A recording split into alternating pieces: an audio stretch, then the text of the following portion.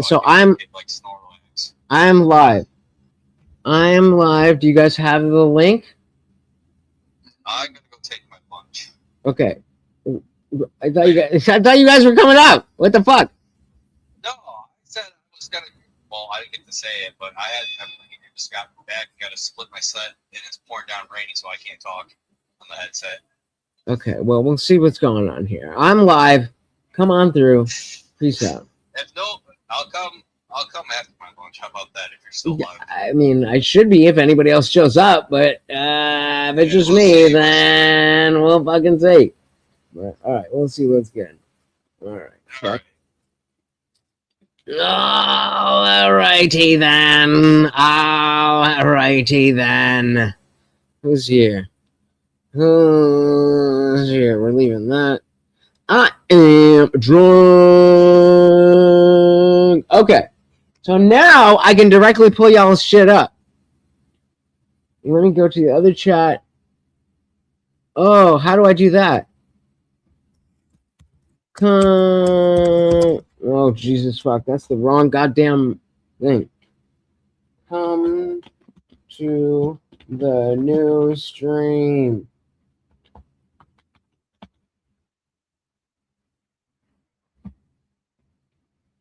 We got David. Okay, close out the other stream. Well, that's not ideal because I tried to do the thing before the thing.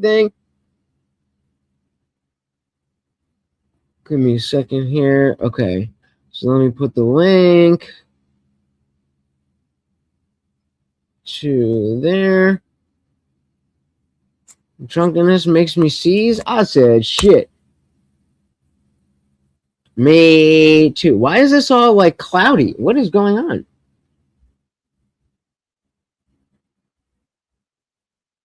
There we go. What up, brah, brah, brah, brah, brah. So, let me pin this link. Give me a second. I'm trying to. I didn't realize he was gonna be fucking like bop bop bop. So I'm doing this on the fly and I'm drunk. So, yeah, man, we don't need to be zoomed in to fucking 150%. What did you guys think of? I'm very interested as to what you guys think of the avarice argument.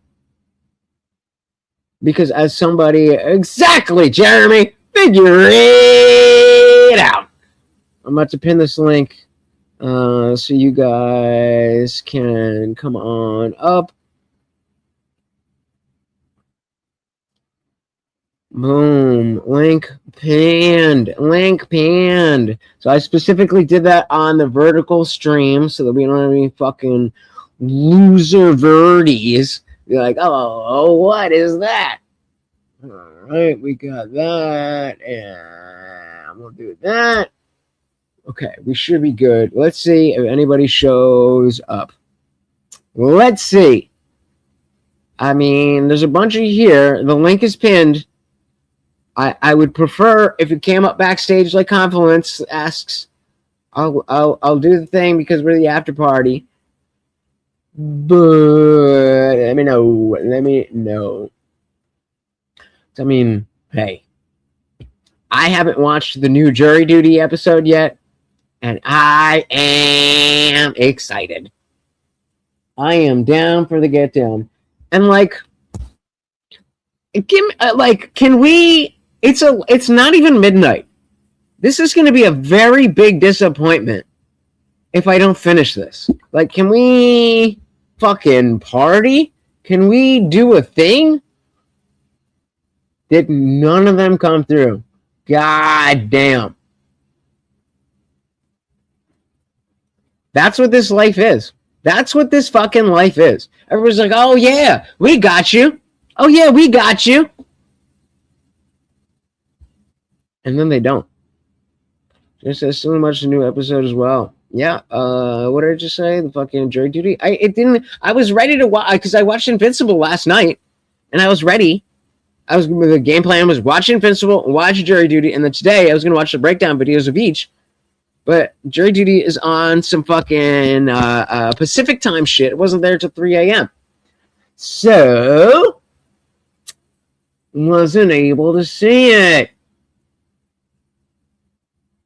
What are we doing? Real Daniel said, Invincible for the win.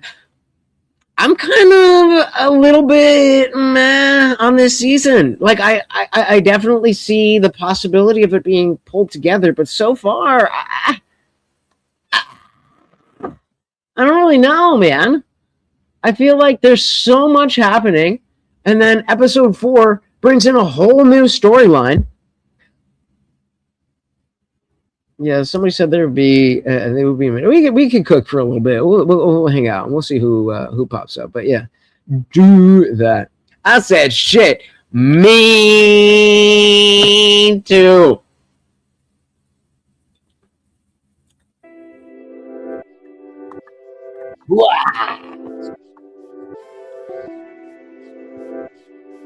That was the thing. Whoever's in the chat. What was in the chat of compliments being like, "Oh, you need better fucking liquor." No. The whole point is to get back in touch with the aspect of myself that was a degenerate. I don't want to be. I don't want to be a degenerate. But if I told you that there was no aspects of being a degenerate that were beneficial, fun, whatever you want to call it, I'd be lying to you. And so this is my way of dipping my toe back in the pool of degeneracy while also not throwing my life away. You know? So many compendiums there are. What the fuck is a compendium?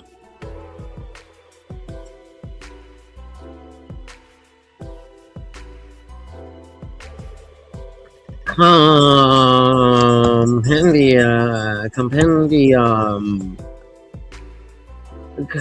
compendium is a concise, comprehensive collection of information, often in book form, that summarizes a larger body of knowledge. I feel like I should have heard. So what's the question? Compendiums there are? Well, I mean, yeah, that makes sense. So, like, this was, so for those of you who don't know, did Nightbot fucking hit the fucking social media shit yet? Yeah, there we go. So, for those of you who are not aware, it's very clear that people on YouTube that follow me are typically not into movies, TV, comic books, stuff like that. I personally am not really a comic book guy, but I'm very, very, very much into movies and TV. So, and that's what we're gonna. So if you are into movies and TV, if you are into things like what did Lutch think about the new Invincible? What did Lutch think about how Ice was handled in the new episode of The Pit? You're gonna want to follow me on TikTok, but I'll give you a little sneak peek. Wait, in general, yeah, like there's a lot of extra stuff. Yep, we got King Romana. You know, them compendium. I don't know. But here, let's do this. Where are we at? Boom. Share this videos. So, okay. Minor. If you are, there's nothing in this video that is going to spoil The Pit in any way that if you're not already like, I need to see what happens next. It's not going to spoil anything. It's going to tell you some shit that goes down, but it plot-wise and anything relevant, it's not anything there. Let's see what a couple of you guys are saying, and then I want to show you this, because I think that there's a real message here.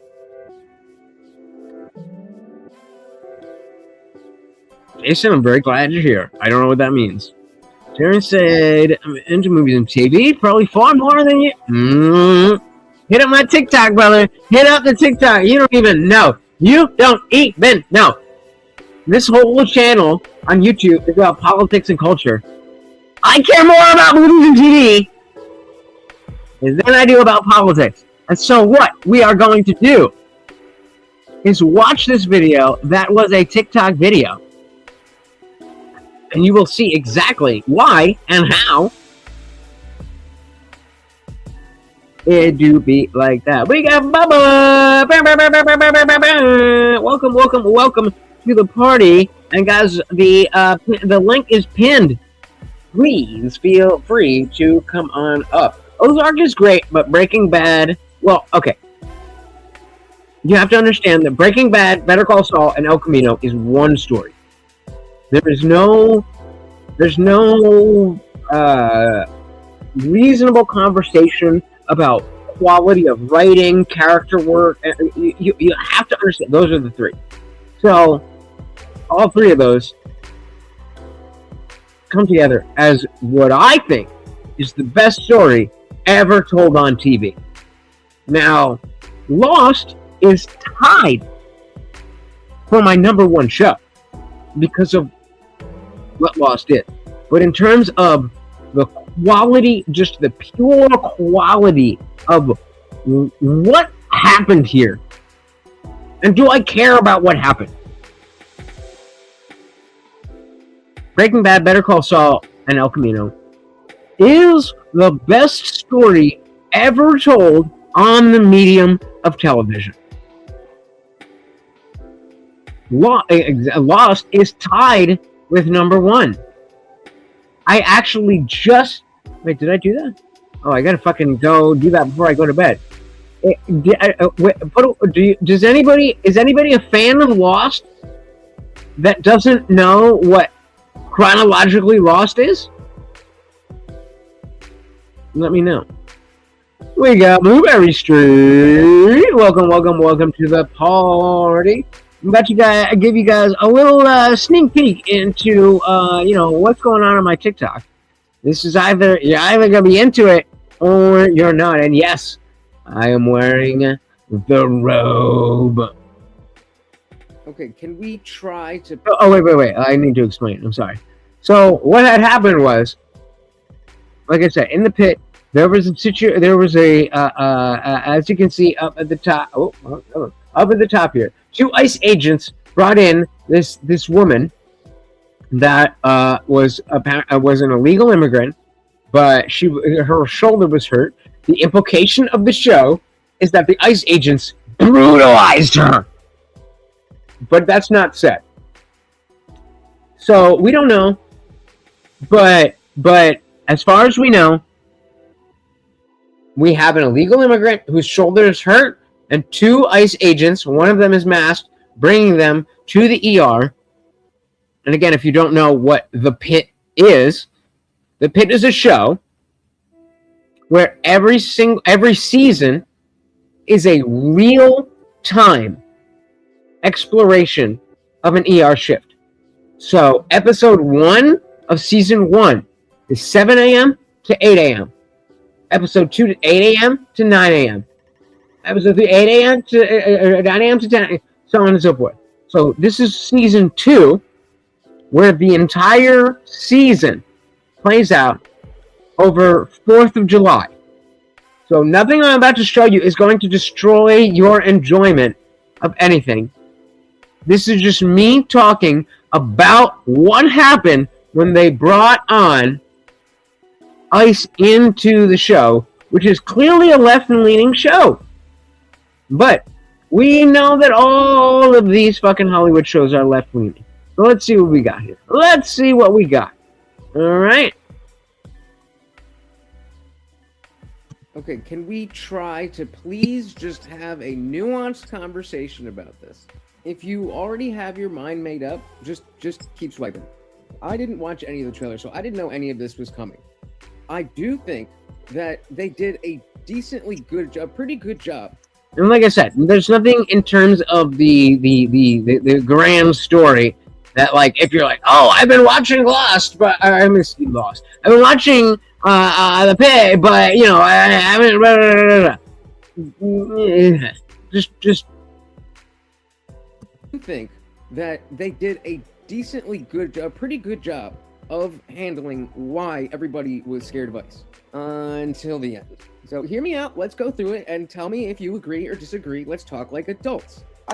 So again, my starting point is okay. They are saying ice is bad, but also as a Hollywood show, not too bad. So that's the position they're taking. Ice is bad.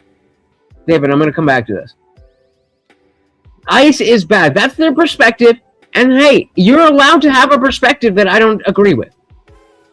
Ice is bad. Let's go through it and tell me if you agree or disagree. Let's talk like adults. I can see a lot of people who have my politics being like, oh my god, this is so whoa. It wasn't. Did it have a perspective? Yes. Do I happen to agree with that perspective? No. Is that perfectly fine? Or fiction? Yeah, they are. And so that's me, again, just saying, hey, they're framing ice as automatically bad. I don't agree with that. But I'm watching a fictional TV show. So even if the fictional TV show doesn't agree with me, as long as there's a reason for them to feel the way that they're feeling, then, hey, it's fiction. Already showed with the prisoner from earlier in the day, was it last season, early in the day, whenever, that they were more on the side of, hey, we want to treat everybody here like they are a patient, no matter what. And so what I'm referring there is there was another person who was coming from a cop. A cop brought them in, they were locked up, and the show was like, making it seem as if it's so evil to keep this prisoner in a handcuff. Fair. That goes along with the tone of the show. Fair enough. Secondly, I definitely would be afraid of dudes looking like that coming into my workplace, disrupting everything. I did like that they included when Emma was like, oh, we have to, serve them even if they're undocumented.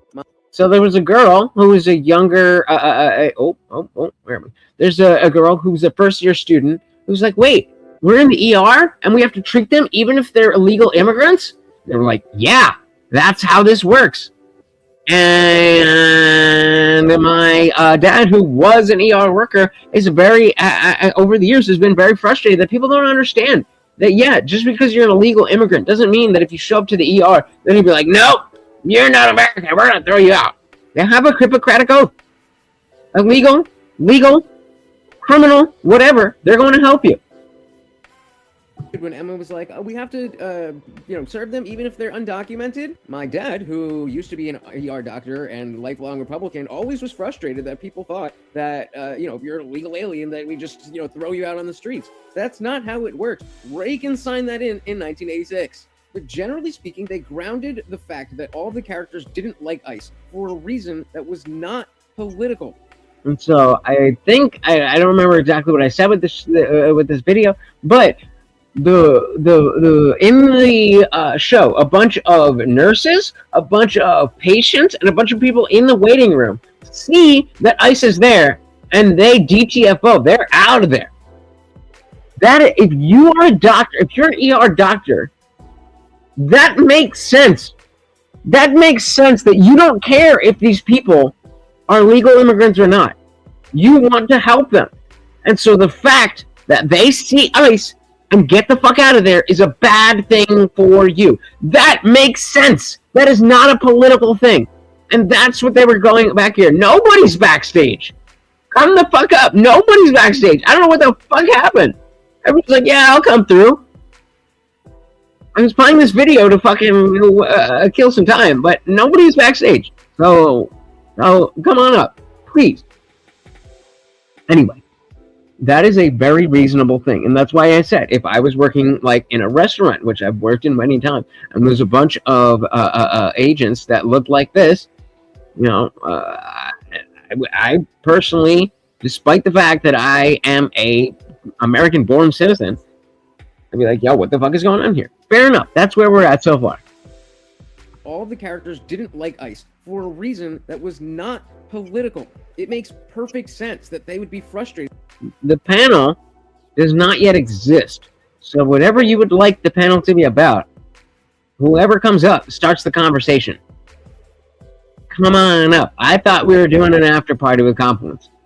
if nobody comes up, I'm just gonna go through this video and go to bed. But I thought I thought I was just continuing what was already going. No, I pinned the link. Did I not pin the link?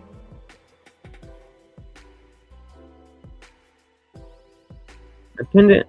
Oh, I didn't do that. Oh, message pinned. Right? Where we're looking at. That link right there. I don't know what's at the bottom. It's usually at the top. Where we at with the fucking vertical? Like, maybe I'm fucking up. Maybe I'm fucking up.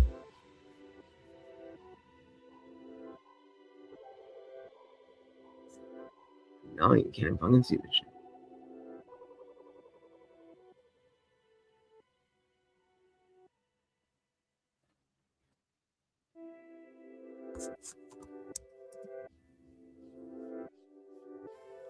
I mean, the link is pinned. I'm not gonna lie. I'm not gonna lie.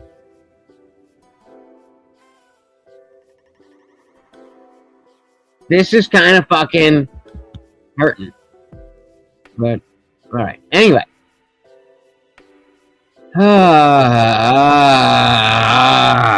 So, yeah, I would be frustrated too. That was not political. It makes perfect sense that they would be frustrated that their workplace is disrupted. It makes perfect sense that there would be people who, patients, nurses, otherwise, would be like, oh, we got a DTFO because... Yeah, and there's other situations where there were reasons for people not wanting care, not wanting to wait, so on and so forth. And they showed that the characters who are doctors in the show care more about giving you the care that you need than anything else. I can boost your shit. Come on through. We'll make it work. So, so again, even though I personally voted for the government to get rid of people. Daniel, just give me just cam up backstage for me, and then you can call it down. Thank you, sir. Just because I voted for this doesn't mean if you want to cam down, that's cool. I just want to make sure you get back here. Yeah. I had the notion that I wanted any illegal immigrants to be out of this country, but that seemed to be a horrible thing. So, Daniel, I'm just gonna finish this this video real quick, and we'll bring you in. Even though I have, protected status, they can still scoop me up to check. And yeah, as somebody who voted for that, yes, if you're not a citizen here, I want to make sure at any point that if you're acting shady, that we can make sure that you're supposed to be here. That being said, no shade if you know that you have protected status, but you see ICE and you want to get out of it. That makes sense to me. I also appreciated that when Robbie went up to the Blueberry, come up. Officer. Come on. Get out of here, whatever. He was just like, yeah, sure. We obviously know that there's people in that line of work that I don't Look at this thing. Like, we obviously know that there's people in that line of work that abuse their power, do horrible things. Nobody Number one. Whether or not that happens. The frustration from people like me is that's all you ever see. Especially when we're talking about roughing up people who are, not only just here illegally, but are, diddling little girls and doing horrible stuff and defrauding the government, taking your money. And so, I mean, that's the long and short of it. That we are at a place where we see the reality of that, and we can't represent that properly. And there was a frustration. Yet, I don't think that they did the worst job. But shout out to Daniel. Welcome. I don't think they're doing that bad either. Yeah, I don't either. I think they're actually doing pretty damn well. I agree. And somebody asked me on my TikTok, like, are you going to stop watching this show? I'm like, hell no. No, dude. Why? I can't fucking wait. Why the fuck would I stop? Yeah, like now. Are you going to stop fucking putting out content on your channel in general? Yeah. Nah, I don't think so. I don't think that's how this game works, bitch. All right. So, well, yeah. Dick Johnson asking what that binder that you had. Oh, that's not a binder. This is the compendium. This is the first one, by the way. And Okay. there's like more than one of these. It's a lot of story. It's invincible. What kind of stuff is in there outside of the show? Because I never read the comic. Different stuff, man. Fucking. Such as? There's a lot of fucking spoilers, obviously. Okay, no, I mean, so okay, but anything. So, is there stuff? There's got to be stuff before where we're at with the show that you could add to, right? Well, I think that he has to take out some of the plot from the actual compendiums because he wants to finish it in 8 seasons. And that's a lot of story. I feel like that would be 13 seasons. And it's the guy who wrote the thing who's making the show. So who better? I don't know. No one. But they're gonna leave out the part where that lady Anissa has to grape Mark, because that's how their alien species works. They're all strong as fuck, and the women choose their mates, and by doing so, they grape the shit out of them and then make themselves pregnant. That's how it works. Interesting. Yeah, I mean, spoiler alert. Yeah, I'm trying to not take too much of that, and they're gonna leave it out of the show. There's no way they're gonna put it in the show. Fair enough. Let's see. We got Blueberry Street saying, "I'm one beer away from bed." Yo, I literally asked you guys, "Are you going to come up?" I started the stream for you guys. Get your ass up here. I want 3 statements, and then you can go to bed. If you're drinking, you got some shit to say. Get your get off ass. Come on. Right. Fucking infidels. Kelly Green, please come up here. Thank you very, very much. Welcome. Nice African American, hell yeah. We are holding it up panel. We also got Elwitch Doctor. Welcome. Albert Piercing got infected. We were just talking about dicks. And I think this is the first time that I have. I probably wouldn't have said it again, but I was already streaming to my own channel. Did that even start? Let me check that. Yeah, but yeah, I am. If you would like to share, I'll throw it to you, Daniel. Are you hooded? Non-hooded? No comment. Hooded? Like this? That's what we're asking. I have a hood that I can wear. It's wearable. We're about to get precipitation. I don't like it. In Colorado. Precipitation is always a good. It is good, actually, because it's like really just a lot of trees with no leaves. Trees with no leaves. No fun. It's no fun, man. I just think that it's a weird thing that has been so ingrained in our society. American society, that it's going to look weird if you don't mutilate your child. I feel lucky enough that, you can't tell, but at the end of the day, if you had a child, do you have kids? I don't. If you had kids right now, but I don't. Not right now. Would you circumcise them? What's up? Would you circumcise your kids? No. So it's Blueberry. Come change it. Am I gonna come down? Why? Because we're talking about circumcision. That's the weirdest thing we've ever talked about. We haven't talked about fucking. Honestly, there's some comic shit, and then there was some TV show shit. Can you reiterate your comment about Lost if you could? And Kelly, get your fucking ass up here. Give me 1 second. Here's my fucking vape. I'm going to lose my fucking mind. I know it's here. I was just hitting it. Where the fuck did it go? Where the fuck did it go? I'm going to get my THC.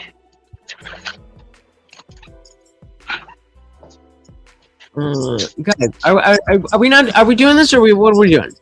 Like this is seriously. This is like now we're going 30 minutes now. Are we doing this, or are we not doing this? What are we doing? Put a 1 in the chat if you're about to come up here.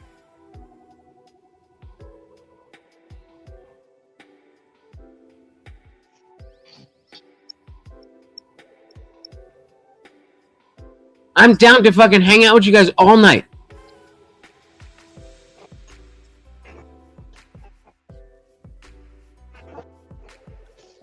Okay, so David, are you going to click the link, or are you going to like? I appreciate you guys in the chat.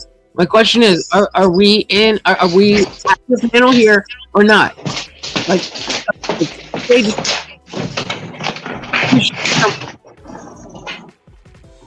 but I'm not. At 12 in the morning on a day off. I'm not doing a one-on-one interview. 10 minutes. Okay, so all right. Don't fuck me then. So get your shit ready. So what was the comment about Lost? Okay, we're gonna. Have you seen Lost? Daniel, have you seen Lost? I remember it being very convoluted. It definitely was convoluted. So I mean, that was. It's as someone who, like I said before, Better Call Saul, Breaking Bad, and El Camino is all one story. Yeah, okay, I get what you mean there. That's fucking real as fuck.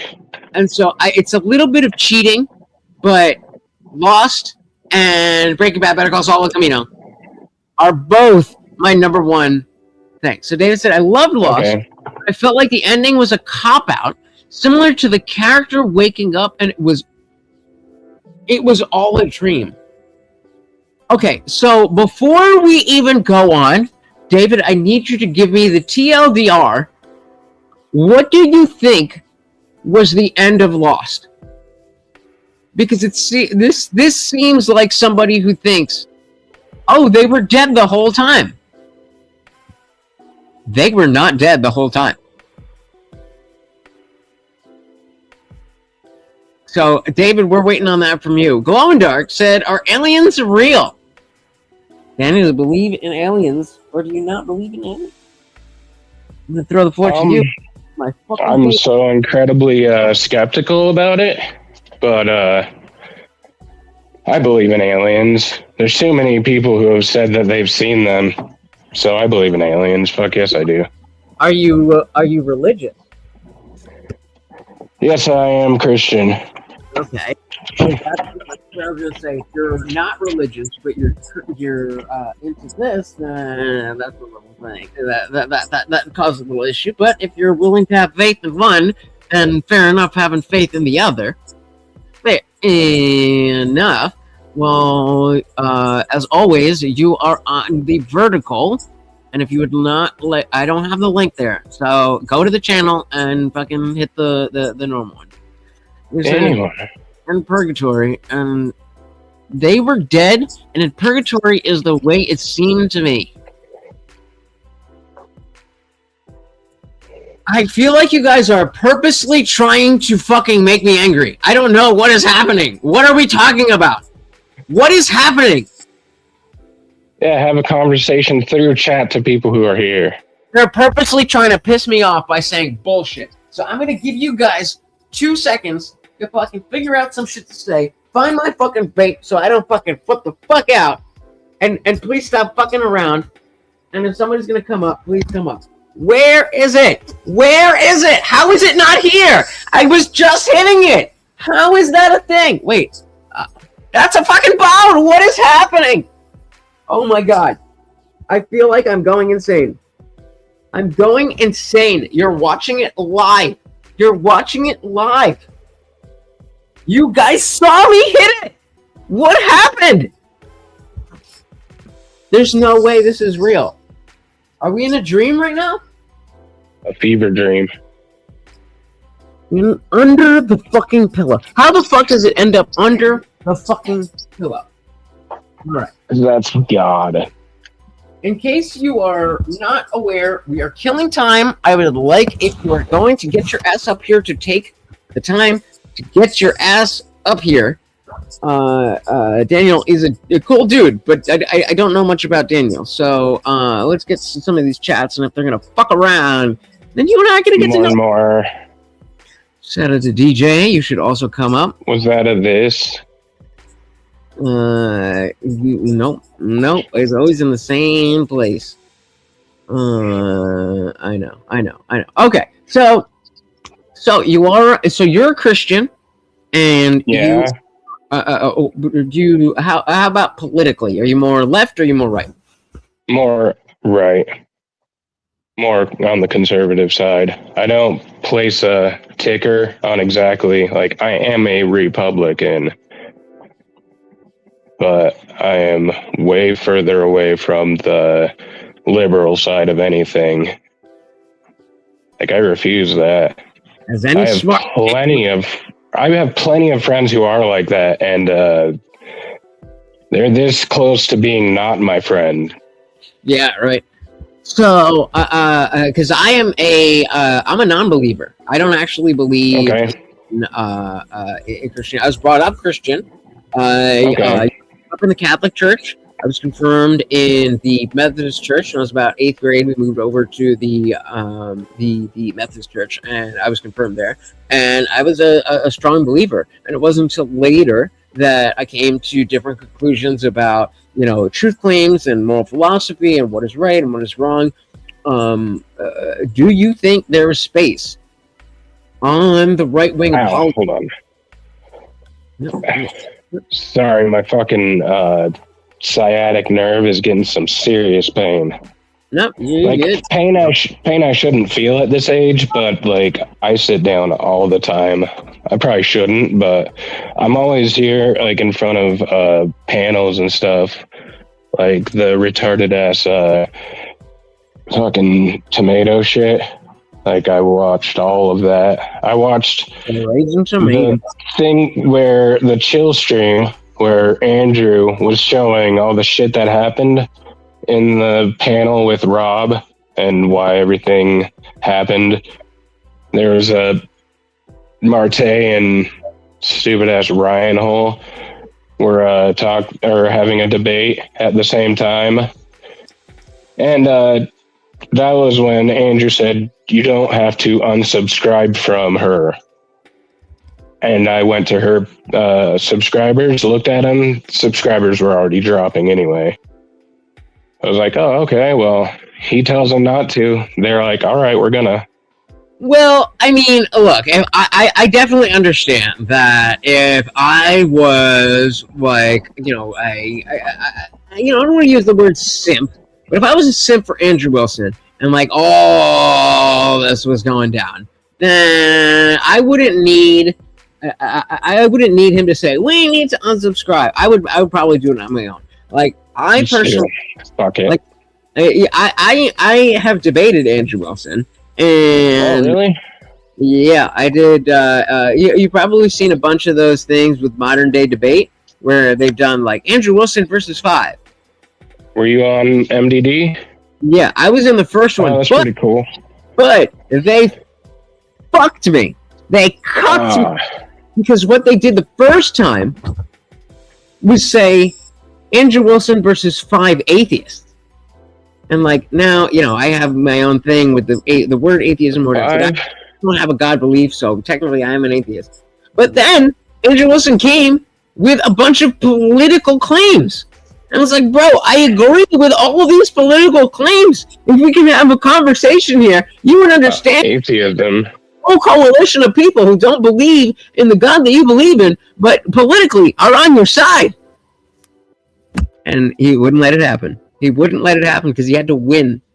And that is why I always say, stop trying to win the argument and just have the conversation. What do you think would have happened if he did that debate with Jim Bob? He does an atheist debate all the time. He debates atheism all the time. You're talking about mine. So yeah, I've also debated Jim Bob, and cool. it didn't go great. I think because the claim was something about how, I don't even remember, about how atheism is like you're automatically a bad person. It wasn't that extreme, but it was something like that. And I was like, my whole thing is trying to establish that people like there's a correlation with people who are atheists and people who like leftist degenerate bullshit. But that is merely a correlation. It's not the same thing. And like I am somebody, and there's other people like me who happen not to believe in that, but also follow along with this. Like I just signed up for a debate where I'm going on the negative against somebody saying religion is the most dangerous thing that humans have ever created. And I don't believe in that. It's not true. I don't believe that. But I don't. Where is that? And so where's that going to be? Shout out to. Oh, actually, that's going to be on this channel. So shout out to. Oh hell yeah! Nice. Subscribe. I'm gonna have to watch it. Which day? It is going to be April the 10th. That's Friday April the 10th. Cool. I'm gonna fucking watch that. Time at 8 p.m. Eastern, but the debate is probably going to start around 9ish. And Horseradish is usually a moderator for platform. I really do enjoy his debate platform, and he's got these mini debates where you do like a 3-minute opening and a 15-minute thing, and then a little bit of open time, but it's not like a whole hour. Jeremy said, Jamal talks, being an atheist is a rational position. Yes, thank you. So that was my talk. Being atheist is a rational position. And so in that there, it was like, okay, you have to prove that my not having a theistic God belief is irrational. That doesn't include deistic gods. Shout out to What's up? And welcome. I'm muting my shit. I got like 3 things open. 1 second. Wait, turn up a little bit. Is that better? Can you hear me? Better. Is that good? Could I do it a little bit more? Like a little bit. This is that like too much? Good. You're good. Wait, my bad. Right there. There you go. You're good. Yep. So Jason said CHC was too powerful. Me. Oh man, I missed it. Powerful. So got spins to the ladder. Sounds like a good night. So, Alan Green, did you see anything with my Jim Bob debate? No, I didn't get to see the debate. Unfortunately, when I was driving back, I've been on the road a while today, but I got to see Avarice yelling a lot. This is way back when it was me and Jim Bob, the Crucible guy, and we were debating being an atheist is a rational position. And so, what would you say about that? As far as my view on Christianity, I don't view it as rational. I view it, that's a weird word to use because I think it pulls me 2 ways. Like, I think it's rational because you're wondering about. Well, okay, let's go this way. Are you including atheists with agnostic, or are you acknowledging the differences? How do you put that? Because so many people say I'm atheist, but they're really just searching for an answer. So that kind of depend. That would make my response different there. I mean, just off the bat, atheist. I don't like atheism because it's like I don't believe in shit. Agnosticism is like I don't really believe in a monotheistic God, but I'm open to the idea. So I personally have come to terms with there's enough people that don't fucking understand what the word atheism means. Because it's not, I don't believe God exists. It's not a claim. A means without, and theism means a belief in a god or gods that can reach into the universe and answer prayers, which is different than a deistic god. So atheist just means without a theistic god. But that being said, so many people just understand atheism as I affirmatively believe that no God exists. And see, that's what I thought it was. It's kind of like, again, because agnosticism exists. People will say I'm agnostic, so therefore I don't believe. Right, but I'm an agnostic atheist. They're not mutually exclusive. Gnosticism in this context has to do with knowledge. So when you say I'm an agnostic atheist, it means I don't know and I don't believe. I don't have a God that I believe in, but I don't know whether or not a God exists. And so that is the argument that I would bring into Jim Bob. But so many people understand that, or so many people have the lack of understanding and think of atheism as an affirmative. Most agnostic drink. There you go. What is it? Is it Dr. Pet? Or is it Mountain? No, I can't fucking requote it. I don't know what it is. Is it root beer? Is it root beer? Is it cola? No one can tell. It's the most agnostic drink. There you go. And I mean, I used to call myself an anti-theist because I used to love the position that religion is bad. And I do think dogma is really bad. I think organized religion is not good. But I do see the benefits of how before we had science and the level of scientific understanding that we have today, why we needed the myth of religion to move society forward. I understand that. You said organized religion. You don't like organized religion. Now, do you not like organized religion because you don't believe in it? What do you see fundamentally wrong with organized religion in itself? Like organizing any idea basis. Like that would be like anything unless you think it's different than like regular ideas. Yeah, it gives the people a to claim knowledge that they don't have. So what I mean by that is if you don't know shit about shit, you can say you're a Christian, and well, people who have read the Bible and apologetics, they say this. And so that is reasonable. People are like, I don't really know, but I feel God in my heart. And then when I say, okay, I'm not suggesting that what you feel in your heart is not what you feel. I'm just questioning whether you believe what you feel is in your heart is actually in your heart. Then that gets frustrating because people don't want to have that, people get offended by that. See, I don't agree that line of thought. Oh, what's up, Blueberry? Hey there. What up?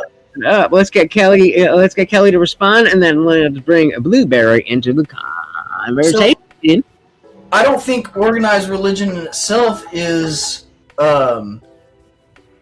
necessarily like directly linked to that kind of ideas where people can like be false in their ideas because they can claim. Again, you said with religion, people can say they can refer to other people and push off the fact that they don't know, and then claim that the religion is right, so it's just right without maybe like an evidential basis. But I don't think that's what religion provides. People do that through religion. I believe that religion is more like a well. When it's like when I describe God or a philosophy or an idea, when you group up with people, we all know that grouping up with people creates new ideas. It creates more of a power regardless. I think that would be a common thing. Maybe you disagree. But I believe it's like water. There's water all around us, but you don't get it unless you're at the well. I think there's some there, and it's instructed in the Bible anyway. It says, when two or more gather in my name, it talks about people gathering together and that being relevant. As is it parallel, I think, scientifically or with groups of people in any ideology. So I don't think that simply grouping up or having like a religious ideology or religion or organized anything is inherently bad. It's what people misuse it as that it generally becomes inherently bad. Organized politics. not inherently bad. When people misuse it, bad. Like, I don't think they're mutually exclusive that an organized religion would be bad. But again, I'm just, like I said, I again, as a Christian, I see this as a really positive thing, so it might be hard for me to see it as damaging. But I think, like I said, I don't think it's far different from any other organization. So if, again, any other organization, whether it's teachers, there's like teachers that rape kids and stuff. You know, there's fucking like organized groups of people that take advantage, like a mafia, and they group up financially and they take advantage of things. And those groups aren't inherently bad. It's that they misuse the power that they have or the things that they have in order to claim something or take control. But I don't know. Could we go? You're not Blueberry. Welcome to the party. Thank you. Could we go over a definition of what religion means? How do we define the word religion? The term, the concept? I'll go first, and then if anybody has a disagreement, you can go with that. So I believe religion is an ideology based on an unfalsifiable truth claim. Yeah, I'll go with that. Okay. Kelly, do you have a different definition of religion and an ideology based around an unfalsifiable claim? We're not talking about Christianity, just religion as a whole. That's kind of I don't know how to phrase that one. I don't know if I really can navigate that one. It's like you said, unverifiable, and again, that one's a deep conversation, I guess. Yeah, no. So this is your definition. You don't have to agree with me. What is when somebody says, what is it that you are saying? Well, I mean, as far as like, I probably could pull up what religion means, but to summarize it myself without looking anything up, it's probably. I mean, again, I don't know how to define religion. I would think like organized lines of thought, especially when it comes to religion. It's like a belief in a God, and then that God entails these details that says you need to live this way or you need to behave this way. So the religion would be like probably like following ideal like that you don't practice. necessarily based on a truth claim. Got it. I don't know what's religion defined as. I guess I think we should just go off the fucking definition on the internet. You know what I mean? If you want to find it and call it out, go for it. But that's not what we said. So let's go to Daniel. You look that up. Daniel, do you have any? What is your definition of religion? Oh man, I wish I was a Webster's right now. I got a fucking Webster's dictionary. Kelly's looking that up right now. So before we have that, because we're about to have the Webster dictionary definition of religion. Okay. Please hear when I say I'm part of this religion and it's not Christianity. What does that mean? Well, I don't think it's always about falsifiability. That's probably not how you say that word. I think it's a set of beliefs that a group of people tend to follow as a group. And I can't say much more than that, honestly. My brain cells actually got scooped out of my head. Yeah, fair enough. I think religion is a very broad category. I don't think it is really big. I mean, you can know like who you're worshiping and it be like truthifiable. Blueberry, how would you? What's your definition? I like to strip it down to the basics, like to get down to the bottom line. Deep dive. I think it's just a practice. A practice in having a belief system. Sorry, there was some background noise. Sorry. That's okay. I think it's just a practice of something that you believe in and that you hold reverence for. So you could get up and go to work religiously. You know, you could tend to your garden religiously. So it's a set of practices based on beliefs. That's what I think religion is, to put it simply. So and that's fair, But why I think that there's an aspect of an unfalsifiability that if you are getting up every day to work out because you want big muscles, then reasonably that's going to happen. If you're getting up every day, we got another one, glowing dark. We got a lady. Glowing dark's a lady. We like whenever. Oh my god. Oh my goodness. Love is all we need. But yeah, there's a lot of aspects of what you will do on a regular basis that is not necessarily based on something outside of the realm of of scientific reality.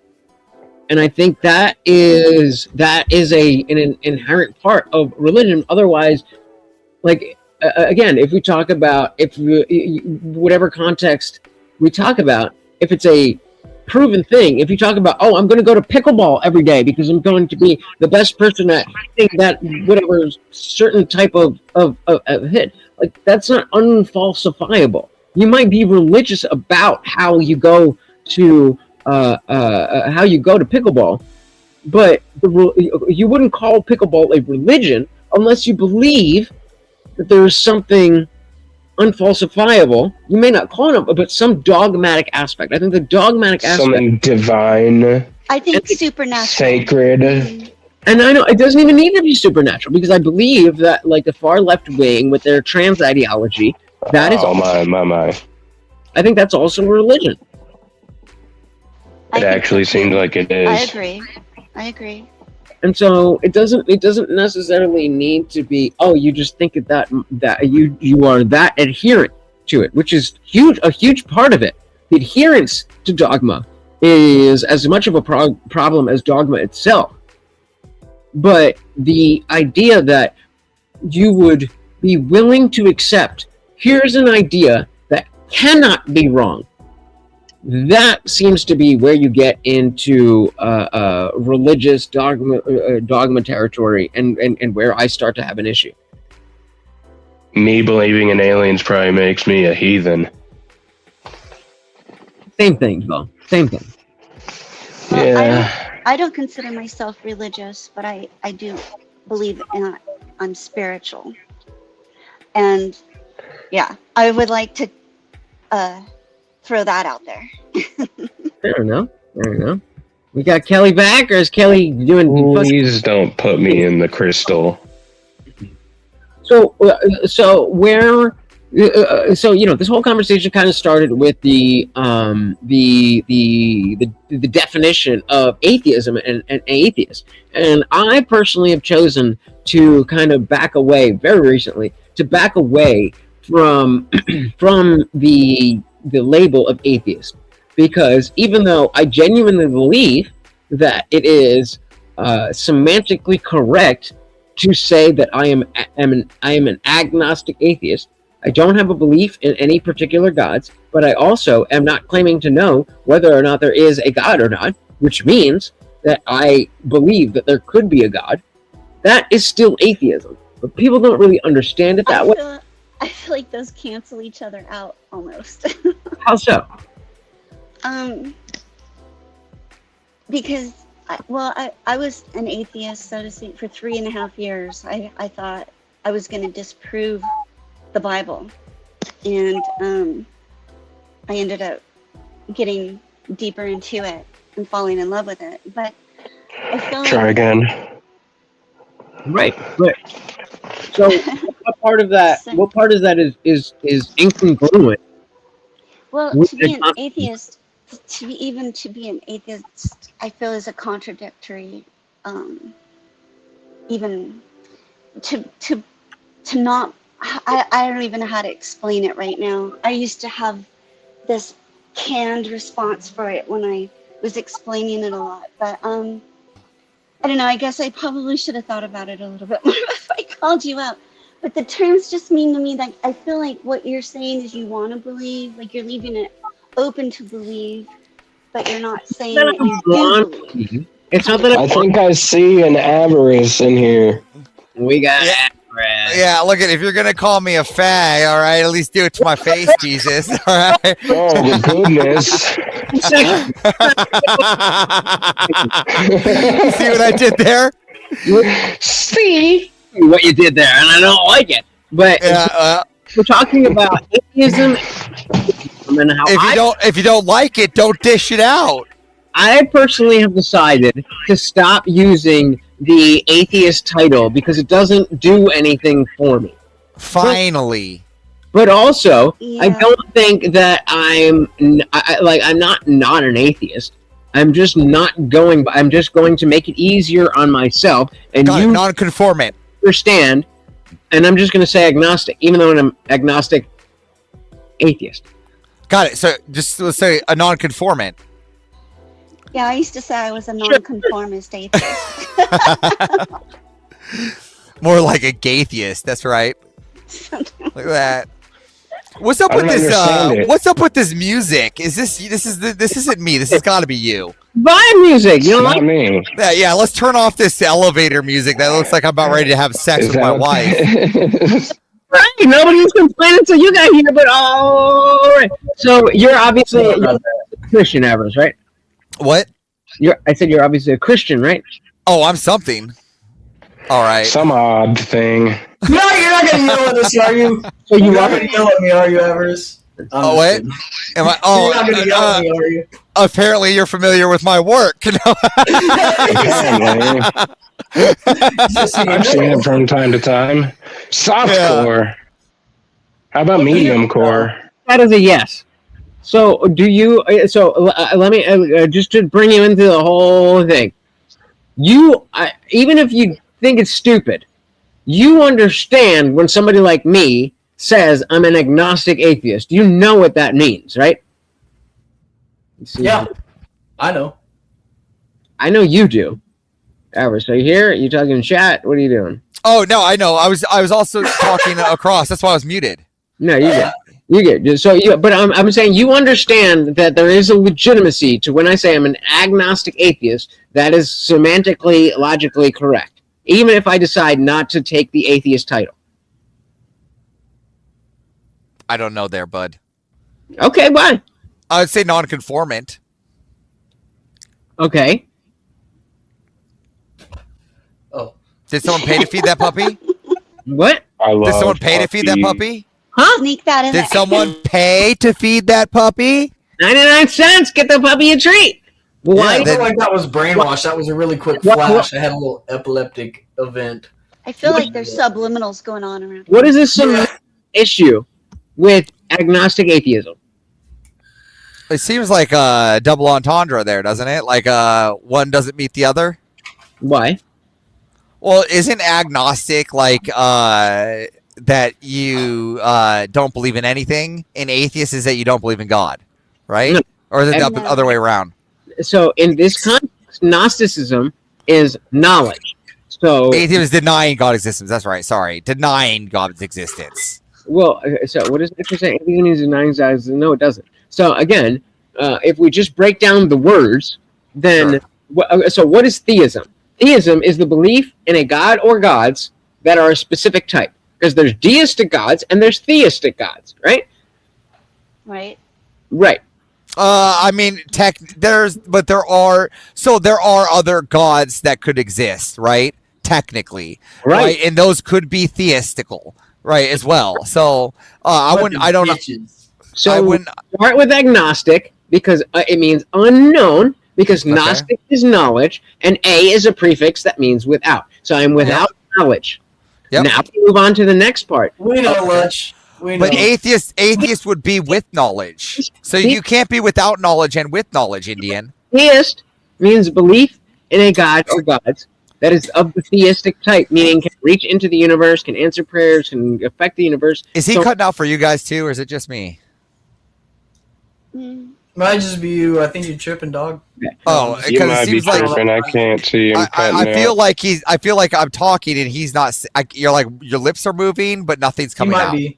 All right, let me That know has- what's happening. yeah. 'Cause sometimes my computer does do that, but Yeah, I you mean, did does. do that. It I does saw it. drop out a little it bit. is doing that. Yeah. Yeah, I saw it too. All right, hold on. Hold on. Wait, no, not the headphones. Go, Not go. the headphones. Dead air. Go. For the love of everything, don't put on the headphones. Talk shit about atheists. Go. They're going to hell. Go. Kelly Always Green. lose debate. Kelly Green. Hi, I'm What's up, Avarice. They always lose debate. You look like it looks like you go to the gym a lot over there in that white beater there, or wife beater. Yeah, I went to the Depending on how you gym. got. Yeah, you went to the gym. What do you bench with those guns you got there? I weigh 125 pounds. I So not hope a you lot. guys aren't fucking my shit up. You weigh 125? No shot. Yeah, I weigh 125. No, Hold on. Can you okay. What are you? 5'2"? 5'7". Hey, No yo! shot. We do not short shame on this channel! We do not short shame on this channel! I'm 5'4" and proud. We do I'm not 5'4" and proud. Wait, are you really Oh. 5'4"? You like come Bro. up to my nipples. Six You're like three. nipple high. This is a normal size. I mean, I don't know how. I'm almost a foot taller than you. I don't know how normal. Like, I don't know how normal. Daniel's sitting room there like divider is. Sasquatch going, I can rest my elbow on I you. would say probably It's not a lie. tip. It really isn't a lie. Where? Dude, isn't it funny that the left, like, isn't it funny how the left, I how can't like, hear you. isn't it funny how non-Christians are just these tiny people? You. I Isn't can't it hear funny? anything. Do you guys, I'm a Christian. Anything. do you guys, well, you have Okay. guns. Look at this I'm a guy, Bible right? believer. Okay. Look at, isn't it funny that these agnostics and these atheists, Who's these? they're all little skinny little Who's bitches these? like this one I over was- here. I was last year. Whoa! I Wait, went to the gym for a Little year. short, Kelly, wait, short guys, men. guys, Little you short understand? men. Comes in small. Wait, Kelly, Kelly, are you gonna? Kelly, we just called you an atheist. Kelly, we just called you an atheist, bro. What? No, I said he was jacked, unlike your tiny ass. Oh, okay, fair enough. Yeah. Fair enough. Yeah, Only because Every $2 is another push-up. Fucking donate and get Morty some fucking food. again, No, it's no, not Push my. up at that Look at, time. if I had to pick my money between you and Kelly in a fight, my money's on Kelly. All right, this Oh. gonna beat your head Kelly, in. how tall are you? This went sideways. I'll Did kiss you- Lech on the lips if I fight him. No, I'm just Oh, kidding. wait, Kelly. You're did you? I feel like, yes, it is section. I feel like, you said you were 5'8", right? 5'7", 5'8". I'm You're 5'7", not- 5'7", 5'8". I think I might Okay. be in between. I don't know. I haven't made an exact measurement. It's kind of hard. I do the ruler thing, and I'm like, I don't know. Somewhere Fair enough. between here and there. All right, getting back on track. Roman Dark said Gnostic Christians are interesting. They think there is a main god, but also the demiurge, who isn't super chill. See, this is why whenever it comes to any type of religious bullshit, you can take it any 6 ways to Sunday. They call themselves Christians. How do you, as a Christian who takes your Christianity seriously, deal with Gnostic Christians who think main God is a demiurge who isn't super chill? I didn't Any know Christian? about that thing at I have an all. answer. I've Yeah, let's go, never Jen. heard of Gnostic. Let's go Daniel and then Blueberry. Okay. Oh no, I just was saying I've never heard of Gnostic Christianity, Fair enough. so I don't have a shitload to say on it. It just sounds like you a say fucked up Gnostic or thing. agnostic? You say Hey, No, Gnostic. Oh, Gnostic. yeah, like Homeboy was talking about last time about the Gospels he believes in, and hey, since we're just like shitting around on the bush here, I have a couple questions. Daniel, is that profile picture? I've always wanted to know. Is that actually you in a hospital bed? Yes, it is. Did you have like a back surgery? Oh no, I had brain surgery. 8 of them. Brain. Wow. Oh. So what did you? Was He's it? a Roman. My buddy had something. It's not a tumor. It was something in his head. Fuck, I can't never remember the name. Is it It's an like a tumor. astrocytoma? Cytoma. Yeah, that thing. No, it's Yeah. astrocytoma. Yeah, they had to cut open his head and shit. That's Yeah, exactly what happened to me. I had one in my Dude. right frontal lobe, and they Wow. had to give me a lobectomy, which is a partial lobotomy. Yeah. God damn. Because they'd done a shit ton of resections. Does that make you trying to retarded? just get it out. No. So what it does is it actually it's actually no, they're completely normal. It's very what is that word? When it's like Sorry, like I'm just being scary, I'm like when drunk. it's scary I'm to sorry. go through it. It's a scary procedure to go Oh, don't through. they keep you awake when they do brain surgery sometimes? Yeah, they have to, right? Well, I was awake when they were drilling that shit into my head. Yeah, you see, Oh! yeah. That's crazy. That's So like wait. torture. Daniel, crazy. do My you watch? eyes are open on the picture. My eyes Daniel, are do you- open. I'm like, do- what? Daniel, do you Yeah. watch The Pit? The Pit? Yeah. I have not heard of it even.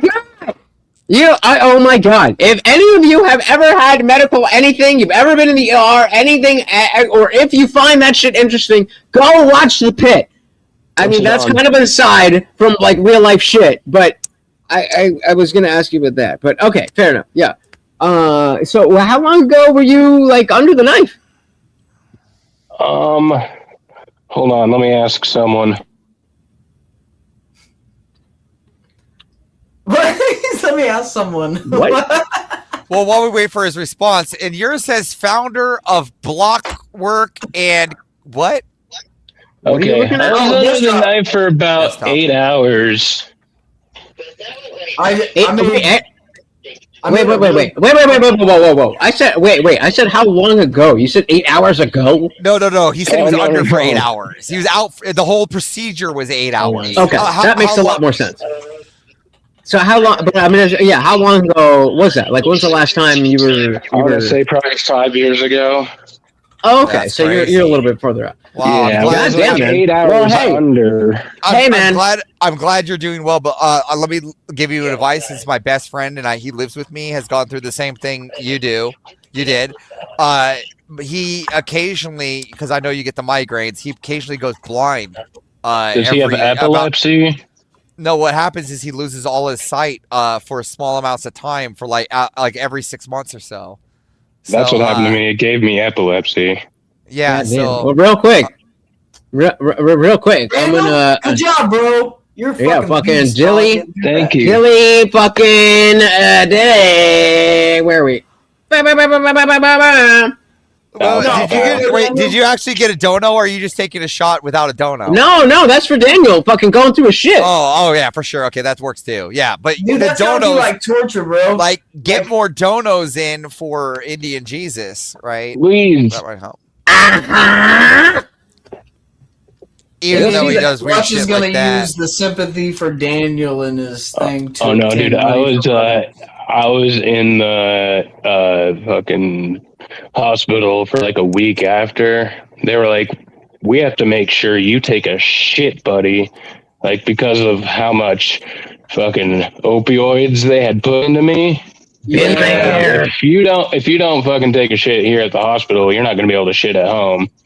Well, I used to be a fucking opiate addict, and I've gone 3 days without a shit, and then that shit comes, and you're still high,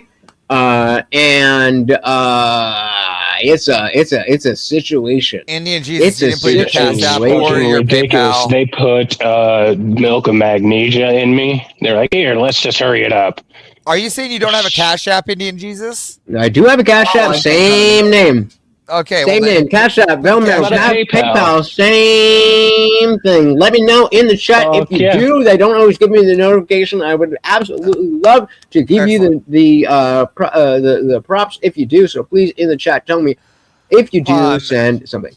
So I just stopped on to be a little bit. Thank you very much, Daniel, for telling a story. It's a good insight on you. I appreciate that. Thank you for opening up. It's not very easy to talk about things. So I appreciate. I mean, I've been living that way for a long time. I actually, 24. Now I'm 36 or 38. Well, sorry. that's what I was wondering. 14 years. that actually gives me a lot more awareness into you, and I respect you a little bit more for that. I appreciate that. While going through it, thank you for telling me. But Yep. panel, No problem. thank you for having me up. It's been wonderful. Thanks for coming Bitching up. out. You Yo, know, bitching out. so it's as 10 o'clock Avarice at goes- night. He's a rage So I wait, got- wait, Avarice. Yep. In case the people do not know who you are, what you do, and where they can find you, sir, Yeah. the floor is yours. Okay, I'm easily found on Normal America with Rob Noor. That's where I am. You can find me there, or you can find me spurging out on other panels. Like I said, if Indian Jesus asked me to come up, I'm going to come up. So I help my boys. So yeah, it's good to come up on a panel where I don't have to spurg. So yeah. Thank you. So You gonna be very, at very verbal much. combat? Indeed. yeah, right. Let's see. Indeed. So wait, we got Okay. Sleepy. Wait, Everest, before you go, Sleepy Man Bad says, "Rob EC Noller, are you are you involved? Oh, No, maybe yeah. flex your shit, No. Ninja. Flex your Yeah. shit, Ninja." Robees. Yeah, well, It's a funny try at a joke. He has nice merch. Sleepy Man Bad, as you can see, it's really good merch. You can get That yourself actually looks some pretty cool. good stuff. So, you know, maybe you too can be a fan of the Rob Noor team and be a Norian like the rest of us.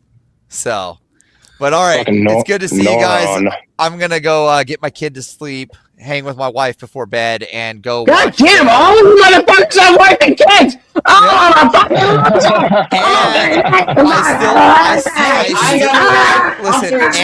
And because I was I on the want panel the with you same earlier, thing. I missed practice 1 in Japan for F1, so I got to go watch the practice 1 race. So, have a Peace good one, out, brother. guys. Thank you for hanging out. Have a good one. All right. So I think that, obviously kind of, Everest is going to take things left. But I do think that we had a very relevant question about the legitimacy, shall I say, of what it is that we are buying into when we say we are part of a religion. Again, technically, I am an agnostic atheist. So let's go back to what did I start? Well, I did start what Section 230 said about the lobby, the definition, blah blah blah blah blah blah blah. But if we go by the words themselves, hiccups. Agnostic atheist means I don't know about a God, but I don't happen to believe in a God. Why do so many people have an issue with that? Well, I believe, dude. I think it's more like, you good? Yeah, burp it up, dog. Burp it up. Go, fucking go! I think that, again, my common understanding is that what atheists actually are, like, you can call it something, but most of the time, atheists are divided into like the non-believers, and agnosticism is in itself the kind of like, I'm open to an idea, because I know you're open to an idea, you're open to the shit, but I don't know if, well, what is the meaning of atheism in a definition compared to what like I'm talking about? Again, I said, okay, so let's bring in to cut you off real quick, and then throw it back to you, because Jeremy Ryan is saying Webster defines atheist as a person who does not believe in the existence of a god or gods. It does not do any clarification of theistic or deistic gods, and so that is an incomplete thing. Yes, that is correct. As an atheist, I don't. If you ask me which god I believe in, you said none. Do I believe any gods? I'm going to say none. Yeah, but that doesn't mean that I have an affirmative belief that no gods exist. But see, you know what's weird? Because I absolutely agree with that. In the arguments, though, I've heard so many, even like what is like a Christopher Hitchens and stuff. It seems like through watching those things, people will do it without pulling up the meaning, and then they won't nail a meaning down, and then it becomes this kind of like very vague term, like I'm agnostic, so I don't believe in a God, but I'm open to it. But an atheist, again, atheists get grouped. The normal thing is they get grouped in people who say, there's no fucking God, there's nothing, I don't believe in, and I won't believe in it. But that doesn't seem to be the case. So we need to stick to like the actual definitions. I think it's absolutely right to say you're agnostic atheist. You don't believe in a God, and the agnosticism is like, hey, if I get the knowledge, then I'll believe. Right, but from your understanding, Kelly specifically, from what you know of me, you and I know each other decently well for what we can expect from people online. When the average Christian says in a negative way, oh, an atheist, do you feel like they're talking about people like me? Or is that typically more of a thing that applies to people who do have philosophically and religiously the same beliefs as me, but otherwise, politically, they're more leftist degenerates? I think people think it's an aggressive atheist. I think they think that atheists are aggressive non-believers that will be basically almost like Satanists. I think most people view them as like people that almost believe in Satan rather than they're like, you're atheist, so you believe in Satan or bad shit. And it's like, no, I'm open to clarify. It's like you're open. Like I said, my previous belief was agnosticism was where you'd sit. I think agnostic atheism is definitionally correct, and you're open to a lot of ideas, bro. I don't see you closed-minded, so it's like that's a good definition. I don't know. That's fair enough. All right, Blueberry Joe, you're up. Isn't it pretty simple, black and white? You either believe in a God or you don't, according to the Bible, anyway. Hey, Blueberry, turn up your volume just a bit if you can. Okay. So quiet probably for everybody. Thought I lost something. There we go. Okay. Yep, you're good. Okay.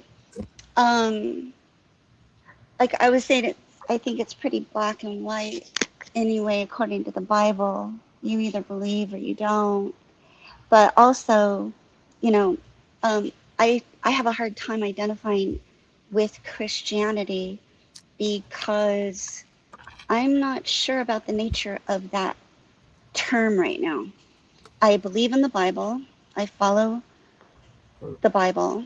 Hold on. And, oh, hi. Hi, cutie pie. Keep going. I'm sorry. I see something cute. Yeah, I got it. Yeah, I don't know. But religion just really, I think it means to bind, to be bound to something. So there's that. That's all I had to say. I just think things are really simple. And in the end, you choose what you want to put your faith in. I like that. Christianity. I like the simplicity. But hold on, real quick. Hold on. We got, what the fuck did I get? Baba J with the fucking $20 cash out. My fucking goodness.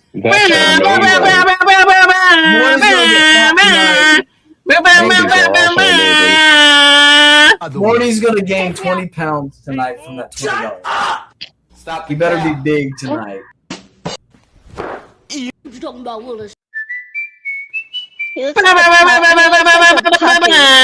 Thank you.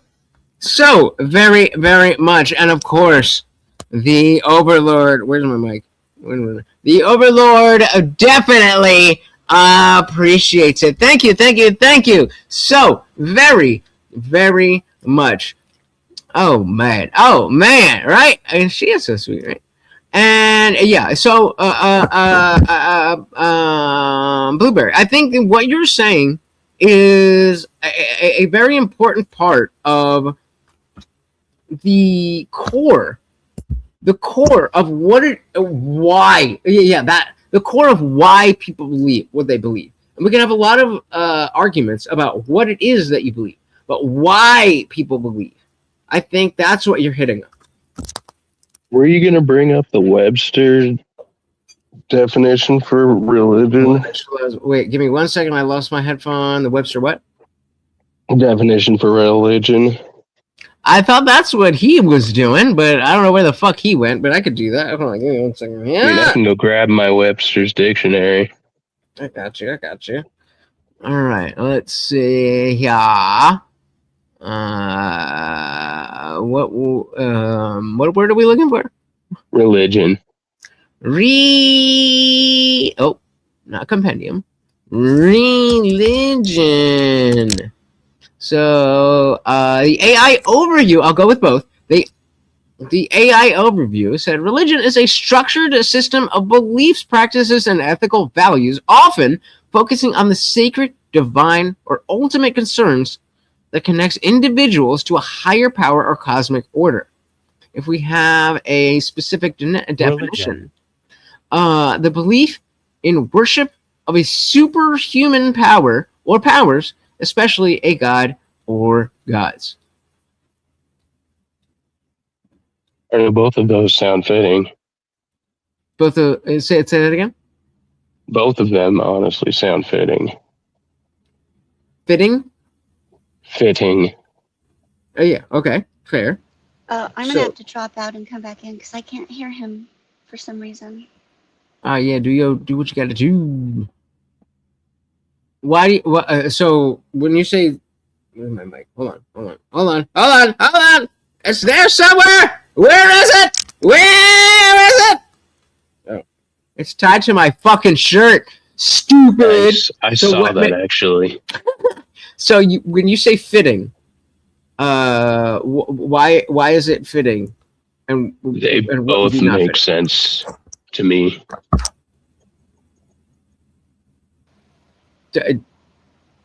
So I'm back. Let me fix my avatar. Please. We need to see the right picture. Because if we don't see the right picture, how will we ever be able to take your words seriously? We have to know that you're I hear you. I'll be right back.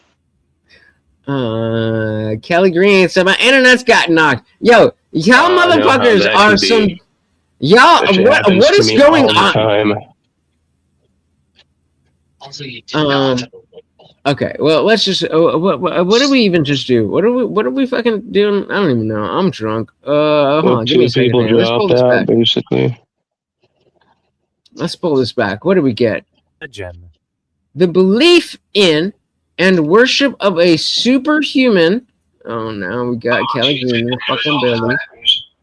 And now he's got the fucking echo. The belief in and worship of a superhuman power or powers, especially with a god or gods. So I don't believe in. There we go. And so again, we're going back to the. Oh Jesus, that's not it. The superhuman power or powers. I don't believe that is a thing. Why should I believe that superhuman should exist? I mean, again, do you believe that the universe is just autonomous? Yes. Cool. Then that makes sense. I don't think there's any discussion further than that until you believe differently. I don't think you can go round and round.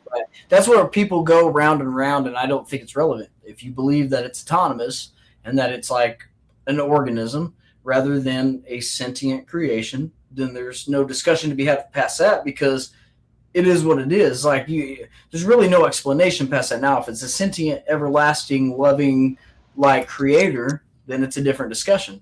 So and again, I'm not knocking on it. I'm just saying, like, you don't believe in a sentient monotheist. Right. But I respect, I deeply respect those of you who are Christians and do believe.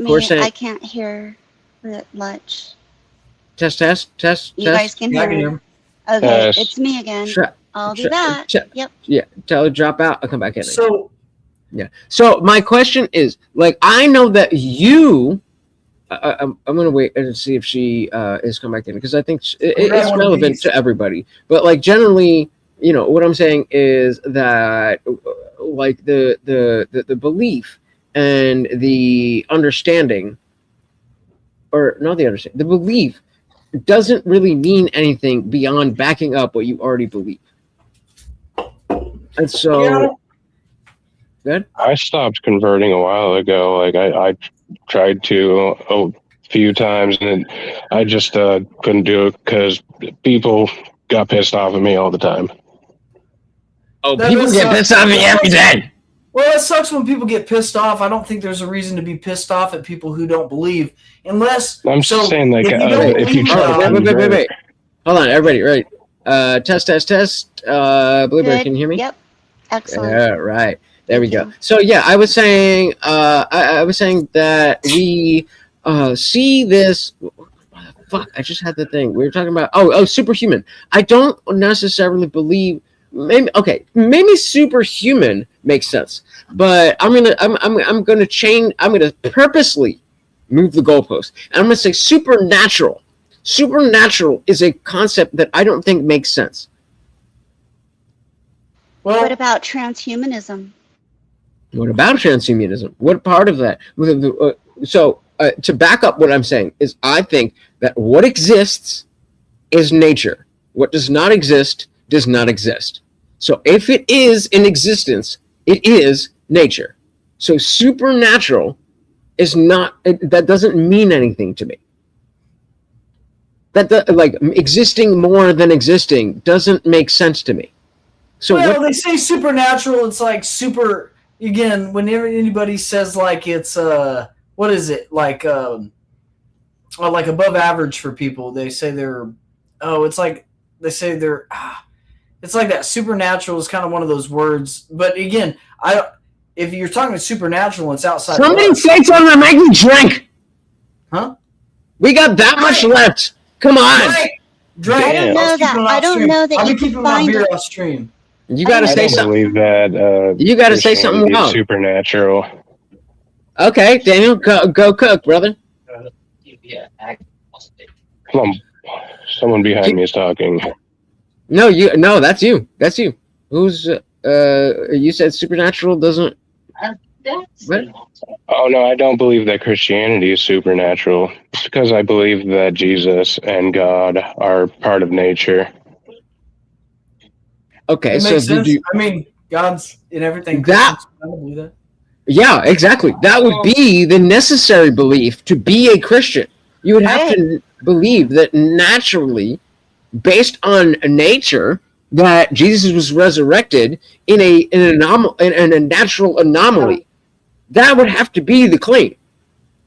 So you are Indian, I right? mean, He's not I'm like- American he's not and like- brown. He doesn't own a fucking your gas station. Indian Jesus has to do with you being Hey, Indian. Lutch. Well, if Lutch's parents 'Cause- don't own a gas station, they're not real Indians. So Not that much Indian, but he's holding a fucking liquor bottle, man. Lutch is like, You know, no, you we can own own a like liquor 3 of those store. motherfuckers. He's like Just saying, 7-Elevens. I grew up my in them. point was, there are some beliefs in India which are not really religious.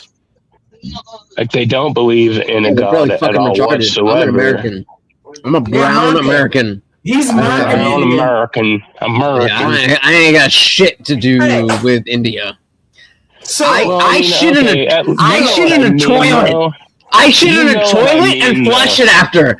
I shit But in you a know what I toilet and mean. flush it after. So And if I see somebody Oh, yeah. shitting on the streets, I'm gonna have a problem with it. So fair I'm enough. not Chief squatting. Fair people. enough. You should know some of those Indian people beliefs in be nasty India. in India, but I'm Of American. course, so nasty. But I mean, I'm just saying that a lot of the beliefs in India are not actually religious because they don't believe in God. Well, Okay. Lunch ain't in India. He's in America, damn it, and he Yeah, don't. right. Man, he wouldn't Majority have of talk the shit. way he does and like be able to like fucking be a clean person. I would say I have to disagree with I that. said if you lived in India, you Okay, wouldn't be wait. that. Okay, wait, hold on, wait, Blueberry, cook. Oh, I would What? disagree with Daniel in saying that that Jesus and God are part of nature and just as being natural. I understand they're natural, but I think that they transcend natural. They are Oh yeah, I bet certainly that. Yeah. above it since they're the creators of it. Okay, I dig that. And I don't know that Invented it's nature, kind of. I understand. if they I think you're invented it, saying that it Wait, that's hold on. Let him finish. intrinsic. Let him finish. So yeah. Okay. Right. That the deities are intrinsic into nature, meaning they are a part of it. They are it, because God is And everything. out of it. Sure. They are. I mean, if you believe in an eternal God, it has to be outside of things that are not eternal, which everything say we know in is and not out. eternal. So that would be, again, outside of the natural way of things. It's like Yeah. when you think of finite beings, we are finite beings, and God is viewed as an infinite being. So like that would be outside of it. It wouldn't be natural. It wouldn't be. But I mean, I would kind of say like natural to the situation. If I believe in God, I think He's like, oh shit, oh natural to the situation. I thought it froze or something. I thought my internet crashed again. I was like, Yeah, it did because subliminal the dog is messaging. dying. Consume, feed my dog. Give He's me dying! money. No, keep going. I don't No, want but to. again, I've always believed in drunk. the Holy weird shit. concept of infinitesimal ideas compared to the finiteness of us. Because in a sense, the weird thing is, as a finite being, you can still kind of believe in eternity, which is kind of like a fucked up weird thing. That sounds agonizing to me. Like if it's all just like this world, but then eternity goes on and you die and you're gone, like that seems kind of fucking, I don't know, it just seems inconsistent for one, because energy goes on. So I wouldn't think that we don't go on, but our world's finite. So how do you okay? justify? Wait, are you that? So wait. So then you're making the claim that if Kelly Green doesn't understand it, it can't be true. No. I'm saying that we intrinsically can't. So what? Right? Okay, everything fair. I understand that's not what you're saying. I'm kind of just throwing that out there facetiously. But okay, if that's not what you're saying, then what is it exactly that you're saying about your personal ability to understand what it is that we're talking about? Why is that relevant? Well, I was saying I don't understand infinitesimal things, but I can judge by time. It appears that if I were to look at it with an agnostic view, that time should probably go on forever. Now, everything that I experience is finite.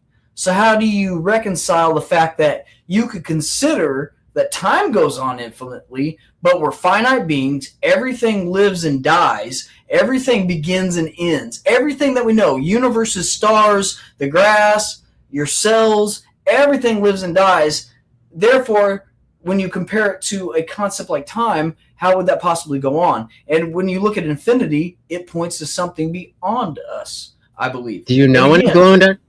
Well, quantum realms, too. Quantum realms, there's quantum shapes in this motherfucker, bro, that have been eternal. They just discovered quantum shapes. Yeah, I mean, reality.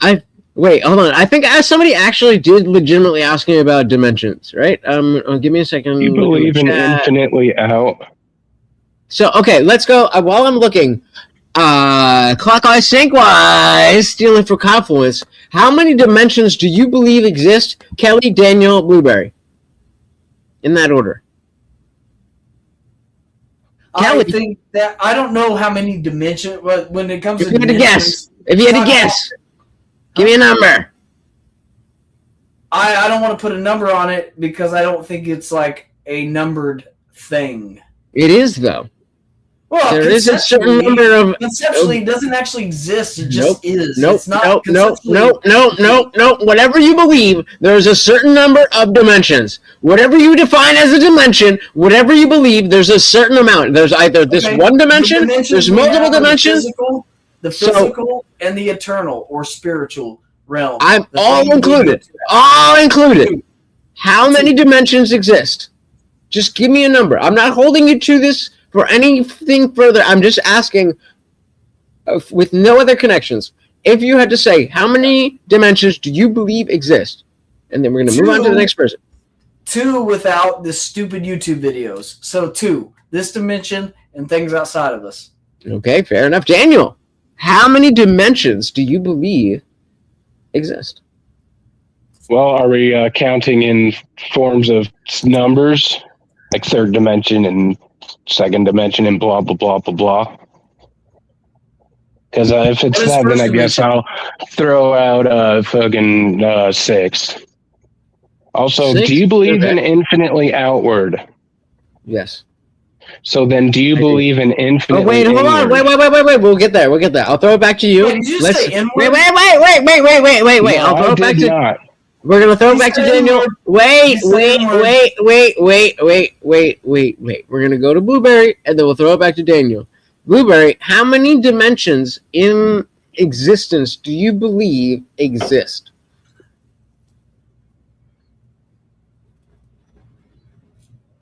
I mean, it has to be at least 3. We at least know that there's that, and that, right? I don't know is always a perfectly acceptable answer. Yeah. She's pleading the 5th, technically. Pleading the 5th. Nope. Fifth I'm dimension. nope. I'm gonna hold you to an answer, and I don't know is a fair answer, but I'm gonna hold you to an answer. Wait, me? Blueberry. Oh, okay. I was gonna say she's pleading the 5th. I don't know is a fair answer, but I'm going to hold you to an answer. How many dimensions do you believe exist in the universe?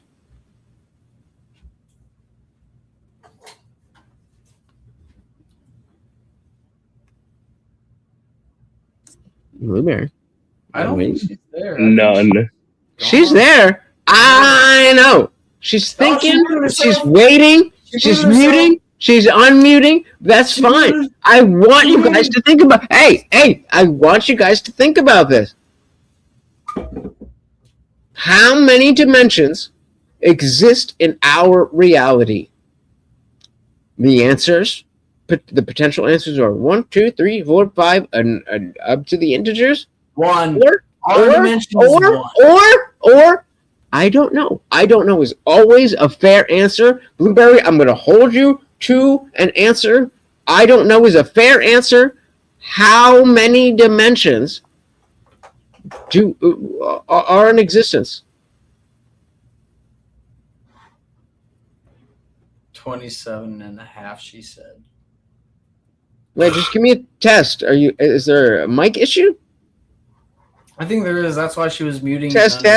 I'm just guessing because she wouldn't not say anything. She's just like confused. I feel like she's got some ball. My Wait, mic is fucked. Blueberry, say test. Or type. Just type in the chat. Just say, fuck, my shit's fucked. Yeah, we don't hear you. All right, bounce out. I'll come back in. Yeah, she knows what's good. Rage Page says 7. Section says 3. Again, these are 3 But there could be infinite. That's fair. That's fair. I'm not claiming that anybody should know. And again, what's a definition of dimensions for people? Because again, when people talk dimensions, I've heard this kid on the internet back in the day. There's a viral thing, and he's like, he watched some viral video about explaining quantum realms or dimensions and stuff. He's like, there's only the one dimension. His parents gave him a fucking script, and it's like we make theoretical ideas of what a dimension is. To me, a lot of the time, they talk about like the first dimension, like when you talk about what's the infinite figure 8. It's not a Ouroboros. It's a it's just the infinity symbol. It's whatever. Yeah. When you take that strip, when you take a strip and loop it back and forth, it says like an ant can't tell he's outside of his dimension. He probably can tell he's outside of the dimension. I don't understand that shit. He's in a 3-dimensional world. But like when you use the term 3 dimensions, we're in like it's almost like a coordinate graph: up, down, left, right, east, west, over that way, whatever. But it's one thing. You can call it thing. If we put it on a computer screen, it becomes 2-dimensional. Nothing exists in the 2-dimensional realm. We live in like a certain dimension. You can Blueberry, come back. Perspective. It's not real. Dimensions aren't. It's not like little green people live at the first dimension. It's still the 3rd dimension. Right, but I think that dimensions are a big part of the universe that we don't understand. So let's go with Agnes is saying. We can prove a lot of things. That doesn't necessarily make it true. What the fuck does that mean? I'll keep going with what Agnes is saying. We can prove a lot of things. That doesn't necessarily make it true. I would say that does necessarily make it true. If you prove something, the definition of proving it means that it's true. It goes on to say, everything we know is collectively based on interpretation of reality by our nervous system filtered by 99 what isn't there. Okay? And even more auditory frequencies and blah, blah, blah. Mankind exists in the shadow looking blah, blah, blah, blah, blah. Sure.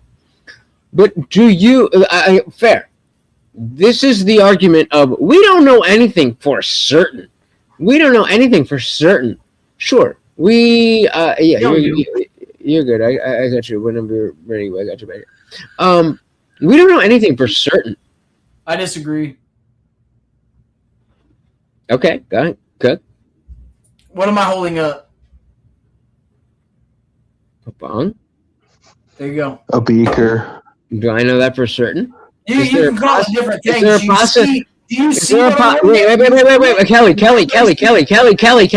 Is there a possibility that what you're holding up is a paper mache artistic interpretation of a bong? For purposes of YouTube, yes. Exactly. But no, in terms of reality. In reality, okay. So let's put it a different way. I'm not claiming that the bong is not real.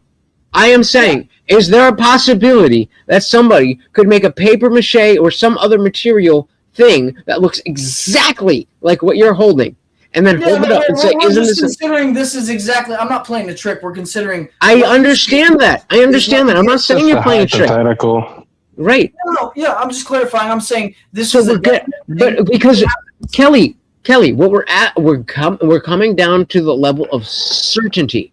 I am not certain that you even exist.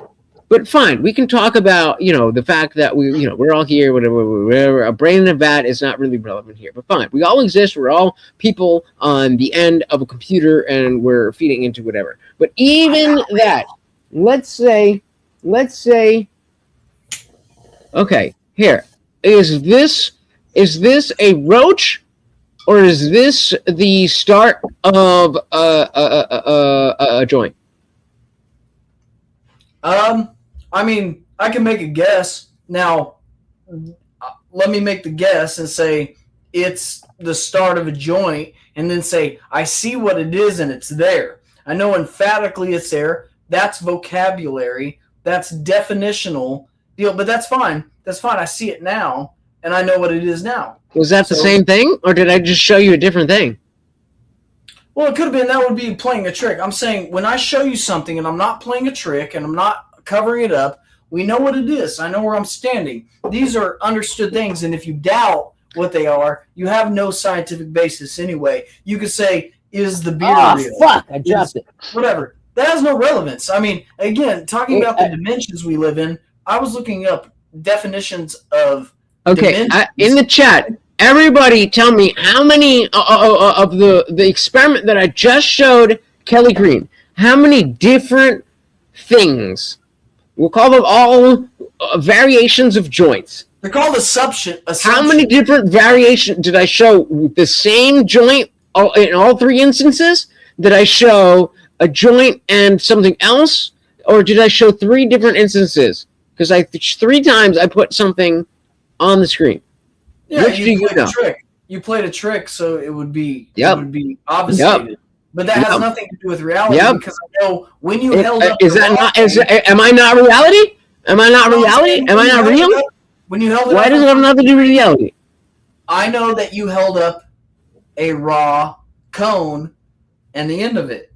And if you were to pull it away from the screen, I could tell you exactly what it was, but you hit it. When we're talking about reality, we know where we're at. Unless you're schizophrenic or you have a problem, we have a baseline reality. People see the same thing. It's not that your eyes create reality. People are like, well, your eyes invert things. And no, it is what it is. And if you doubt what it is, you're either schizophrenic, you have a brain problem, or you don't see. Again, it's just the visual part. Just purely me in this room. People could have eye problems, but they still see me in this room. If they're blind, they don't see me. Whatever. It's like, you know what this is. Now, if I cover my arm, it's like, do I have 2 arms or a half arm? I don't know. Maybe I'm dissected at the, or like I have a half arm. You probably have 2 arms.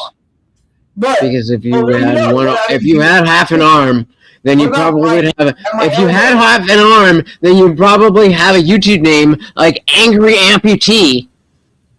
where we know that he has 3 limbs. But this is getting away from the point. You have give me a guess, Kelly. Give me a guess.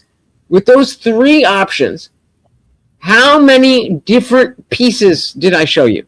Did I show you the same joint that was a joint the whole time? Did I show you a roach and then a joint? Did I show you? Because you held half of it. What I'm saying. So give me your guess. What do you think? Out of the, I gave you 3 examples. I think you did I tell you 3 different things?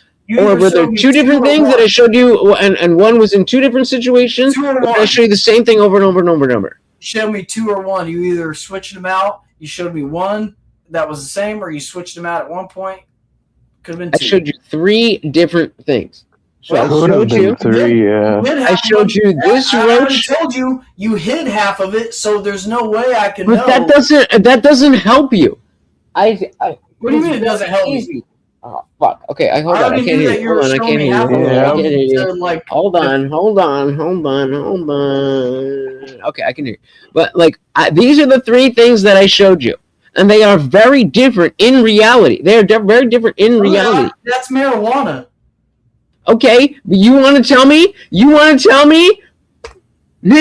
you want to tell me that this and this are not different? You pay the same amount for this than you would for this? Exactly. No, they're exactly. They're still exactly. So I showed you 3 different things. They're categories of the same thing. I can what are you saying? Again, you're talking about reality. I put a name on all of that. I already knew you were showing me different things. So you differentiate. So okay, chat. Everybody in the chat, put a 1 in the chat if you think that when I was showing these 3 different things to Kelly and asking him that he articulated that thing 1 that I showed him was thing 1, thing 2 that I showed him was thing 2, and thing 3 that I showed him was 3 things. Because now you can very clearly see there are 3 different things. Okay. So how does that talk about dimensions again? I told you they were of the same genre. They were of the same topic. They were of the same category. They're all marijuana. You covered up half of it, so there's no way in hell I could figure it out. But I know in reality, you're holding up part of a joint. Before I go, I know reality enough to say that you were covering it up, so it would be obfuscated what the actual answer was. And I knew that the answer was obfuscated because I couldn't put an exact term on it. So I knew exactly what it was. So I called every single one of them. I said, I don't know if what you're showing me is different. I said, it could be 1, it could be 2, maybe 3. I'm thinking, I said, it was 1 or 2. It's easy to call. I know what reality is, and you can call reality what it is. You have a feeling that you know what reality is, but we've just demonstrated. I know what reality is. We all know what reality is. I mean, no, sir. I matched up with Kelly, you. You're saying you don't know that I matched up with you? Kelly, were you able to determine the difference between 3 things that I just said? I just showed you. What's going on from Casey over on Twitch? Welcome. We also got P Salty. Welcome to the party. Oh my goodness, Twitch is fucking raging. And we got the horse rage. Oh my goodness. Welcome to the party. Very good to see you, sir. Why are you on your horseradish? Come on, big dog. Yeah, let me drop that. Wait, I think the link's pinned. Horseradish, come on up. I'm gonna drop it again. Horseradish, come on up. Yeah, someone, come on, man. So wait, Kelly, the question is, so I just dropped the link again. If anybody wants to come up, all I need you is to come up backstage. You don't need to be on, you don't need to be online, whatever. But Kelly, so my question to you is, you were not able to determine the difference between the just the mouthpiece that I showed you, the roach that I showed you, and the joint that I showed you because of the way that I framed it in the thing, right? Yeah, absolutely. So what my point is that if we're not talking about weed stuff, if we're talking about religious stuff, Why is that different? Because I know when people are hiding things, when they talk about scripture and they talk about some evil shit and they try to justify it, I can compare it just like I compared your pictures and how you framed it and how you put it. When you frame it a certain way, I know how you're framing it. I saw you put it up like this. It's easy to see when somebody frames God as inviting homosexuality and acceptance to sin. I know what it says. It's not hard to understand the framing when somebody puts it in front of you. So if you understand what a joint is, if you don't understand a joint, you might have said they're all the same. I said You're missing the point. Why do you think it's relevant? Why do you think it's relevant that I am very clearly aware that you know what a joint is, but I specifically chose a visual aid like this? Where are we? A visual aid like this. Irrelevant. Why do you think? No, it's not irrelevant. It's extremely relevant. Why did I use something that you are extremely familiar with? You know what this is. You know what this is. Yeah, but when you show me, and I do, just like God, when somebody shows me something inaccurate, I can compare it and say it's not consistent with the Word of God. The Word of God, I believe, is, and they say in a metaphorical sense, written on the hearts of men. The Word of God is similar to the view I have when I see somebody holding up a joint and asking me, what is it? I know that they're concealing something, and I can usually pick out, okay, wait a minute, that's not the actual message. This is maybe not a full joint. So what's behind it? And I'll say, I don't know what it's behind, but I know you're not giving me the pure message. If you're saying it's the same and you're framing it different ways and trying to obscure it, just like people do with Christianity all the time. Where'd you go, Blueberry? I know the Word of God, and I can say, I'm calling out the way you're framing it. It's not hard to see when somebody frames it. Why is the way that I'm framing it incorrect? I'm showing you. You hit it, and I could tell. I told you. What? Oh my God! That's the point. What is not hidden? What is not hidden about God? As far as I can tell, he sent his son, which was him, down to prove it 2,000 years ago. We're pretty close to it. Okay. Yeah. So you understand that there are ways that 2,000 years ago, people could have done the exact same thing that I just said. Oh, there's no weed here. This is just a roach. There's no weed here. But there is weed. Or there's no weed here. There's no marijuana here. There's no marijuana here. Kelly, is this the joint that I'm about to, is this a full joint that I'm about to pull down on the screen? Or is this a regular roach? When you look at the gematria of the numbers, whether it's English and Hebrew. Full joint? Full joint or a roach? Or nothing? What do you think this is? Pull it away from the screen and show me the whole page. I could read it. That's my question. When I pull it back, you know emphatically that you're concealing it. I mean, that's not a good example when it comes to the Word of God because I can see all the words on the page. They don't hide half the page when I read the Bible. I don't read half the page. I read the whole page. Okay, so again, we know that in the third dimension that we can zoom out. Kelly, you're missing the point here. You are not able to determine whether or not that very clearly this is a raw cone. Nobody's confused about the fact that this is a raw cone mouthpiece, right? Easy enough. But being able to tell whether this is just a roach, whether this is a half smoked whatever, or anything else, the point is that you are giving the same level of evidence. You are giving the same level of evidence to your religious beliefs that you are to the raw cones. And in the same way where you can't tell, yes, you can tell it's a raw cone, but you don't know if it's a roach, if there's more to it, or if it's a full joint. You don't know. Why is that different? What I do know is I believe in things like the Ten Commandments. So I can say that, okay, so this thing presented historically, whether or not you believe it's supernatural, I believe in these concepts, and I believe in the story behind it. There's no deception to me in believing it because I believe in the concept so firmly.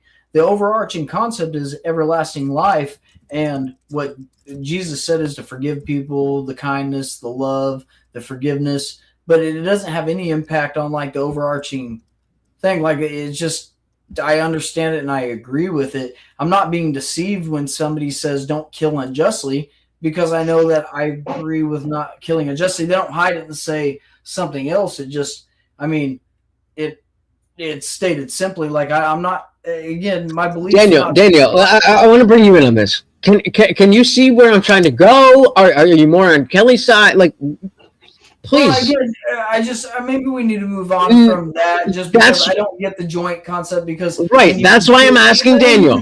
I'm not coherent with that, because again, all I can see is that you concealed the thing, and I don't. Right. See okay, that so let's go to Daniel. Daniel, do you understand what? Yeah, Daniel. So let me get this straight. What's the question? So my question is about, in the same context where I can give information, but also not give full information, then the people can take my partial information and make a full-fledged story out of that. Is this, are you basically saying it's a blind faith?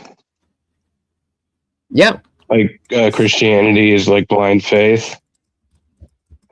I'm just adhering to that Christianity thing right now because I don't know anything about Islam or Judaism. It's kind of like I mean, it's not so much about anything. I was even thinking like it could be two things, and then you just pretend like there's a third thing, but there's not a third thing. How do you mean? What's like the short? This one. Third? What if you didn't have that short one, and you only had the roach, and then the full one, and then who knows if you had the small one, the piece of shit one. It could be one or the other. Two could be the third, which you ended up having. Which took some delineation to find out that you had it. Maz, you are failing. You are all about to. If there's any mod here, you are about to lose your fucking shit. You're about to lose your fucking thing. I am not able to get in the conversation because you guys are fucking not doing your job. The idea here is that it's not about what is true and what is not true. The idea is about the justification we put in the evidence towards what we decide is true or is not true. So what I am trying to establish, in the same way that I used this very realistic thing. Yeah. This is a real piece of this is a tangible thing in the universe. And you cannot tell. There's 3 different levels, as far as we're concerned, that what I showed you could be. It could be just an empty, roach. I mean, it's got a little bit on it, but I ain't a fucking. I can get rid of it. Yeah, it can be an empty joint. It could be a half done where there's a little sun, or it could be something that is, ready to go, a full joint. And my point is, this is what religion presents us. And my question is, how are you to... Go ahead, Blue. What, Blue? I'm sorry, in the context of religion only, or in what context specifically? Because sorry, say that again? Different. Well, in what context do you mean? Because there's everyday reality, right? And then there's religion and philosophy. I just don't, I mean, in each discipline, I guess, there's different contexts for what dimensions are, how many there are, and how they're defined. Right. So are we talking about religion? I'm just trying to get to specifically religion. Only okay, so give me a specific question. I guess we were trying to determine how many dimensions there were. Are we past that? Well, Are we, well, I was trying to get the contact. I was trying to narrow it down. Lutch was talking. That's He all. was giving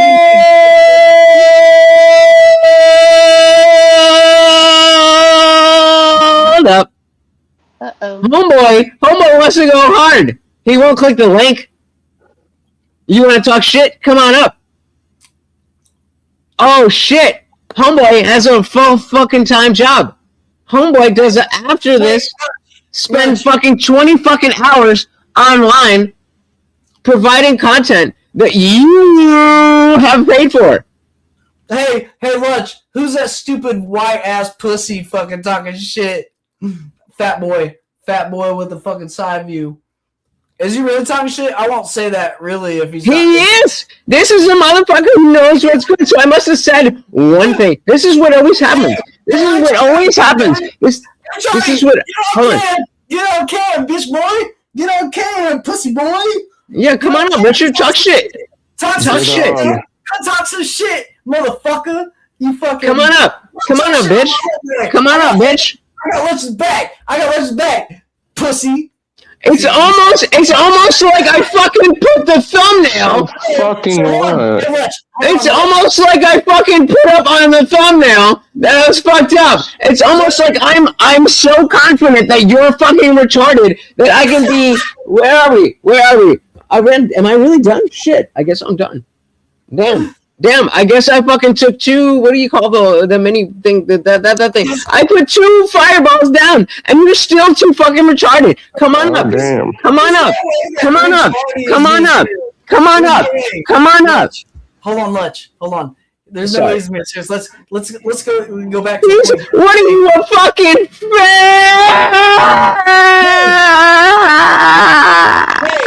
Hey, Rich Hardy, are you mad because he's like having a good life? Is that what you're mad about? No, I'm just using it as a fucking, in a situation. Like, you're gonna call me out for not working. Like, they try to act. They try to act like my dad being a doctor is like, ooh, you found out that I came from a nice family. It's like, yo, I've been telling you that since day one. Like, I've never hid the fact that my dad is a surgeon. Like, yeah, my family got money. Wait. My family got money. But guess what? I'm not spoiled like you wish you were. Even though your parents couldn't spoil you the way you wish I was spoiled so that you can make fun of me. So I actually work for my money.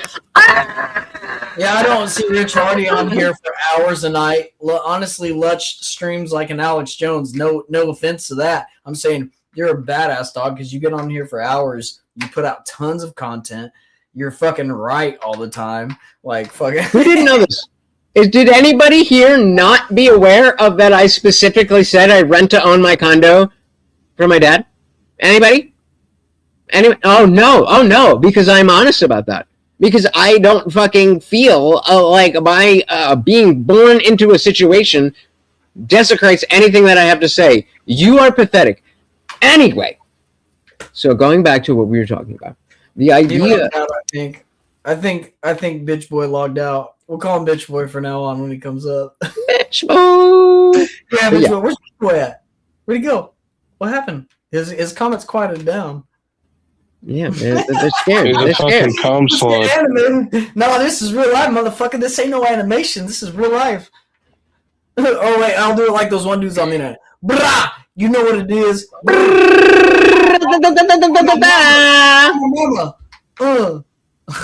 So why then should I take the idea of religion as something bigger than anything else that I've seen in my life before? That doesn't give me the reason why that makes sense. That doesn't make sense. Anybody on the panel, please. I cannot do that for you. I stopped trying to fucking convert people a long time ago. I was doing that for a while, and it just I had to stop. But even so, like, fair enough. Practically force people into believing my thing. Right. God calls you. God calls us. That's what I believe. So if you're Yeah, called if and you you don't find answer, him. yeah. So does but okay. So I'm gonna nail down on that. That sounds to me, and maybe you're not saying this. That is fair.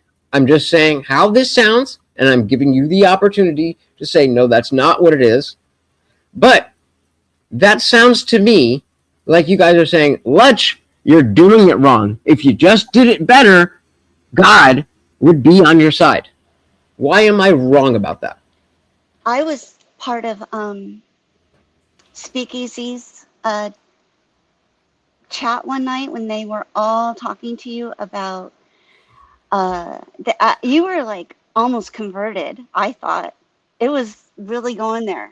You seemed like you were really willing. Yeah, I've yeah, been willing. I right. started off that night as willing. Okay. I mean, that's what I So, saw.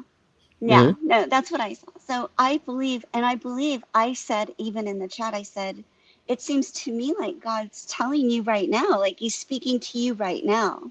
Well, that's what Oh, I thought. bitch. Yeah. What's that guy's So, name? but how then? You would do you believe that if God truly spoke to me, that I would be unaware of that? I think you are aware of it. I think you're resisting like we've all done. We've all resisted it Okay, say because more on that.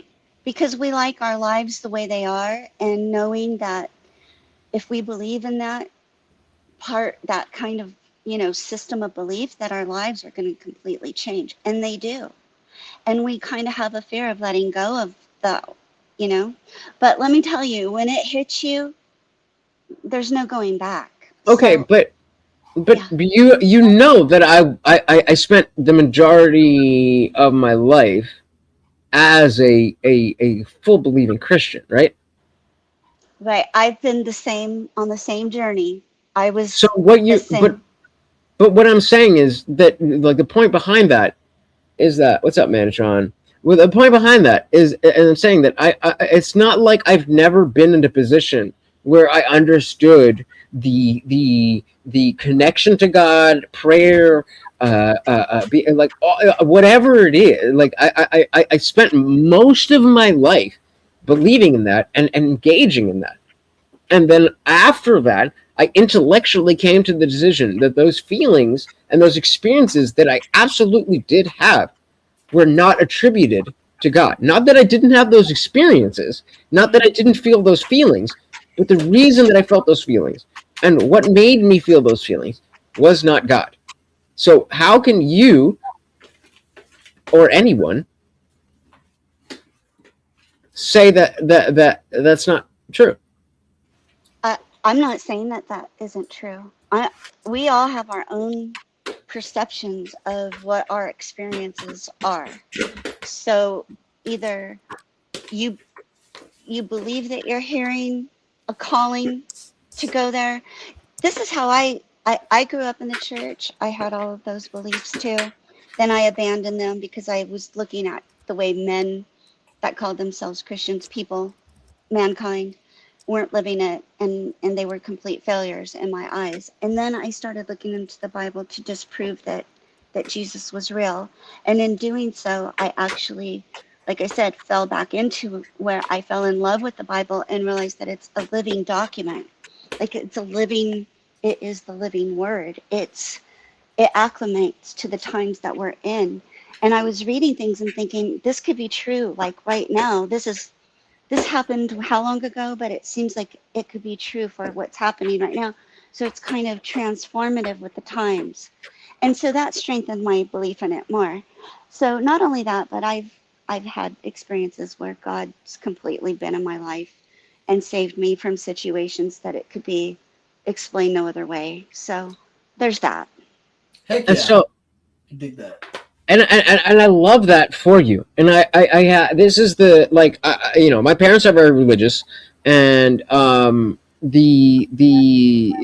was so like me and my dad started a laser tattoo removal practice, and so there is a lot of people that come through with bad tattoos, and there's this one guy who my dad after working with him. Like I was part of like building this. I'm not really part of it like that, but I was part of building. And there was this one guy that came in, and he was down bad. He was doing crime and then drugs and blah blah blah blah blah blah blah. And then he found Jesus, and he fixed his life.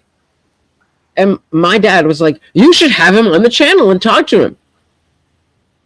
And I'm like, "No! Why the fuck would I do that? If this guy is making his life better because of the fact that he believes in X, Y, and Z, why would I want to talk? The only thing there we would have to talk about is why you believe in what you believe and why I don't believe that it's legitimate. I'm not trying to take that away from anybody. If you believe in something that's making your life better, and then my point is that I'm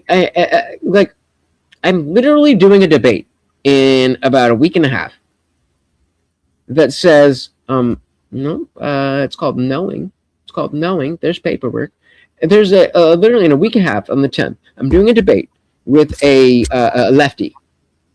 And the prompt is, religion is the most dangerous thing that man has ever created. Now, and for all intents and purposes, I'm an atheist. I do not believe in the affirmative. I am on the negative. Oh, that is a silly statement because it is kind of a silly statement. Yeah, I'd agree with that for sure. We got nukes, bro. We got nukes. But even there, and I'm willing to go into this conversation. Point being, I can understand the value of the I can understand the philosophical value of religion without having to buy into the truth claims. And I think that is the way to go. Is it possible to believe in religion while also not believing in any? No, not by the way you said it. But I think there is a way to understand, or there is a way to believe in aspects of a faith or an ideology without buying it wholeheartedly. Yes. Like, believe that it is actually something that does better the life of some people, yet not actually believe in the religion itself. Like, it does work with humans, but it also doesn't work with every human. Like maybe you, since you don't believe in, well, I don't know how, to which degree, but you don't believe in God. I just have to say that reading the Bible is the only way to really find any answers.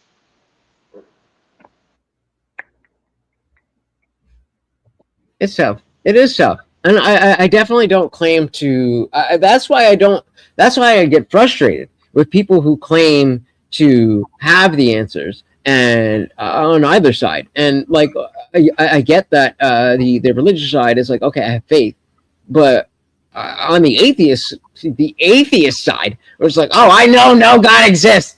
Like, how the fuck do you know that? I don't claim the answers myself, to be honest. I believe. Do you know that though? Do you know that though? Do you know that though? Are you just talking shit, you fucking faggot? Are you just talking shit? Oh, that fucking bitch boy. It's almost like I did though. It's almost like I put money into a business and now that business is making money. And that's what being a business owner means. It's almost like people are talking shit. That's what being successful means. When you're successful, you're going to get people that hate. They only hate when you're doing something right.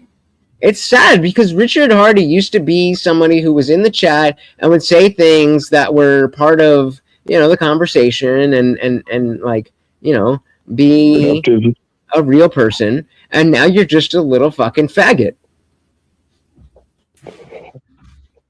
Oops. Oops. Oops. Oops. Hopefully it didn't hurt his feels.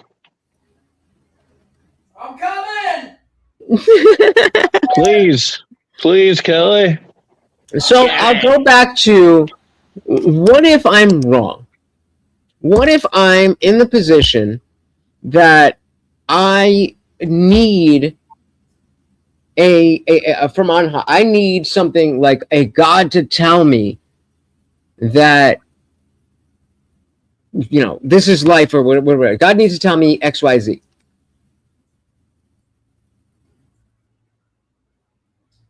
If that doesn't happen, how do I know, or why would I think that there is such a thing? He does tell you X, Y, and Z. It's in the Bible. That's a hard fucking question. Nobody to wants ask to right read there. it. Nobody wants. Everyone has such a hard time. Kelly's reading right. it. And that's, like I said, if I didn't go there to Well, disprove it, I might not have, you know, found my answers.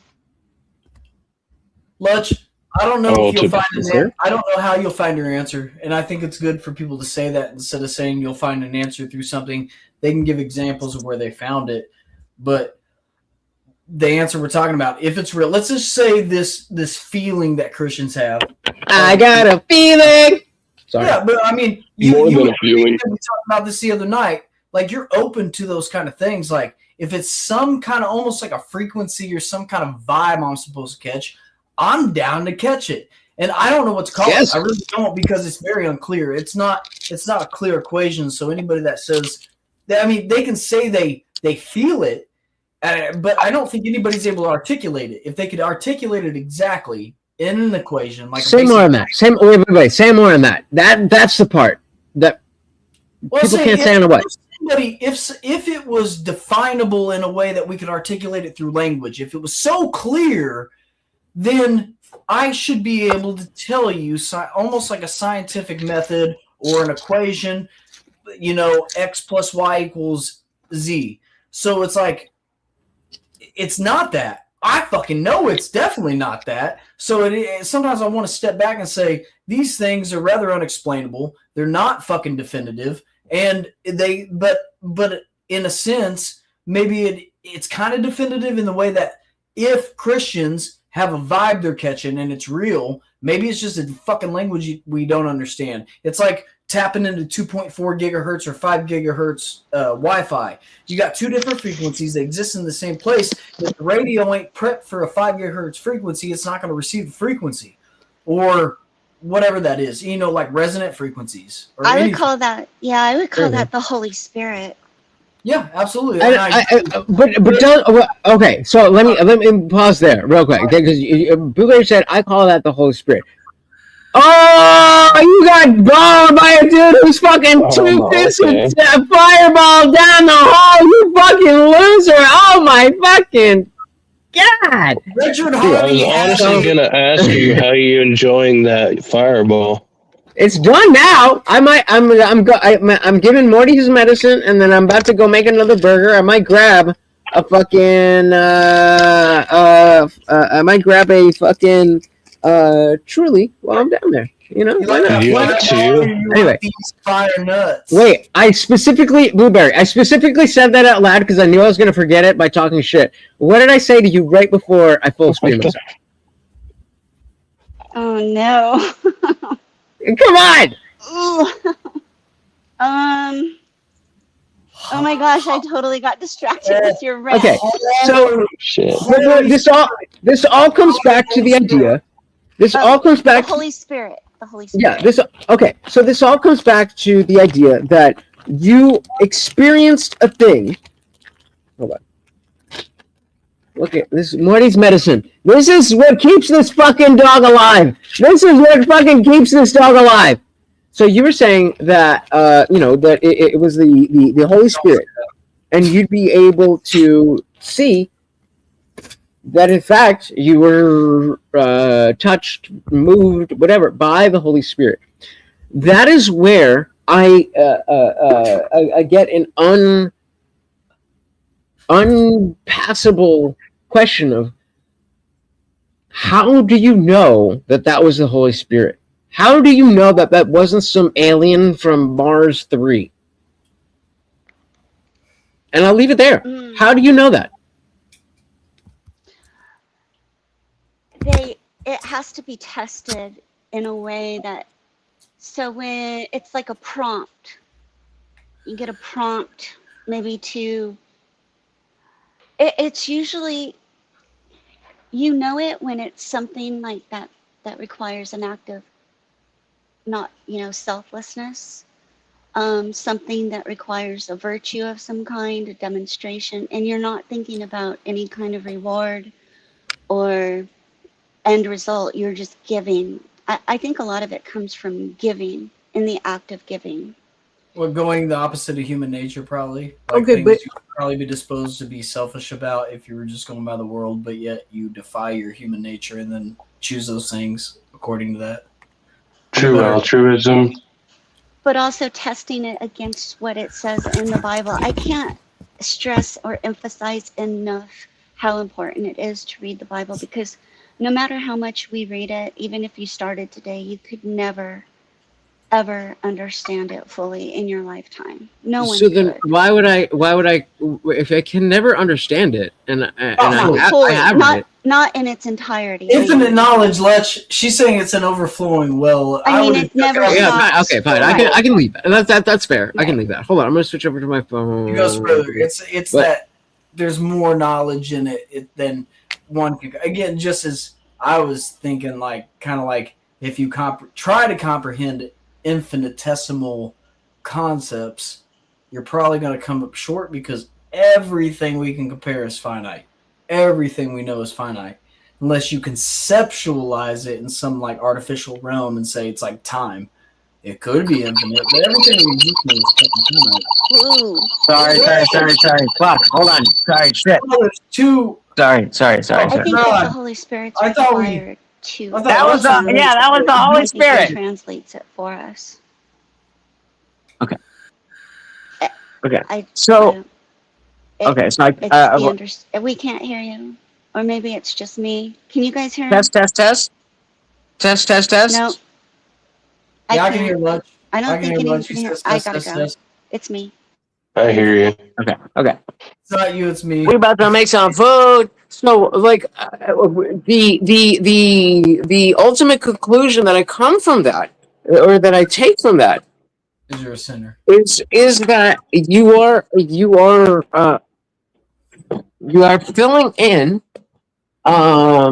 filling in shit. You're filling shit in with no information, and if you're calling it faith, that's totally fine, dude. That's absolutely fine. But I have to you have to be able to see that the aspect of faith that is not empirical is what it is. You see what I'm saying? Much. I'm here for a reason. You shall come Check. to this side. You shall not stay in the dark side, Lutch. We shall rescue you. But Something. that's even. I know you're joking, and I know I know that's a tongue in cheek, but also I feel like you're not joking. It's maybe tongue in cheek, but you're not joking, and That's my other screen name. Not that's joking. offensive. That's offensive. Why do you think that you know better than me? Do you think? Wait. Honestly, genuinely, this is a genuine question that I'm gonna force you to answer, Kelly Green. Do you believe that you have spent more time thinking about religion and God than I have? No, it's not based on that. Okay, then where the fuck did you get off? Do you think you know better than me, that you've analyzed Christians enough that you would think that I'm wrong? Yes. So why Yes. do you think that? Why do you think you're better than me or know better than me? I don't think I'm better than you. I think No, I I'm. said no better. Why do you? Because you just asked me I the don't same think I'm question. better than you. I never said I think I'm better than you. No, I said I think I know better. I said no better. I think I spent more time looking at the what Christianity is, and trying to go on the null hypothesis that Christianity does not exist than you have, and that's all I'm claiming. I could be wrong. I from the very start, I've always said that I could be I wrong. believe it. Are you seeking an experience, Lutch? Say Do again? you want to? Are you waiting for an experience, like a total? Nope. Because I've had those experiences. I've had plenty of experiences. The question is not, do these experiences happen? The question is, how do I know that those experiences are God? I've had plenty of experiences, but I've had a lot of those experiences in religious context. I've had those experiences in intimate context with a woman where it's been fucking amazing because blah blah blah blah. I've had those experiences in a concert when I was at a festival, and there was people around. There was thousands of people around that I felt were experiencing the same type of thing that I was. All of these things are, to me, here. Sorry, I'm trying not to get the fucking light in your face. All of these things, to me, are exactly as relevant to spirituality as anything else that you guys could bring up. And so, again, the point isn't that I don't think that you've experienced these spiritual experiences. My question is how you know these spiritual experiences are of God, of Jesus, of whatever. The closest I can bet. They're the closest I can bet, and they're the best I can come up with. And I wouldn't say that I know. Maybe, I don't know, maybe. It seems like a picture of what my mom and papa said. But I'm confident because I've experienced it, and I've had a choice to not participate in the church. I've had a choice to not participate in these ideals. And everything I do comes back to the same lessons taught, the same history taught, the same things that are congruent with Christianity and the Bible. Now, I don't always agree with like new interpretations and things that are split off. I mean, again, I'm Catholic for a reason. The original Christianity came from the Catholic Church. It was the institution and the organization of a group of men, which were like bishops, priests, and people that came after Jesus, all the way from Peter. And that's the best I can say. Everybody else tonight wants to, from Confluence is saying, wants to cite other men.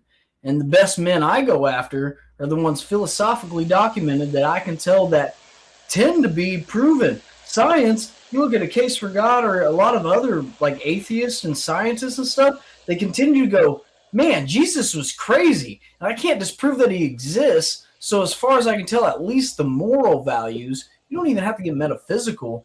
But it seems like the argument almost argues away from the fact that like these morals go outside of, they are almost like a metaphysical weird thing because all the morals point to something that is outside of our world. Everything else has devolved into like impurity and bullshit and people like fucking their families and shit. You look at the fucking Middle East and they fuck their families and I was gonna say, man, donkey pull cart. That's Alabama and fucking the Middle East.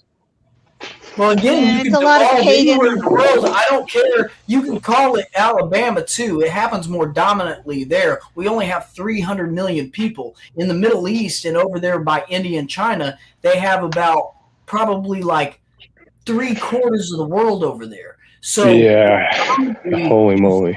Shit, and they have killed each other for centuries. But the morals and values I'm talking about go far from human behavior. Everything I'm talking about, regardless of the moral institution, like the philosophical things that you're talking about, you can go to say, I don't know, yeah, Lech, we're on the same thing with abortion and everything else. So the weird thing is that's not natural. You don't go against killing babies because you just have a, like, that's, why is it different for other people when you're not a Christian? Why do you think you can decide why that? Is what different? Decide that kind of thing. Why is what different? Like abortion. You believe against abortion. You don't believe in killing babies. Like, I don't know. So, right, but that's not for any religious reason. That's just because science dictates that life begins at conception. I don't have any belief, but there's no value. Scientific. Largely non-Christians believe in that. So why do you sit different than those people when because they're wrong and I'm right, and I listen to the scientific evidence. And when a baby is conceived, when the sperm meets the egg, new DNA is created. If there's a better, less arbitrary line as to where we could determine that life begins, let me know, because I ostensibly, theoretically would like, but I theoretically would like to be pro-choice. if it was not the case that life begins at conception, then I would prefer. Hold on, hear me out. If it was not the case that scientifically life begins at conception, I would prefer that women had the choice to abort. But that's not how it works. That's how I go by how it works. Not what I want, not what I wish, not any of that. Why do people think That's different how I- than you in that? If it's so Are definable, morals objective? Because we have, why are you addicted? I agree with you. You know the Bible verse that if you bring up a child in the ways of the No, Lord, Daniel, it's that not. He'll return to them. Not So if you were brought up, whatsoever. I can't see all this, so I'm going to turn the fucking. so Keep talking, like sorry. if you were raised, with biblical foundation, it was probably ingrained in you in some way. Yeah. I was born into the Catholic Church. I was confirmed in the I was born in the Methodist Church. I have a deep past with specific, religiosity. Indoctrinations. Yes, Mhm. I'm very sure. Yeah. Yeah. So in that, I mean, no matter what, if God wants, to call you and he wants things to happen, it'll happen. And I feel like you're searching. That's disingenuous. God it's wants out of our that. control. No, Wait. So you're telling me. Oh, wait. I haven't heard this before, guys. Guys, I want to make sure. I haven't heard this before. So what you're telling me is that if I really want God to speak to me, then all I have to do is make sure that I really, really, really do want that, and then he'll speak to me, right? No, God loves his children. God wants his children to come That's to not him. my question. But what she said is, but I believe, and she may have misstated. I don't think she's like trying to mislead anybody. What do you mean? What did I say? I'm trying to be as playful as I can while expressing that I am absolutely triggered by what you just said. No, you said By that what I if just God said? wanted you, I'm he would sorry, make I it can't- happen. No, that's God fine. wants- That's fine. You're okay. You didn't do anything wrong. I'm the one There's too many conversations happening. No, you're I'm fine. not sure Okay, let's let Kelly go. who's responding to what. That's The all. way Okay, so wait, real quick. So yes, Blueberry, what you said triggered me. That's totally fine. You didn't do anything wrong. Let's go to Kelly, and then I'll respond. So, Blueberry, I don't think you meant what you said, because you said if God wants you to do it, he will make it happen. And so in turn, what says, well, fuck, I want it. Why ain't he making it happen? God wants his children to come to him. The lessons of the Bible and everything is that God loves his children. He does want us, and he's always there for us. So in turn, it would be down to our free will that he gives us to believe in him or not. It's not that he would make it happen. The option's open for Lutch. The option is open for Lutch under Christianity. It's not that God doesn't want it to happen right now. God has a plan for things. He'll make things happen sometimes, but it's not that he doesn't want Lutch to come to him. Yeah, I wasn't that would saying be that. congruent with That's God. not what I was saying. No, that's what I'm saying. I don't think that's what you said. It's not a random lottery. You did say God will make it happen if he wants to, which again, Right, I wasn't able to ahead. finish. Right. Yeah, no, go ahead. I there was a whole thought behind it, and hey, you're good. Go ahead and finish that thought. I just want to clarify that's how it came off. And I mean, think it might have that's come up fine. right. I was trying to get some words in. I think You're good. We're all over the place, so you're good. there was a little bit of right. What I meant was that he knows you're searching, so it's going to happen, but we can't understand his timing. And so it's, we have, as believers, have to believe and trust in his timing. That's all I was trying to say. That if Why? And if he did want something to happen, of course he could make it happen. He's God. I do believe that. So I didn't mean to trigger anything, except for I was trying to say that, you are searching, you're making steps towards him. I believe he's making the same steps back. That's what I meant But to say. wait, you said the first thing you said was that we shouldn't be. Do you remember what the first thing you said was? Well, like I said, Kelly was saying things, and I was trying to. I don't remember who was responding to what. There was some confusion, but I did clearly say, yes, I do believe that if he wanted to make something happen, he would.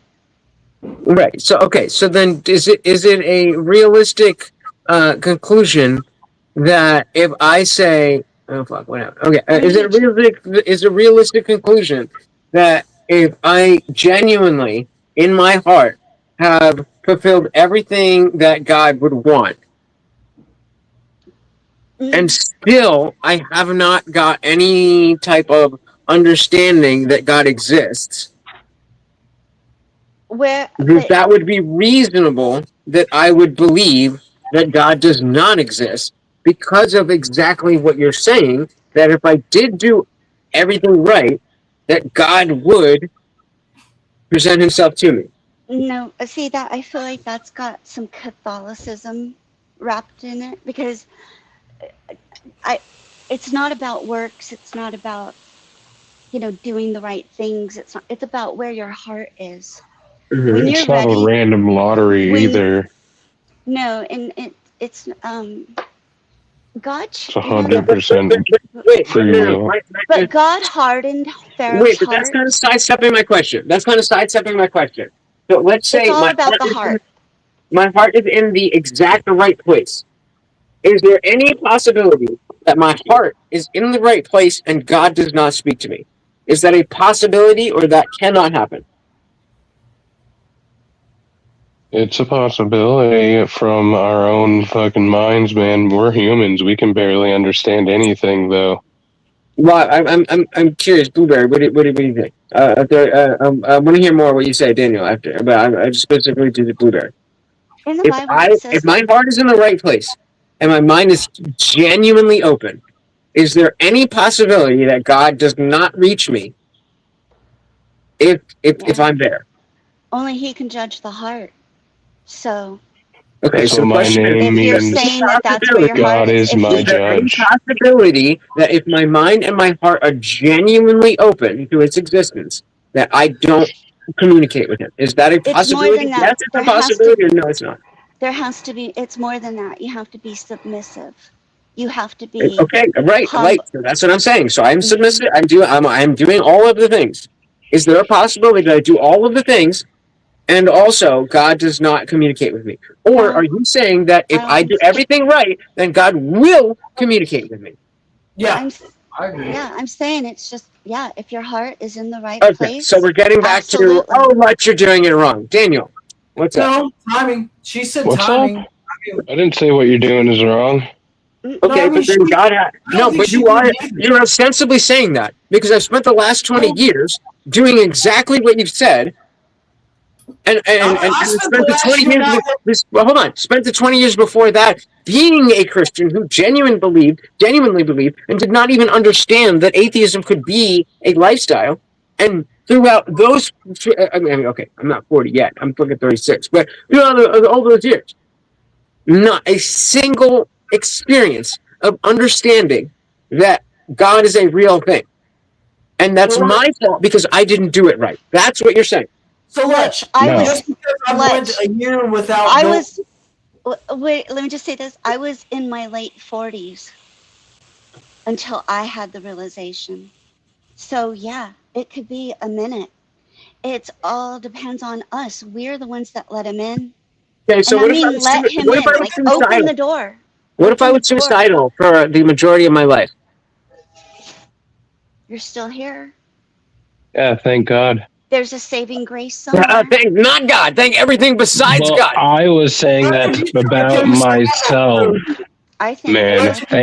I thank God The that you're still alive audacity, myself. Hmm. atheism saved my fucking life. The audacity for you to know essentially nothing about my life and determine that the fact that I had the suicidal ideation when I was 11 years old because I felt like I didn't do the right thing exactly as you're saying is disgusting. I'm sorry. That's not. I mean, it's not. I don't think that's like a It's normal just- thing. Like it it's just not- happened. That's not It's from it. not. No, it didn't right. just happen. It didn't just happen. It came from a fucking line. It's a generation after generation after generation of saying this is the right thing. If you don't believe, you are wrong. That is what happened. I had a cousin. I am now a better person because I don't believe in that shit.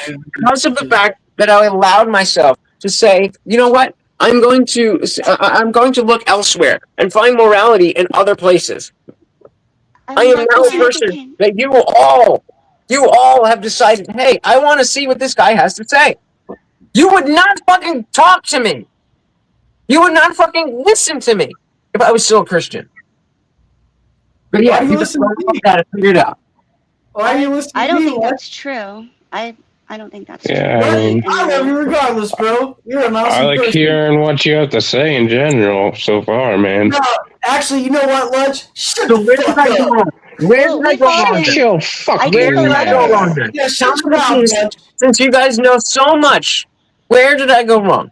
Well, What we've should all I have been- done instead? I think we've all been abused by religion in some way.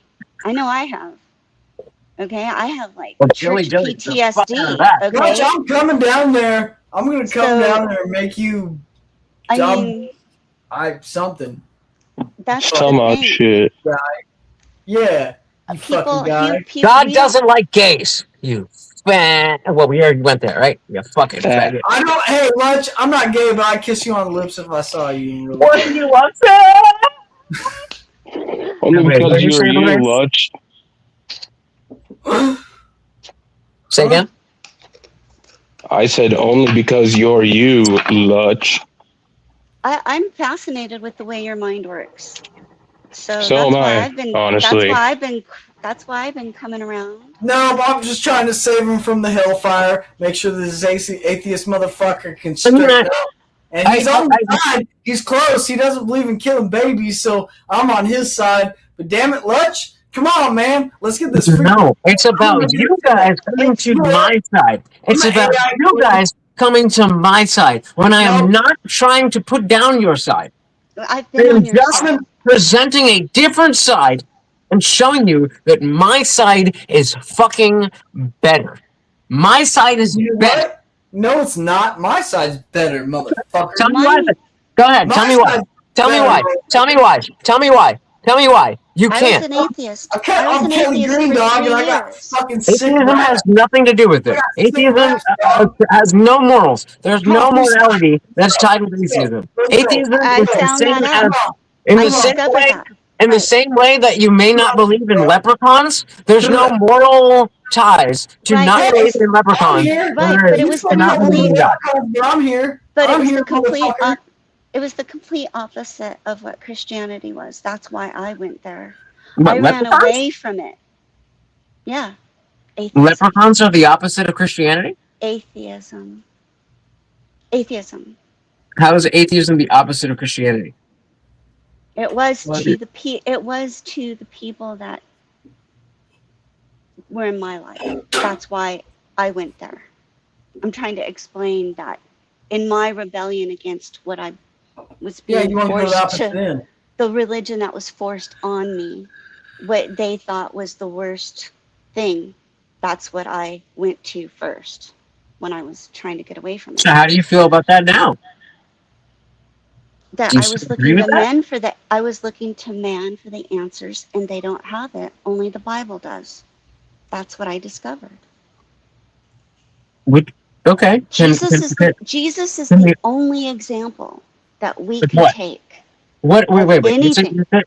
You said the Bible has the answers and nowhere else has the answers. What answers? For what question? What is the question? To salvation, to Okay. eternal So the life. question is, how do I get salvation? How do I get eternal life? How do I know that eternal life is a thing? You don't. It's called blind faith. Okay, It why is would I have called blind faith? It's Okay, a choice. would you cross the street? Would you cross a busy street based on blind faith? If the person that told me, or if whatever told me that something was on the other side, if something told me that it was going to be safe, and I had trust and faith in that being, yeah, I would. So that's how you die. That's what it's called. That's how you die. So fair enough. You're allowed to believe that if you hear a voice in your head that says cross a busy street, you're allowed to believe that. But I don't think I'm wrong in That's a thinking that hypothetical. no, That's a kind you of should a. look I mean, both ways before you cross the street. I'm of the position that cars are physical things, so you should look both ways before you cross the street. Yeah, I think that's a I shitty guess example when it comes it to is. That's not a very. Kinda. I don't think that was good. It's not. It's not Okay. like that. Yeah. So that's how I'm interpreting all of this. So I'm just trying to understand where I'm going wrong. Because according to you and everybody else, I'm doing it wrong. I just want to understand what I'm doing wrong. So I'm trying to express to you how I'm approaching this, and if you guys can tell me how I am doing it wrong, then maybe I can do it right and understand what you guys understand. Stop looking for what you're doing wrong. Stop looking for what you're doing wrong. What do you mean? Different approach. What do you mean? What do you mean? Stop looking for what is wrong. What does that mean? It means that if you put anything out there, you're expecting somebody to tell you that you're wrong. You kind of have that expectation. Do you believe in objective truth? I think you already know what the. I think you already know. I don't. That's why I don't ask questions I know the answer to. Do you believe? I think we do that all the time as humans. Okay, but do you personally believe in objective truth? No, I don't. It's biased by something. Me neither. So then how can we base this type of belief on objective truth when you and I don't believe that objective truth is a thing that exists at all? I don't base my belief on objective truth. I base it on biblical truth. Okay. The Bible, the truths that are in the Bible. Can you tell me the difference between objective truth and biblical truth? There's a lot. Okay. I couldn't. I mean, I don't. I mean, there's a lot. All right, hold on. I'm gonna bounce off my phone, and then I'm gonna hop back out. And I might have to come back in because I can never hear you when that happens. But okay. My phone sucks.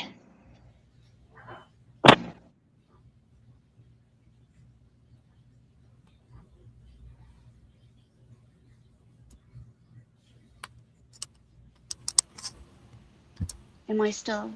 Can you guys still hear me?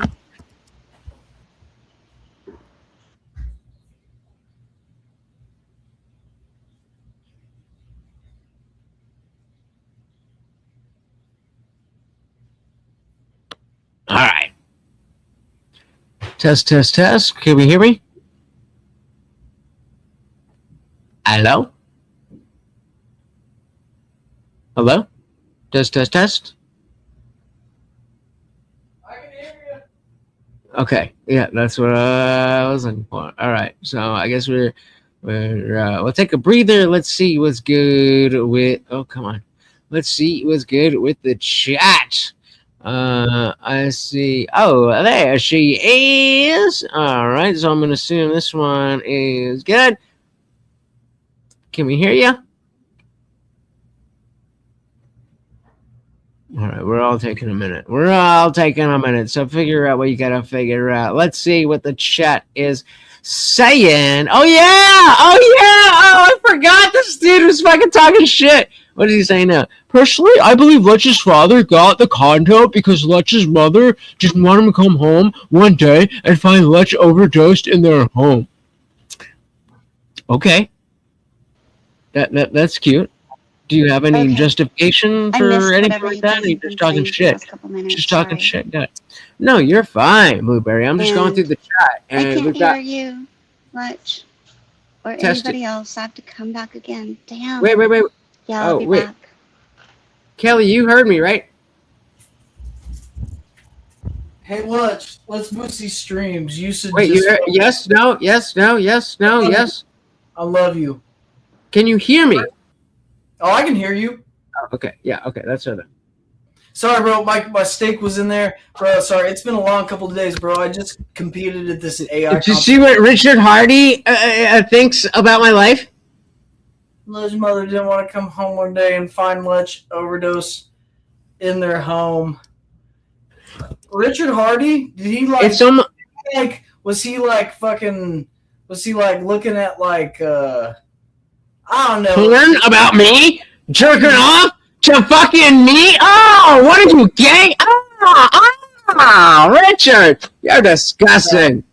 I heard Richard was spanking his. We're going into fan fiction, bro. We're going into fan fiction.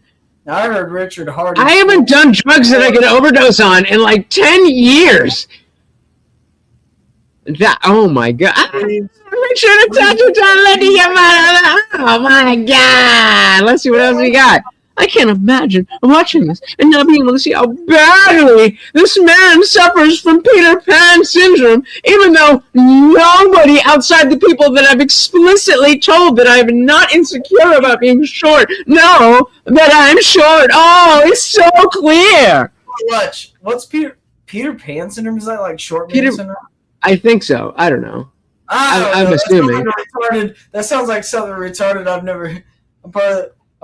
part owner of Burger King because my rich daddy owns a Burger King. So I don't even think that. So my rich but my rich daddy decided to start a business because of me, and didn't know what to do, but learned how to do it because of me. Because of me.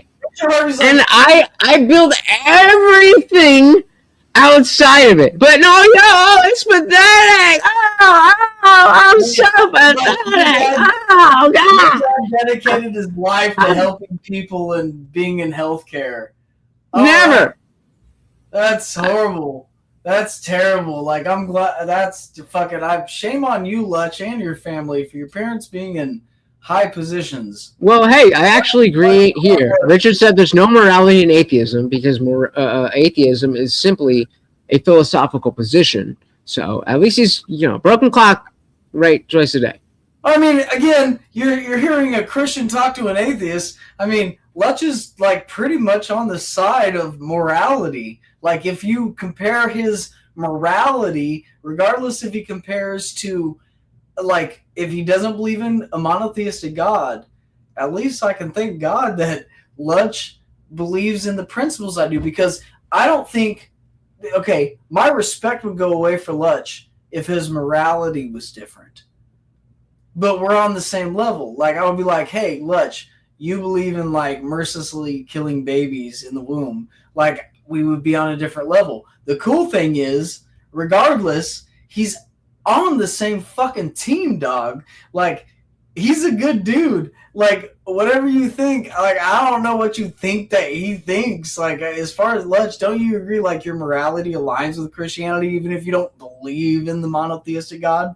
Like, for the most part, I don't think you're like, hey, we should, I don't know something that I could, like, name, because, like, I don't know what you do. It's fucking horrific. Like, so, like, he's taking shots at you like you're a fucking, like, baby killer or something. I don't fucking know. Okay. So he's just making fun of you. He's just making fun of you, so he's mean. And so I'm never growing up. I mean, if you want to say that growing up means spending the overwhelming, I can't even say that. I spend the overwhelming majority of the day doing shit I want to do anyway for money. It's I don't know. I don't even care enough. I don't even care enough. It's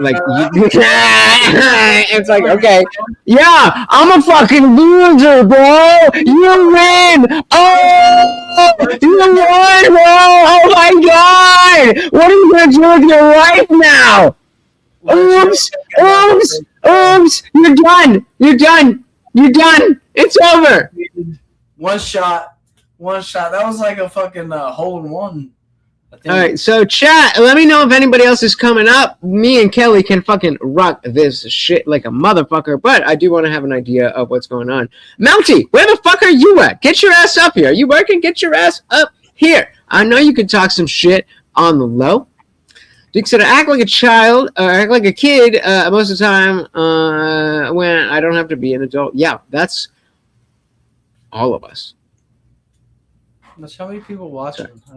All right. Well, I'm fucking goddamn fireballs teeth. All right.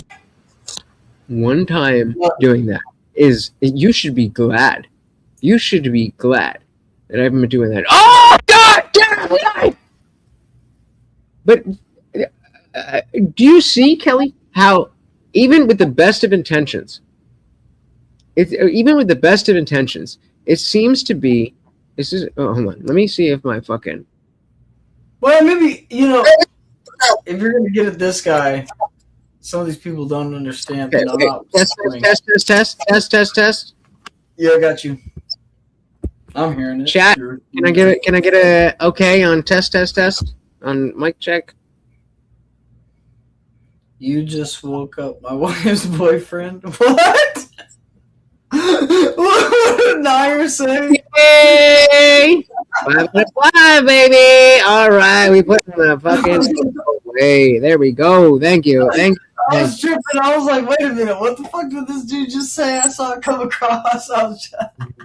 So, all right. It looks like we're about to it doesn't look like. I mean, I think we fucking hit the pieces that we wanted to hit. But can you understand from a Christian looking at what I deal with as an atheist? Can you see the aspect of the repetition of the same fucking shit over and over and over and over? And this is absolutely no shade to Blueberry Street or anybody else that was up here or anybody else that was talking about this.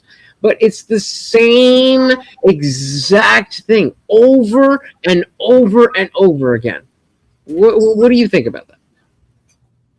Oh, me? Sorry. Yeah, you ninja. You ain't nobody else up here. No, I was like, oh, I didn't know. You're like, chat. No, but I don't know.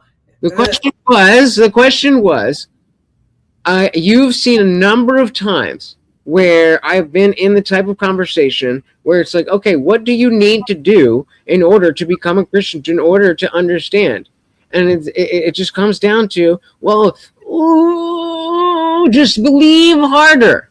And I'm being facetious in that. But it is in that sense that, you're just doing it wrong, or just trust in God, or just take time, or just a passive thing. Do you understand how frustrating that can be to somebody who is actively, daily trying to talk to God? Yeah, because I don't think you're like being disingenuous about your search, or like you're not even. It doesn't have to be like I'm on a search for God. You're just like, do you want to pray right now? Atheist, you're existing. Do you want to pray right now? Do what? Do you want to pray for me right now? Yeah, I'm down, bro. Okay, so hold on. I'm gonna be serious about this. I don't want my burger to get cold. And so I don't know what the rules are. I don't know how this works. Whatever Kelly, like, I'm gonna talk to the camera as if I'm talking to God. I don't know the rules. I don't know how to do this. I don't know. So I'm just gonna talk to you guys as if I'm talking to God. Whatever it is, whatever that Kelly Green has to offer me, whatever it is that you have to offer me, as I've always been open, I promise you, I am open to whatever can be offered. I in no way think that I have all of the answers. I in no way think that I know better than you or anybody else that hasn't shown me that they really don't know jack shit. I don't think I know about the internet. Come back on up if you like. If you're good, yeah, no pressure, but come back on up. We're praying right now, so come on up. As far as I understand, more people praying is more power. But I genuinely do, as much as I joke and be kind of tongue in cheek and whatever about this. I'm not joking. I'm not playing a game. I'm not trying to play a role. I genuinely just want to understand what is the truth of the universe as best as I can understand it. And I understand that there may be a level of this that is beyond what I can understand, but I think, as much as I know, I believe truly that you've given me the passage. Shout out to Blueberry. He's going to comment on our prayer, and we're going to Kelly, and then you can join in.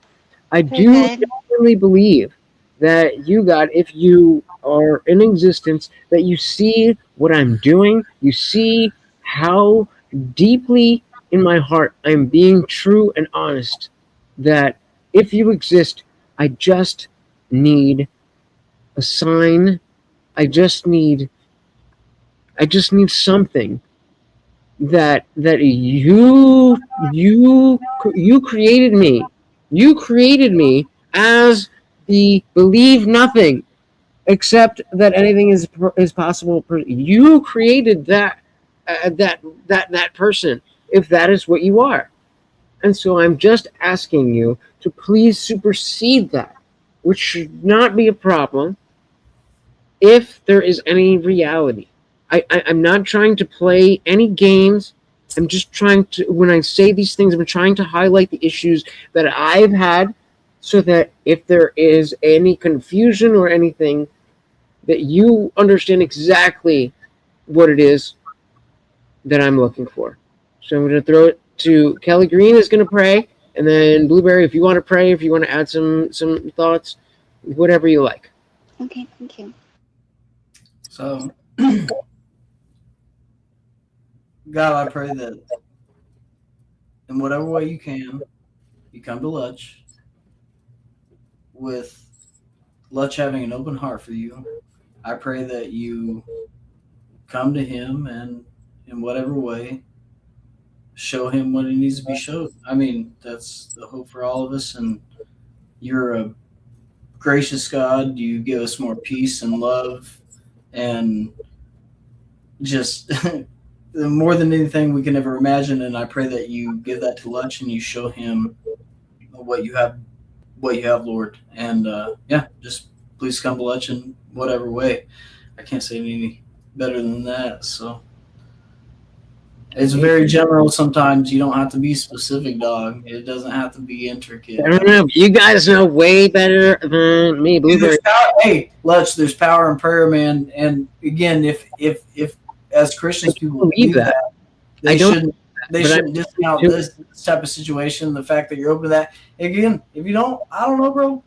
I just fucking love you, bro, and I hope you have peace. That's what I want for you. And if it's going through this, I hope that you have it.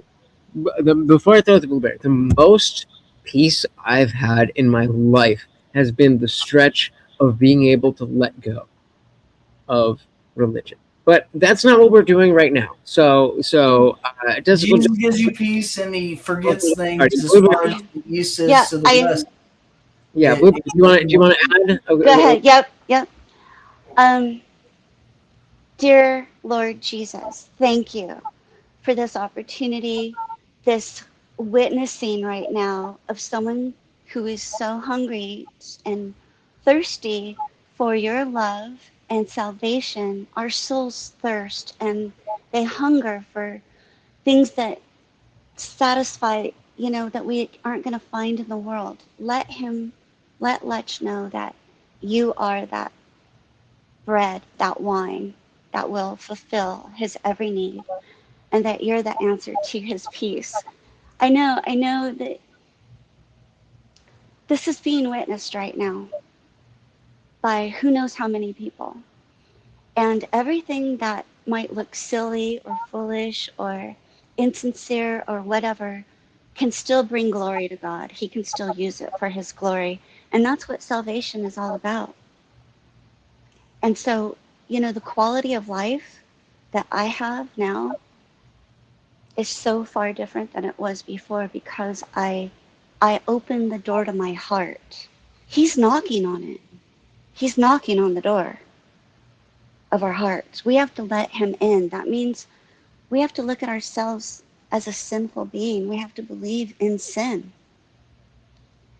we have to recognize it and know that that's what separates us from God. That's the only thing that separates us from God. Lord, I pray that you let him know the truth without a doubt. Amen. Amen. Amen. I mean, look, there's no pushback. There's no pushback. Like if, I talk a lot of the time. Shout out to Testing Old Johnson. Come on up, bro. Did I pinned the link? I thought, right? Yeah. No, yeah. Okay. Well, there. But yeah, and there's no fight in me for that. And there was definitely a time when that was the case, when I wanted to fight that. And that's where we have to be sometimes. It really is. At the bottom of where we don't have anything left except, to surrender. But the question is, so like, at what point do I determine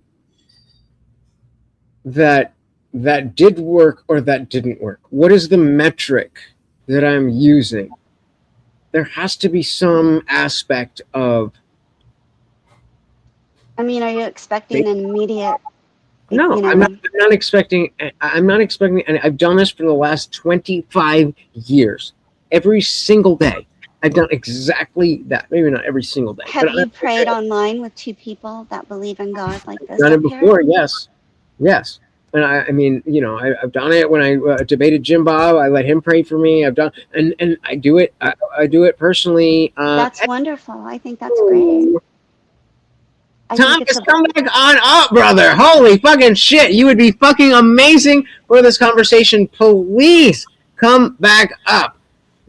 Have you tried just believing harder? I mean, let's bring in our boy, the president of Atheists for Liberty. We got Thomas Sheedy in the building. Welcome to the party. I don't know how much you just saw, but I let the Christians pray for me, as I often ask for a universal truth. Thomas. Lutch is a boss, bro. Lutch, you're a fucking G for that, dog. I'm hanging out on Appreciate you, bro. OME TV, and I'm on TikTok Live. Okay, so boring. And so I go on X and I see what spaces and the spaces category is happening. And then I'm seeing, is religion legit or nah? And I'm like, oh, I have to join in on this. What? I cut out of every other tab, and I'm like, I gotta join in on this. Okay, so in case people don't know who you are, or what you do, or where you're at, we'll give you the floor. Who the fuck are you? What do you do? And where can people find you? I'm this odd type A personality guy named Thomas Sheedy who runs an atheist organization where we operate nationwide. Atheists for Liberty. Go to atheistsforliberty.org to find out more about us. You can subscribe to our YouTube channel. Follow me at Sheedy Tom. Cool that my StreamYard settings have stayed the same. So I'm on X. I'm on a bunch of different social media platforms, Instagram, Facebook, etc., where I just tell the truth. And sometimes it pisses people off, but who cares? That's what we do, baby. That's what we do. So I want to specifically, because of who you are, I want to know how much of what just happened did you see? The last 15 seconds. So okay. Not much. Yeah. Okay, so he's like not a lot for that. So basically, what I was giving the overall position that, hey, I've been open to the truth. And I don't think that God is included in that, but I stay open. And I let both of them, I prayed myself, and I let them both pray for me. The question that I just offered, what I think is so perfect for you to be here for, is at what point do I determine that didn't fucking do anything? And Blueberry was like, well, you're expecting that. No, I'm not expecting anything. I've been open to God forever. Where do you feel? Where do you fall on the idea of prayer and any of that. I'm gonna let you cook, brother. Sure. So to answer your first question, I think if you're praying for somebody, especially for somebody to come to the light or come to the light of the Lord, come to the light of God, especially on something drastic like a miracle or some kind of answer that can be shown to said individual that you're praying for, you should try to expect that answer somewhat immediately, right? If you're praying to a God that knows everything, that's beyond time, that's beyond reason, that's beyond everything, you should expect this God to be able to, with all the power that they have, show you clear as day that prayer is being answered, right? And I think for a lot of people of faith, deep down, No, they know that that's not the case. I They disagree. they try to. Hold on, hold on. Okay, so we're gonna go to let Thomas finish, then we'll go to Blueberry, and then With respect to them, I think they do it because it gives them a sense of emotional support. It gives them a sense of understanding and stability in their lives. It's something that is very nice for them to do, and it is very nice to see them do it for you. I was Christian for 15 years. I was raised Catholic. There are very devout religious members of my family. I sympathize with them in that when I see others struggling, they pray for them. I view it as them being genuine in their desire to want others that they're praying for to have good lives and to have well-being. But at the same time, we know, even a lot of devout Christians know from this kind of secular point of view, that saying "I'll pray for you" or "I'll try to think this for you" is more of is really deep down, if they're going to be really honest, more of a hope that they do well, not that I'm communicating my prayer and therefore God, the all-powerful being, is going to answer them and somehow with magic automatically make their lives or make their situations better. Now, granted, for the religious people that are watching this, it sounds harsh for me to say that. I don't mean to be an asshole in saying that. I'm a type A personality in how I present. Are you sure? But it's true. Yeah. So okay, Barry, what do you think? Wait. Kelly, hold on. We're gonna get Blueberry first. Blueberry, Thomas just said a lot. Respond to whatever you like. I know he did say a lot. I'm sure he's said it quite a few times. Hi. Yeah, I'm sure that it must feel really good to be like an intellectual giant, that you don't need anything outside of yourself, that you believe enough in mankind and man's hubris to carry you through life and explain all of the mysteries. It has nothing to do with emotion, really. The Bible's used as a point of reference for a lot of things. So I'm not exactly sure what you were saying about. I wasn't even citing the Bible. I was citing the mere act of prayer by Christians and religious individuals. Yeah. Right. That we do it because it makes us feel good, right? Yeah, it gives people a sense of comfort that they get to pray and that they get to hope for a better outcome for people. Even though I think deep down, let's say if someone was to pray for an immediate outcome, 9 times out of 10 that isn't going to automatically happen just because someone prayed about it. I think you're right. I could pray that Indian Jesus becomes a millionaire in 3 seconds after I think it. I could actually put my hands together, pray to Yahweh that the Indian Jesus, my friend, becomes a millionaire in 3 seconds. I would feel great knowing that my friend Indian Jesus become a millionaire if my prayer is answered. That's likely not going to happen, but I would feel good doing it because I saw the smile on Indian Jesus' face when I made that reference. Smile. That's not the motivation for Christianity, is feeling good. That's not the motivation. I think it is. So everything according to you, and that's your opinion. It's not to the people. I think it's based on fact. The majority of Christians. Yeah. And sorry, I'm interrupting you. But let me apologize. I'm very sorry. I'm interrupting you. I'm going to be quiet now. Um. Yeah. You can throw it to Kelly if you're. Yeah. Go ahead. Give me a second. I kind of got Kelly, go ahead. distracted by the Okay. interruption. Go ahead. So, I'm not like offended by your opinion or anything. I think it's, bro. I listen to a lot of people, and We I know, listen to bitch. shit. Me and Indian Jesus, we're homies, dog. Right, Like, I'm shit, good. we got, like I said, we have a lot of common ground, and I like that.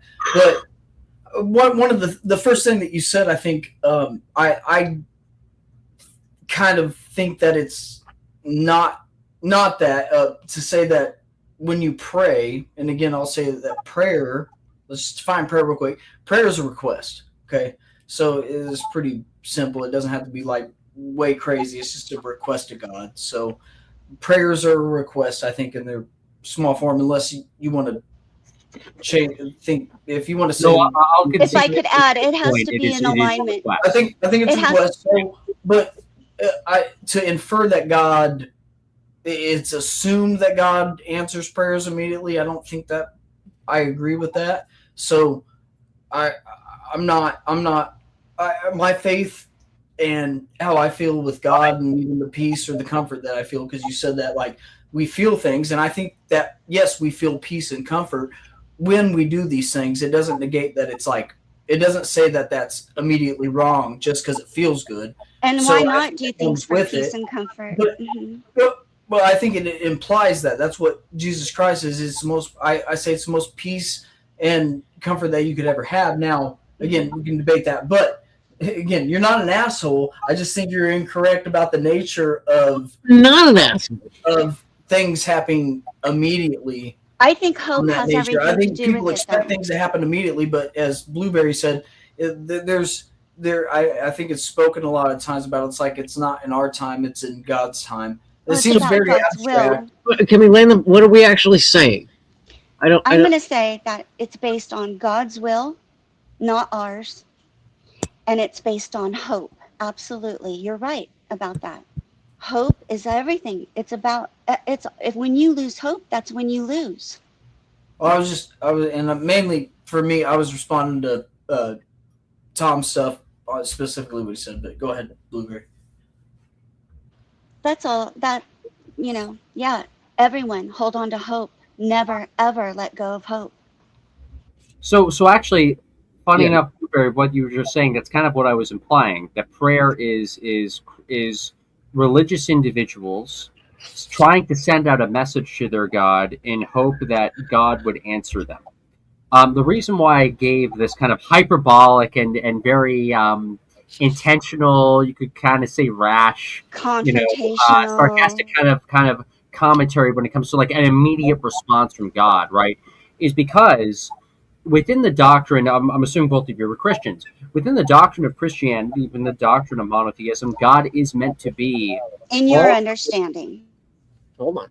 I just like to be clear that you're speaking from your understanding, not for all Right. of us. Sure, I'm speaking from my understanding, but also through me speaking to Christians throughout the past 13 years of my activism in religion, commentary, and politics. It's still not speaking for us respectfully.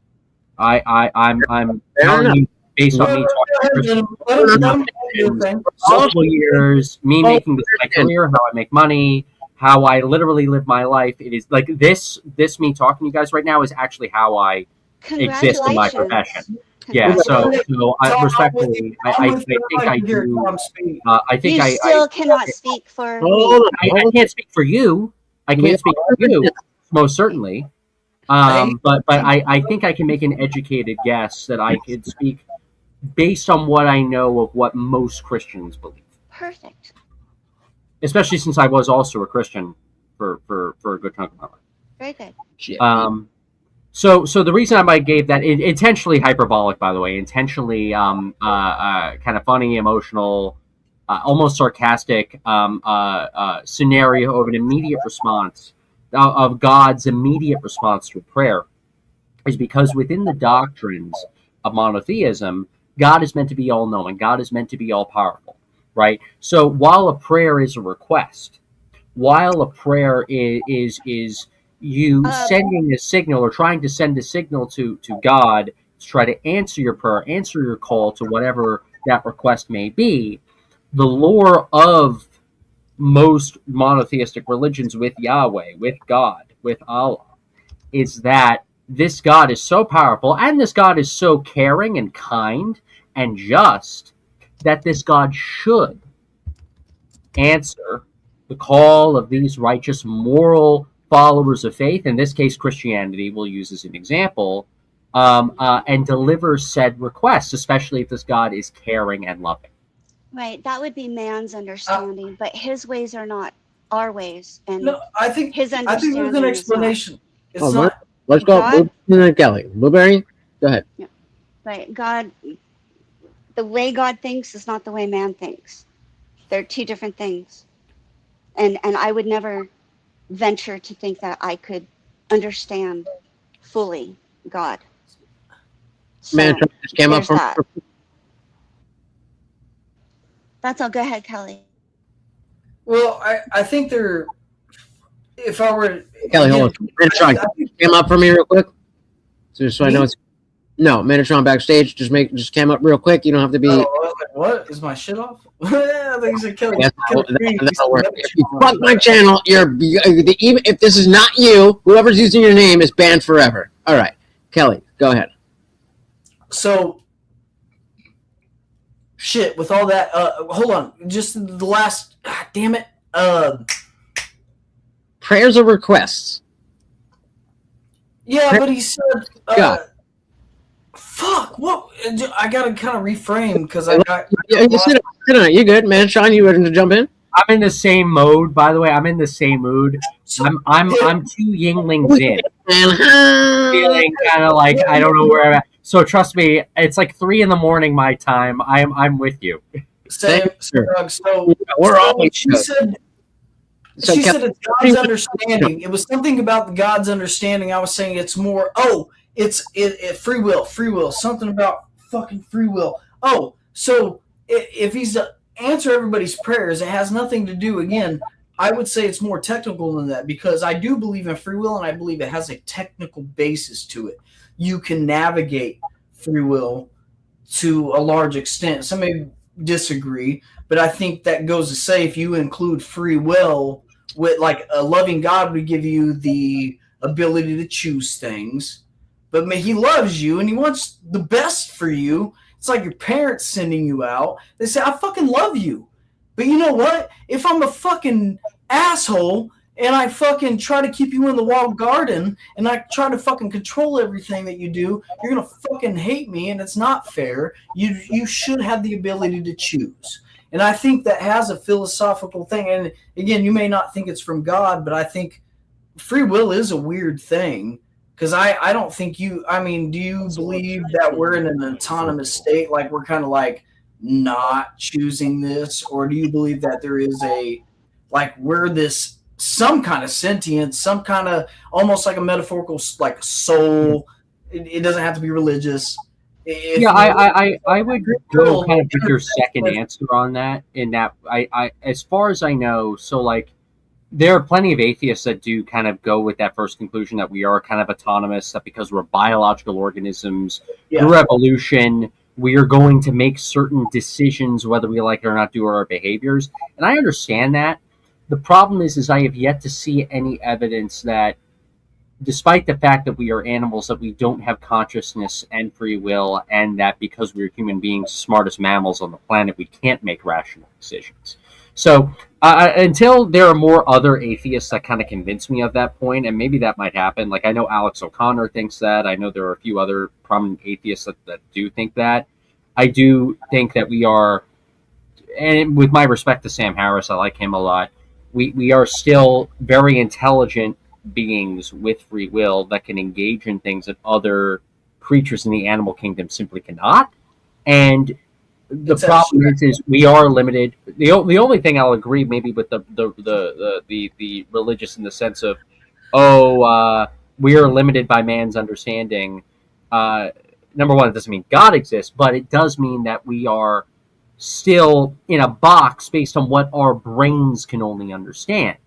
I think that is definitely true, but at the same time, that does mean that since we are the most intelligent creatures in the universe, as far as we know, that box of understanding is the best understanding possible. And so we shouldn't try to make claims that there are bigger boxes of understanding that have no evidence based on them when we are said trying to operate through that box of understanding. There's no evidence based that there isn't either. That's true, but I could make up that my cell phone right now, which is charging, is God, and you can't prove that that's not true. Right. So let's bring Manatron in. Manatron, what do you got? What's up, Manatron? What's up, dog? Yeah, I caught a little bit of that. So I was kind of piggybacking off that. Can you guys hear me first of all? My mic's been kind of acting up, so hopefully I can turn you up. all right. Yeah, we gotta turn you up a little bit, but I think I got that. Okay. Mic 200. Go. Right, sweet. Cool. Just enunciate.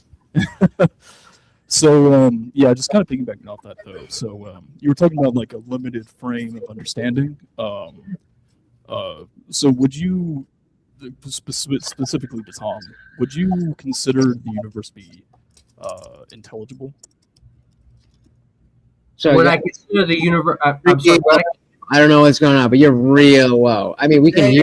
Yeah, so I think I heard it. I'll have to see if I can like work. It might be a settings thing with StreamYard. You might want to go. Yeah, just icon and just see if it might be connected to. Reload the page. Sometimes I'll disconnect and let you guys. So yeah. So I think I heard you. Is your question? Do I consider the universe to be intelligible? Yeah, you said that. Yes. Do you believe in the rational intelligibility of the universe, basically?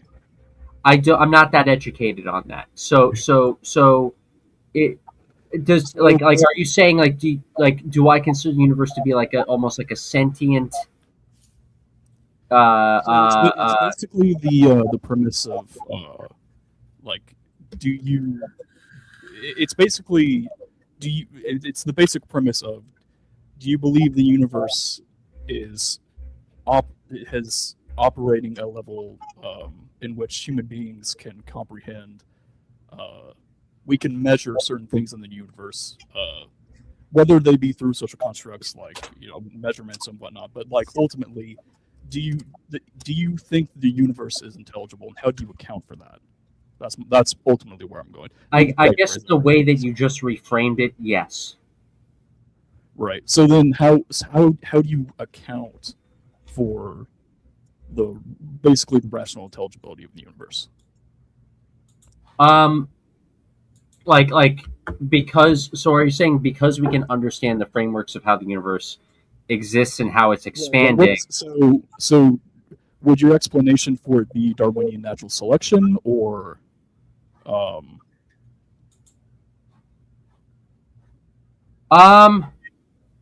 maybe I guess we're heading into astronomy here.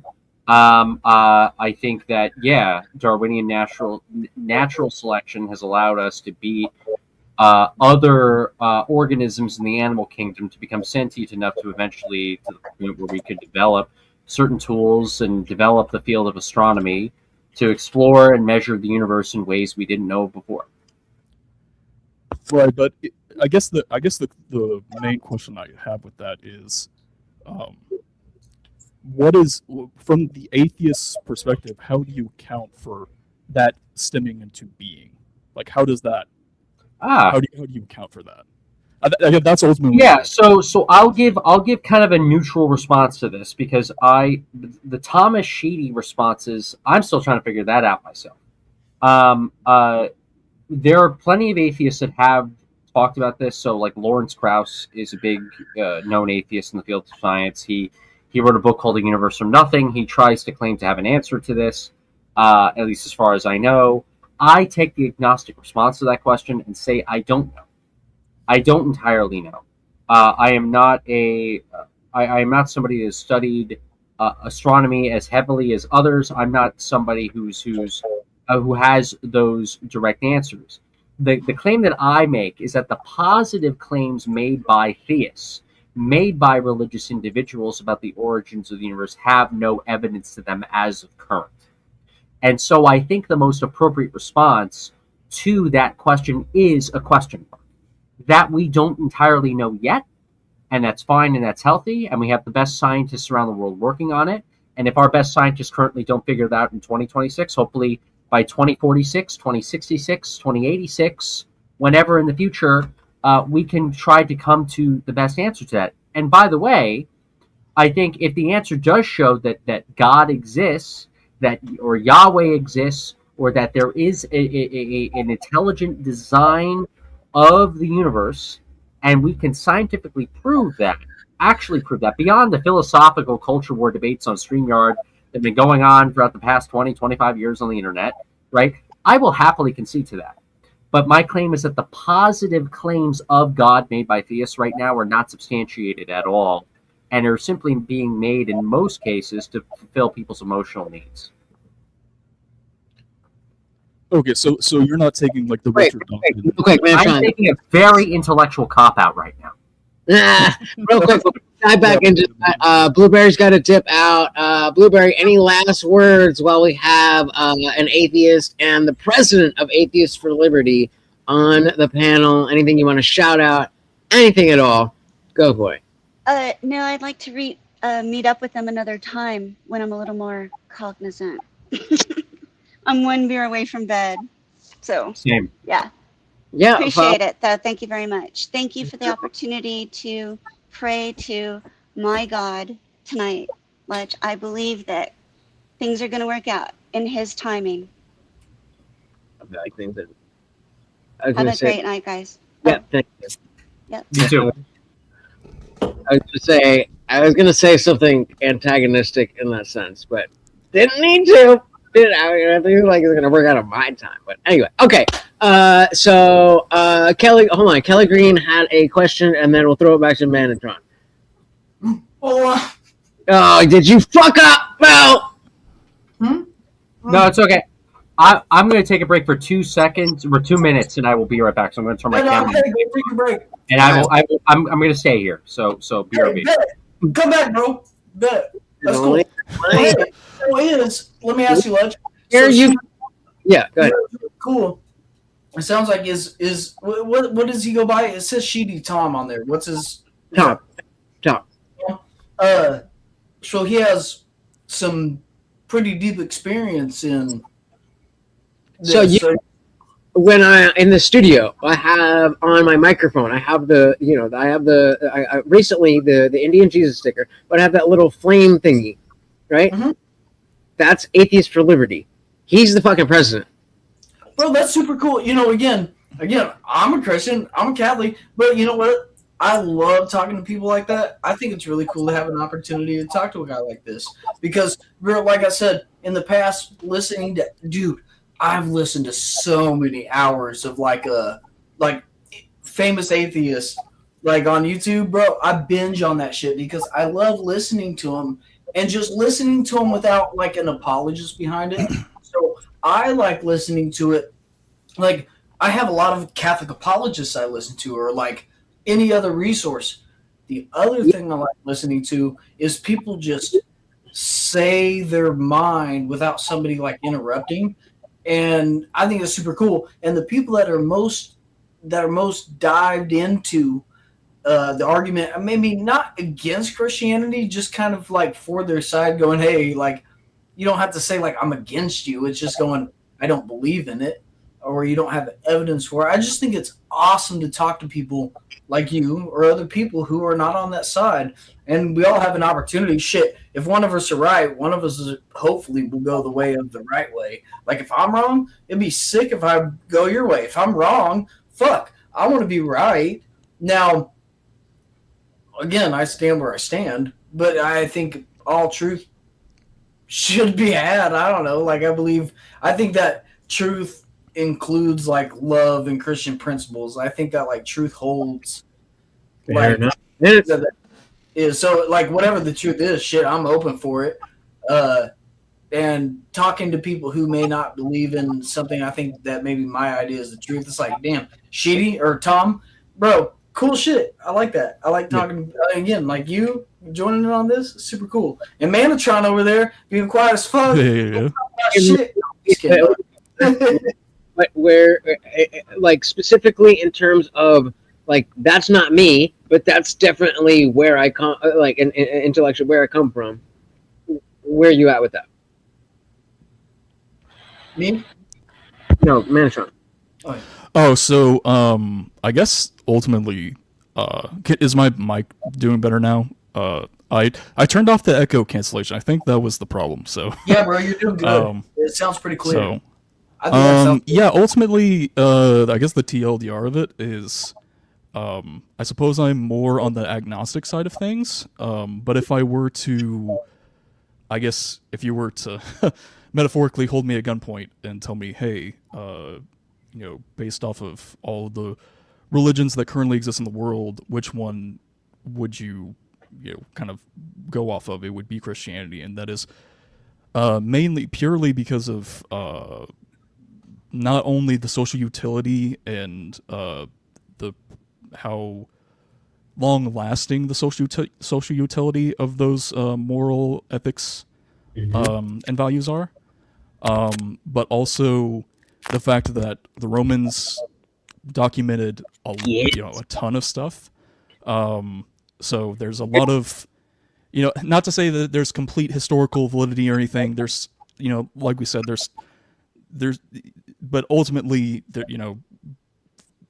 from my experience of all the religions that I've encountered, Christianity is one of the few that has actual historical documentation from other countries and so forth. So, and testimonies from witnesses of people who witnessed Jesus from Nazareth die. So that's ultimately, like, if I had to zone in on something, that would be it. So. Well, that's a big thing that, like, in the last decade or so, that has been a big change for me. Such that I've just accepted a debate against well, I don't know if you were watching, and you probably know Circa from from Horseradish and Common. I just accepted a debate where he is arguing that religion is the most dangerous thing that man has ever created.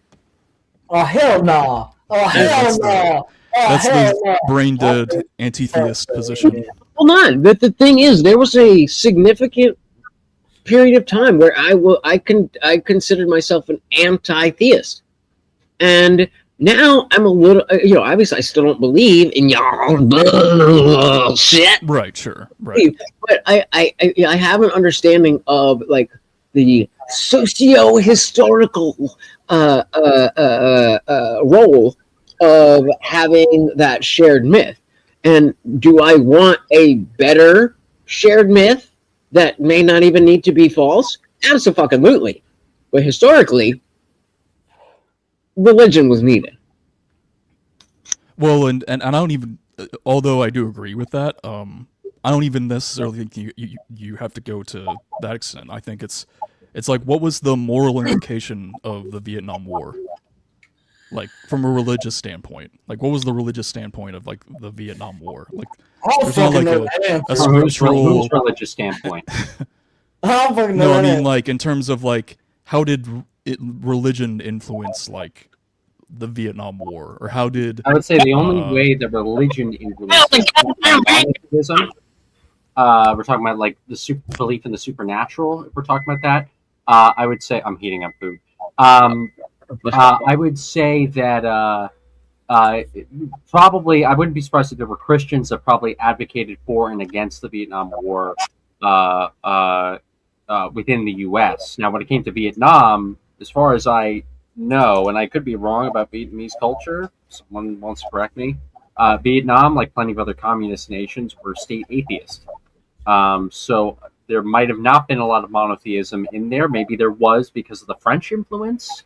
But I'm not entirely certain.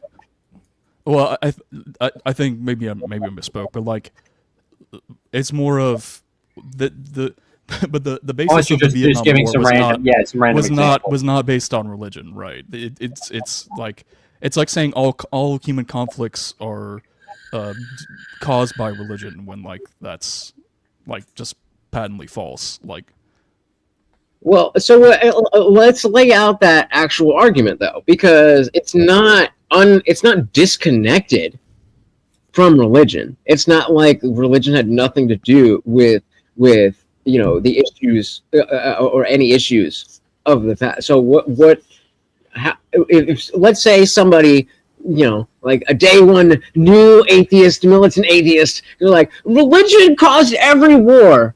Mantron, how do you respond to that? Well, again, if we're talking about like every war, like what was the So like how do you and Gaza what is the religious? Very religious, but let's just say that because they're religious, it is the implication is without religion, those wars wouldn't happen. You're damn right. Fucking hell yeah. No, but what I think we're missing each other here. What I'm saying is, like, the typical like anti-theist position is that all conflict throughout human history, or not all conflict throughout human history, but the vast majority of like conflict throughout human history is the result or is a product of religion. When that's nonsense. People have loads of motivations for doing horrific things to each other for a myriad of different reasons, and they're not tied to what's specifically said in a religious doctrine. But I don't think that's the claim I fucking think it is. I think it is a lot of like militant atheists even make, though. Like I think the claim the claim is that religion has been a source of a lot of war and a lot of problems, and that religion is more of a net bad than a net good, and probably cite just simply a lot of mainstream historical wars as an example of that. Obviously, there's more reasons for warfare and conflict. And, human behavior is human behavior. It's not just religion, but definitely for, I would say, probably most major conflicts throughout human history, religion was a factor. Yeah. Tom, I think a good point would be to kind of maybe isolate some of the moral values that maybe the people have in common. Like, some of these discussions get clouded by, I think, like an intention that almost people think they're against each other. I don't think we're even against each other. I'm just defending. No. I wanted to clarify. I'm thinking, when you're saying these things, though, like as I was talking before with Lutch, he's on the same side of things. Like, he's an atheist. He don't believe in God, but he's on like a pro-life side. He can get down with the shit that I think, and he says it's a scientific basis, and I'm cool with that. And I'm not even opposed to it, and I don't even think it has to be a conflict or even too much of a debate. And again, as Christians, I would just be like praying about it. I don't even think it has to be like a big debate, but like I was going to ask, based on kind of like moral differences and stuff, because you run, it sounds like an organization, you're kind of like a movement for what you do. What is the intention as opposed to, like, do you think Christians or theists, or whether it's Christians or Jews or monotheist, pose a problem? Are you like, when you speak as you do based on what you believe, what's kind of the intention behind it? I mean, do you think we have common ground as Christians? Like, do you think that aside from like some of the arguments and stuff, like you're like, shit, you guys aside? You mean among each other? I think when it comes to all the different questions, I have a different answer, right? So like, my stance on religion is a fairly harsh one. My stance on religious people is a very nice one. My stance on commonalities between atheists and religious people is also very nice too, depending on the core mission or core objective, right? What do you mean nice? It's all nuanced in that respect. So what do you mean nice? You said it's nice. What do you mean by that? That doesn't. I don't. I'm being very casual at 3:30 a.m. Yeah, I feel it. Sorry. So basically, in that. I am very passionate when it comes to my views on religion. I am not a fan of religion at all. I see it as mostly a net negative and not a net positive. At the same time, does that reflect on my views on the religious people? No, that's very different. I like most religious people. I like most people. I was religious. So, it's like how You might have a difference in someone's political ideology, but you still might really, really, really like them as a person, and might even have some common ground with them on other fights, other objectives, other commonalities, despite the ideology at hand. Yeah, and I think a lot of the not confusion, especially like because me and Kelly have gone back and forth on religion in general, like forever. But I think a lot of the or the disconnect is people being too emotionally connected to what they believe and not willing to be able to let that be questioned. And that is a big thing that, like, we really do foster here. And as being in the minority, I'm pretty sure, if not at 50%, at least 48% of the people who watch this channel are Christians. And because of the fact that I focus on politics more than religion, then it shows and Thomas, this is specifically what I was talking about when it comes to the atheist and atheist debate things. It shows the fact that being atheist doesn't lump you in with every other atheist, and I think that is the single greatest line understanding, whatever you want to call it. You're not aligning with a group. Christians are more like, I'm aligning with this central thing. You guys are like, again, as a person that doesn't believe in God, it doesn't mean you believe in the central thing. It means I have an independent thought outside of just Christianity. That's pretty simple. Again, that's why I talk to people, bro, because especially people don't have the same understanding. It's the same with Christians too, right? There's disagreements amongst various Christians or Christians. Yeah, that's why the Protestants broke out, dog. Fucking damn it. Christian libertarians, Christian authoritarians, Christians of various, Christians who like the color blue, Christians who like the color green, right? Yeah. It's the exact same thing with atheists. Well, I mean, it's getting as far as Christians who think trans is okay, and Christians who follow the Bible and it's not okay. Right, we got an Indian Jesus, Tom and Kelly Green, the Manatron collaboration. We got a collaboration between atheists and Christians until we reach an agreement. But I mean, my whole thing is that this shouldn't be a difficult thing where there's two Christians and two atheists on a panel talking about stuff where we all fucking agree about stuffs. It doesn't there's gonna, if we get into it, there's stuff that we disagree about, but there's so much more that we are on the same side. And this is my whole thing with Rachel and Andrew Wilson. Like, give me 1 hour. Give me 1 hour. I will fucking show you that you're shooting yourself in the foot. Like, oh, the atheist fucking what do they say? The atheist perspective. The thing that I use is, oh, okay, that's essentially saying the dog owner's perspective on politics or trans or whatever. There's no connective tissue. There's nothing there, and so you're appealing to something that doesn't fucking exist. There is no such thing as the atheist perspective. Oh my god! Oh. I think his Hold on, I'll mute you while you figure that out. Give me a thumbs up when you're good. It seemed like he was about to say something good. Okay. Me? Yeah, go ahead. Well, fuck, I was trying to give a thumbs up. You got me all distracted. I was trying to work my muscles and distracted from my brain, dog. I don't even know. They're coming after the beard. But go ahead, yes.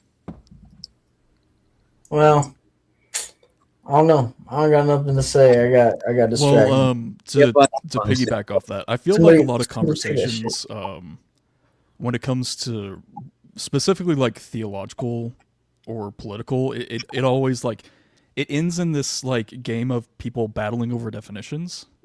It's never like 90% of the time. It's never about the substance of the conversation itself. It's everyone trying to compete for whose definition is or competing over a definition in general, when and not saying that there isn't like utility to be had in like debating over definitions of words, but like I think like 90% of the time when you get in these conversations, there's not this understood or mutually understood like agreement to like at least like just operate off of a like definition.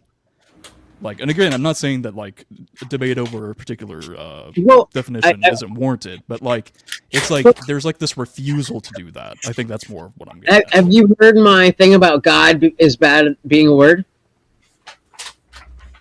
No, but that that's pretty. Yeah. Hold on. So my whole thing is God is very, very, very bad at being a word. The purpose of a word is take the ideas and thoughts in my head and transfer them into your head. If I say Morty, I don't need to turn the camera and show Morty. I did. I'm fucking in trouble, and you should be fucking feeding him. We've been coming about 4 hours, guys. Come on. I say like Mac Miller. You shit. No way. Now you're trying to get us people saying language. Hey, Kelly, you're too loud now. You're fucking redlining. But the point is that when I say Morty, you guys understand what that is because of the idea of language, the basic idea of language, sounds of my mouth going into your ears and turning into thoughts. When I say when you say God, I don't know what the fuck you mean. And Thomas, this is the thing that pushed me over the edge to really let go of the atheist title in general, because Alex O'Connor was talking to Rainn Wilson on his podcast, and he was like, "Yeah, no, I go by agnostic more often, because when people say God, I don't know what they mean." And you know, I mean, of course, atheism, the word atheism comes with a lot of baggage. But the point stands that I'm not going to engage, and I feel this way in any. You've heard me talk about this in other content. I'm not going to play the game on your terms if I don't understand what's going on. So if we're going to talk about God, you've got to define that first. Right. So I'll say this. I think, regardless if you're talking to a, like, we'll use Christianity as an example, right? No matter if you're talking to a leftist Christian or a conservative Christian, right? Both. No, I'm kidding. There is a commonality there in that it is a belief in Yahweh as God, with Jesus Christ as the Son of God that died for their sins. That there is a Holy Trinity that exists. That's the only thing that really keeps Christianity as a commonality between people of these various groups. There's differences with maybe Jehovah's Witnesses and a few things here and there, but when you're talking to, say, the vast majority of Christians in the West, the vast majority of Christians, say, in the United States, in the debate sphere, right? That is what you're going to get as a religion definition or as a Christianity definition. I think you can operate, at least on the most part, when it comes to that. Now, if you talk to maybe 10, 15% of said Christians where you have them on a podcast or you have them on a debate show and they interrupt you and say, "Oh, no, that's actually not what I believe." Okay, sure. Religion is very subjective in that respect. But I would say for the vast majority of them, you can combine and you can say the word religion and say the word Christianity as a monolith, right? In fact, that's how Christians have been able to unify, in many cases, so many other bases of Christians, because most Christians know what you mean by God, what you mean by that. The thing I'll also say for the word atheist, I think a lot of people, there are some people that really don't like to use it as well because of the political connotations, right? You talk to a lot of Christians that maybe support you, and I'm not just talking about you, I'm talking about a lot of people in this kind of anti-woke culture sphere. Like if I had a show and I was talking mainly about politics and not atheism or religion, and I had a lot of Christians in my audience or religious people in my audience, and they were supportive of my objectives in politics, I can understand the mental, especially if you don't talk about atheism, I can understand the mental waning of not wanting to really dial into the atheism or the atheism label component. but at the same time, I think that really is then just mental. And like, for example, I'm agnostic too. I don't know with absolute certainty that God doesn't exist. Just like I don't know with absolute certainty that this pen that I'm holding in my hand with these finger puppets that I'm bitching with at 3 a.m, isn't God, right? Or the thing that you're holding, right? Right.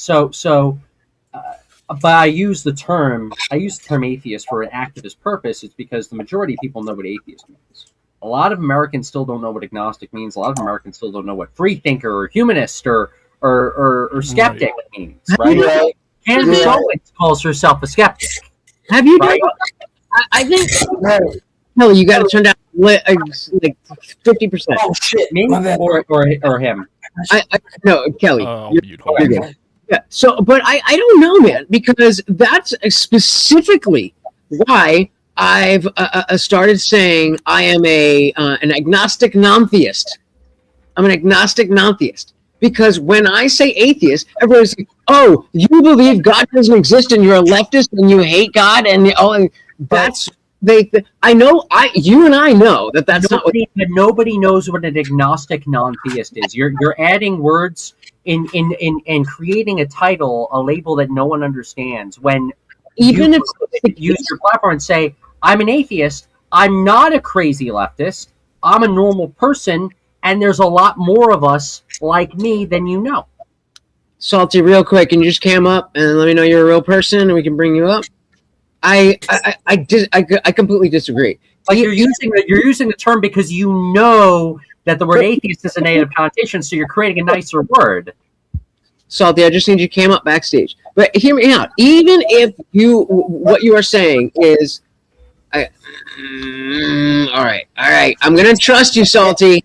I've read since I was in high school 10 years ago. I read a book literally about how atheists will say nicer terms that Americans don't understand because they don't want to be put in uncomfortable political situations on podcasts and in political activism for this exact reason. Fighting God and Atheist Manifesto for Religious World. I personally feel I am in a better position if somebody asks me about religion and I say I'm agnostic and they don't understand, that's a better position than me saying I'm an atheist and they assume that I hate God. But then that's not truthful because you're saying a word thinking that they're not going to understand it instead of stating a word that they could understand and then be the awesome, nice person that we know you to be, and using those 2 minutes of humanity and awesomeness to show them, hey, I'm a cool person, and I am that term that you know of, a non-believer, someone who doesn't believe in God, but I'm a cool, awesome guy. Isn't that a better thing when over 90% of Americans know what the term atheist is, when only 50% of Americans know what the term agnostic is, which is kind of funny because agnostic 50-50, haha. Right? But that's fair. Wait, because I want to bring Salty in, but real quick, contend with the point. Let's say that people do know what the term atheist is. Do they know that do they know that the term atheist is not what a lot of the people that I talk to think that atheist is, and I think that it's, oh, you hate God? Is that a better or worse position than people asking me, what do you believe? And I say I'm agnostic, and they have no idea what that means, and that gives me the opportunity to explain. Well, I don't know. I still think it's better because you're intentionally then telling the truth. You know you're telling the truth, and you know you're using a label that they'll understand, and you get to put that same amount of time into still showing that you're such an awesome guy that's not hostile against them as human beings. Fair enough. Because the data shows it. And over 90% of Americans know what the word atheist is. 50% of Americans only know what the word agnostic is. And then for the atheists that say, oh, when they're asked all these religious identification surveys, these are all people who don't believe in God. What do you identify as religiously? So people say they're free thinkers. Candace Owens calls herself a free thinker. Skeptic. Okay, skeptic. Secular humanist. No one knows what the fuck a humanist is. They're Christians who call themselves humanists because it sounds nice. It sounds cutesy. It's stupid. It's retarded, right? That doesn't hold for the argument that I'm making, but I do see what you're saying. So let's bring Salty in. Welcome to the party, Salty. Go for it. Yeah, I used to think I was an atheist when I was younger, but I think I'm agnostic. You know. So let's wait. Perfect example. So when you say that, what exactly do you mean? How do you define atheist versus how do you define agnostic? Yeah, when I was first introduced to the thought, like I'm talking about young teens, I grew up in a non-religious house, like we're Anglican. You can tell I'm Australian. I think you blokes call it Episcopalian or something over there, right? We didn't go to church all the fucking time, you know, funerals, weddings, Christmas occasionally, you know, that sort of deal. I did attend a church of grammar school for a couple of years. Loved it. Fucking thought it was great, but it wasn't overly like pounding religion into your head or anything like that, you know. I think religion, even though I'm not religious, I'm not a Bible basher. I think it's very important for many societies, very important. But I'm not out there praying on the daily. You know what I mean? Fair enough. That's where I'm sitting. Right? So yeah, I'm probably not going to be able to add very much to this conversation. So Salty, mind if I quickly respond to that, because I think it's a very important point, right? You brought up your background. You brought up how you used to, have one, you could say, moral perspective of when it comes to your view on religion, or cognitive perspective on your view on religion versus your view on it now, right? I still don't think that relates to the atheism versus agnosticism label, right? For instance, you could be an atheist, not believe in God, right? But still maybe be an atheist who maybe sees a moral utility in religion, like you were saying. I might disagree with you on that point, at least on the most part. Maybe on some parts I'll agree with you on, but you still don't believe, right? I think there are some people who won't call themselves atheists, not because they believe in God, or they 50% believe, 50% don't believe, but because it sounds nicer, it's a better political connotation to use a different term. The argument I'm making is, I understand where you're coming from. Use the word, but we can disagree on all these other issues like utility of religion and things like that. We're still atheists. We still don't believe that God exists. I'm not saying that you have 100% certainty that God doesn't exist, and you make that with an absolute claim. You just don't believe in God. You're not actively believing in some God. You do fit the English definition for atheist. As harsh and type A personality as I'm coming off on a podcast and saying that. I think it's very important, So, like before, I heard someone say, as an atheist, you have to hate God. I don't think that's true either. All right. So that's why I was specifically asking your definitions of atheist versus agnostic, because that was specifically what we were talking about. That a lot of people confuse those terms. And so let's clarify atheist without a belief in a monotheistic God or a supernatural being. It's very easy. It's confused with agnosticism. Agnosticism seems to cover the same fucking meaning. My shit right now, though. It's like two different questions, right? Because I fit both definitions. But Kelly, I've explained that. I'm interrupting Indian. Jesus. So because I'll put it this way, Salty. It sounds like when you say I'm not an atheist, I've fallen more into the agnostic camp.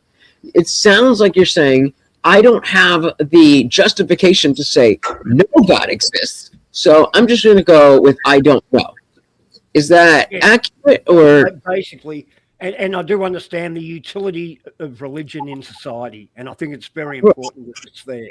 So I'm not going to just fucking draw the line in the sand and say, "Oh, you fucking Bible bashers are full of shit," So this is precise. I love it. This is precisely the point that that I was making just before you popped up. I'm gonna drop the link again. Brandon, get your ass up, man. The Bible bashers are full of shit. Clip it. Thomas was saying that people have a much better idea of the word of atheist versus the word agnostic. And my claim was that, yes, more people know the word atheist, but they have a misinterpretation that does mean I believe no God exists, when that's not actually what that word means. When we say a theist is a belief in a theistic God, a God that can answer prayers and reach into the universe and so on and so forth. And a means without. And so if you're not sure, then you don't have a belief in that, and so technically you're an atheist. But And I think it's good to destigmatize the word, and it's good activism. And not only that, I am agnostic too. does mean that most people see that agnostic is the I'm not sure, and the atheist is I know there's no God. When you could be both at the same time. So Yes. So the problem. So here's the thing. This is why I don't think atheists should respond to "Do you believe in God or not?" with saying "I'm agnostic." You should respond with atheism. You should say I'm an atheist. Agnosticism and Gnosticism is a different question compared to atheism. Those are different. For example, I've met Christians. I've met religious theists who are agnostic. I have met theists who think that there could be something supernatural, and they're leaning more towards that, but they're agnostic about it. So I'm an atheist in that I don't believe in God. I don't see any evidence that God exists. Could there possibly be a 0.111000001% that the sock puppets that I got for free because a friend of mine delivered them at the office for some reason and left them here are really these polytheistic gods that I'm not seeing so much of yet because I haven't had enough margarita? Yeah, it's possible. It's possible technically, but you can't disprove it. But it's very unlikely because of the way of how we reason in the world and how we know what is true and what is not true on the most part. In section I'm agnostic about God's existence. Do I believe in God? No. So from the English definition perspective, I fit the definition. Look, a lot of you have heard the definitions: agnostic atheist, agnostic theist, Gnostic theist, Gnostic atheist. That is a thing. Gnosticism and agnosticism in the English dictionary is a separate category that solves a separate question, where atheism and theism is also a separate category that solves a different question. Right. Gnosticism's like a fucking weird shit. Like agnosticism is just without a belief. Hey, hold on. I want to respond to what section saying that we're going to bring Brandon in, but this is exactly, again, Thomas, obviously I 1000% agree, and I know that you are correct about that. But we have the Christian. Yeah, it's like 2014. It's like I'm bringing up 2014. If you say there is no God, that's not a claim of the unknown. Are you saying God does not exist? If so, then you're not saying it's unknown. No, dude. That is just what he explained. We are not making that claim. That is why we are agnostic about it. If someone did make that, then they would not be agnostic. But that is not what agnostic atheists are claiming. We are claiming that we don't know. So, and welcome to the party, sir. What's up, guys? What you got for us? What was that, a beer? Order me a beer. Yeah, section Charlie Kirk told me the same thing, and he was wrong then. And if he was still alive today and said that, he'd be wrong now. Section 230, then you're agnostic and not atheist. This is what they told me that. Charlie's wrong. This is what they understand. It just seems like a semantic dispute. More than anything. It is correct. It is a semantic dispute. It is totally a semantic dispute. All these agnostics that don't believe in God are actually atheists. It's a word debate on what sounds. Well, when you say they're actually atheists, you kind of just did it there. The semantic dispute. Oh, I'm being purposely type A personality in that perspective in this argumentation right now. But it's like, for example, how Protestants and Catholics. I'm not, prefer to say I'm Lutheran or I'm Catholic. Instead of just saying we're all Christians, and that's what atheists and the vast majority of agnostics are. Tomato. Right, but I think what Lutz was saying earlier. John, I want to bring Brandon in first, and then I'll coach you. Go ahead. Sorry. Yeah, I don't really care how people use the terms. I mean, how I typically use the terms when I do say that I'm an atheist about a given God, I think I am saying that it's either likely that God doesn't exist, or I'm saying that God is impossible. I do use the term that way. I think that's how it's typically used in the literature. But I'm fine with people using the lack of definition belief. I'm fine with people when they want to separate. Well, atheism is talking about beliefs. What's the old new atheist saying? Agnostic is talking or about like knowledge one and that God. sort of thing. I believe in one God. I believe in less than one God further. Yeah, right. You believe it. And You the just believe 2010 meme that keep passing around on Facebook. Yeah. Yeah. Right. All right. So let's go to Manstron. Oh, well, I was just saying earlier, like, yeah, I kind of like, it's not it's the they're not mutually exclusive terms in terms of like, they're not. I think there is. I think what Lutch was saying earlier is that there is. Christians do have, like you were talking about, how Christians have different denominations and everything, but still identify as Christian. What I think Lutch was ultimately getting across, and I think you agree to an extent, but ultimately it's also the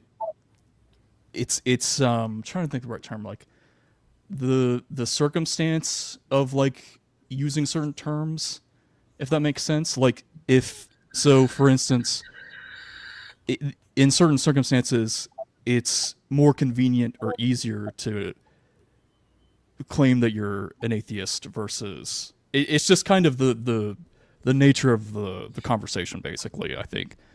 But I do agree. I think the term atheist itself has gotten this negative stigma of that. The definitive. Sure. Oh, God doesn't, exist. It's been tarred with a brush. No doubt about that. Yeah, absolutely. Oh, Lutch, you might have seen this. Did you see that Teriak debated?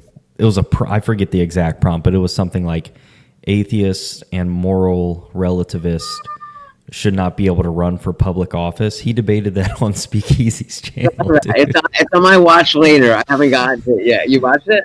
A lot more people than atheists have moral relativists. I was in and out, but oh my God, he picks like the hardest positions to try to defend. I don't get it, but kudos to him for trying. That's Tom's whole thing. That I don't know if you're familiar with Atheists for Liberty, but that's it. He's trying to. I'm gonna say it bad, and I'm drunk, and I'm sorry, but bringing together the political aspect of the lack of connection between leftism and atheism. That maybe you're a leftist and an atheist, but maybe you're a dog owner and that atheist is a specific thing. It's not a political thing. Well, sometimes I wonder again. These discussions get into such left field, which I think they have. Like, I don't know. I think some of the discussion could be really cool if, just like me and you have talked, what's our fucking common ground, dog? Like, where's your morals? Like, you can call them metaphysical, you can call them God, you can call them alchemical, you can call them some kind of like baseline foundation of reality that you follow. I don't give a fuck. Like, what do you believe in? And like, where can we come to a common ground? Because I really don't care. I mean, again, if I believe in God, I want your salvation and stuff and everlasting life or whatever that entails. But shit, while the time being, the discussion is like, where the fuck do you stand on things? And that's where all the beliefs and stuff come down to. Like, how do you act to people? How do you behave with people? How do you treat them? What's your fucking political beliefs? How are you gonna fucking treat this thing? And I think like the discussion could come way more valuable instead of debating the metaphysical part, which I believe God will bless. If I'm a Christian, I believe my prayers will come through and maybe you'll see it somewhere. And then the other discussion is, at least until the fucking meantime, maybe the more valuable discussion is morals and like just based on like, what the fuck do you think about that topic? Let's disregard whether it's relevant because of religion. And like, let's just say if it's because of religion, it's just going to be baseline reality anyway for me. So can I just like see what you believe on things? Like, we don't necessarily need to believe, like, I don't know, the discussion, it seems irrelevant. You just like talk to people and don't have to. I don't even know if it's such a debate. Yeah, I agree with you, man. I think you're totally right. And that's why I think it's important to make a lot of arguments from a secular perspective, right? Because, like, you forget atheism. Pretend atheists didn't even exist. Like, talk about, like, a Hindu versus a Christian, or a Jew versus a Muslim, right? You're going to have various different backgrounds and viewpoints on things, so you have to come to a common argument, regardless of these different religious perspectives that people might have in private. So you have to make an argument that is, regardless of monotheism or polytheism or whatever, to get whatever band of the masses to agree with you on whatever political or ideological objective you may have about something. So I think that's why I always try to ask those are the effects. Those cause the effects. You don't even have to be an atheist to do that. You can be a Christian and you can do that. You can be a Jew and do that. Muslim, Hindu, whatever.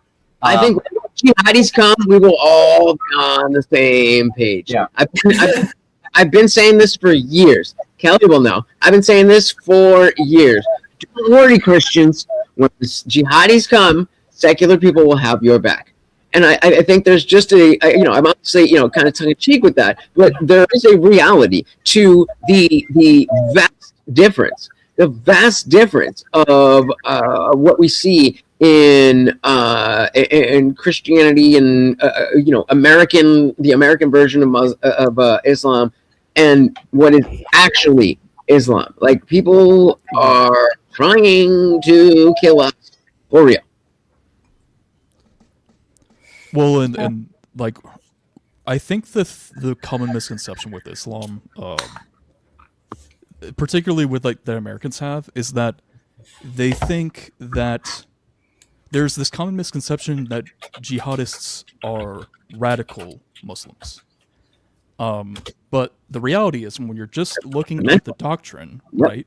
When you're just going off the doctrine, there has never been a reformation of Islam. And how can there be? Because Muslims believe that the Quran is the literal word of God. So to reform the Quran is to reform God, which is heresy to them. So, again, jihadists are not, yes, I'm sure there are sects of Muslims that are, do abide by obviously there are different denominations, so to speak, but I mean, when you just look at the baseline doctrine and belief system, there hasn't ever been a formal reformation of the faith. Yeah, sure, absolutely. And I think Thomas has got to dip out. So before you go, again, please, if they don't know, tell them who you are, what you do, and where can people find you, sir. The floor is yours. Thank you. So I'm Thomas Sheedy, aka Sheedy Tom, on social media. I'm the president of Atheists for Liberty, president and founder of Atheists for Liberty. We're a national organization that cares about free speech, free thinking, and freedom for all. We care about revitalizing an atheist counterculture that's based in truth, based in reality, based upon the changing demographics that are shaping Western civilization. And it is Western civilization and the Enlightenment values that defend it that we seek to protect as much as humanly possible. We don't bite at the same time. While we are kind of harsh in our criticism, we also care about people, and we have a growing membership program. We've been around for several years already. You can go to atheistsforliberty.org. That's atheistsforliberty.org. Join and become a member. We have an atheist counterculture project that's about to come out, and we have an open Discord server as well that's free to join, and we're also on all social media. If you type in Atheist Liberty or Atheists for Liberty, you can find us. So go ahead and give us a follow, join the movement, get involved, and I don't bite as well. If you have any questions, you're interested in learning more, you can always send me a DM or an email. Word up. Thank you so very, very much. And again, I am a paying member of Atheists for Liberty, and I definitely feel like it's worth it. So thank you very much, brother. You are always welcome. Don't I'll see you in the Catholic Church, bro. It was nice talking to you. It was nice talking and with all of you guys. So definitely, I'll try to come on more, way better than hanging on Omi TV tonight. So I'm glad I switched over. and let me know, bro. I could run some shit like this. I got your DM, and I was like, I had a meeting at the same time when I got it, so I'll respond, and we'll get talking. Tom said in the DMs, he was like, "Hey, bro," he's like, "I'll definitely go to mass with you. It'd be sick if you came." Oh yeah. Okay, I did like the taste of the wafers. I'll say that. But I do like wine now, so like maybe I'd actually. No, you can't take communion. All the other parts I wouldn't like, but the wine might make it more interesting actually. So maybe Bro's just trying to have a party. Much better. Have a good one. Sacrifice goes, don't worry, bro. No blood. Don't worry.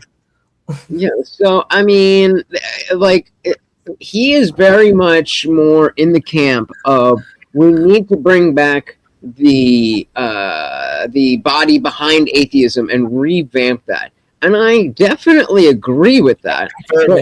Like I'm that, ass. He's gonna become Catholic, dog.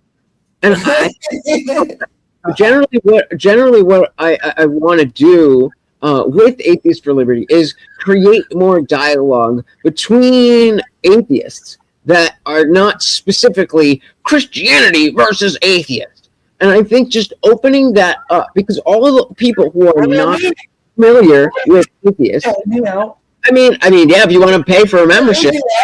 I'll be in there. No, I ain't paying no fucking membership. Get the fuck out of here. But I'll join in because I'm a good part to the puzzle. But all you motherfucking sinners, I'm saving from hell. Don't worry, I'm gonna save you from hellfire. It don't matter. It's all right. I love you and I care about you. $10 and go in there and troll the fuck out of all of you.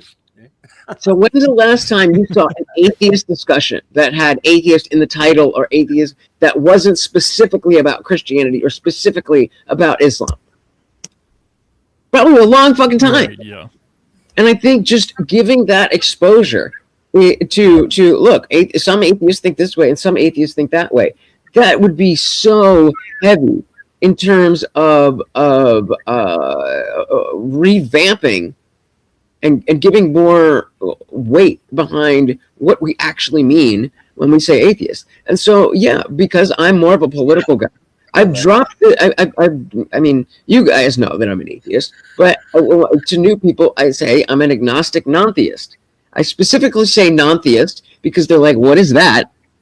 And then I can explore a little more. But by not using the word atheist, this is the exact same fucking argument that I have for the entirety of Trump being involved in politics.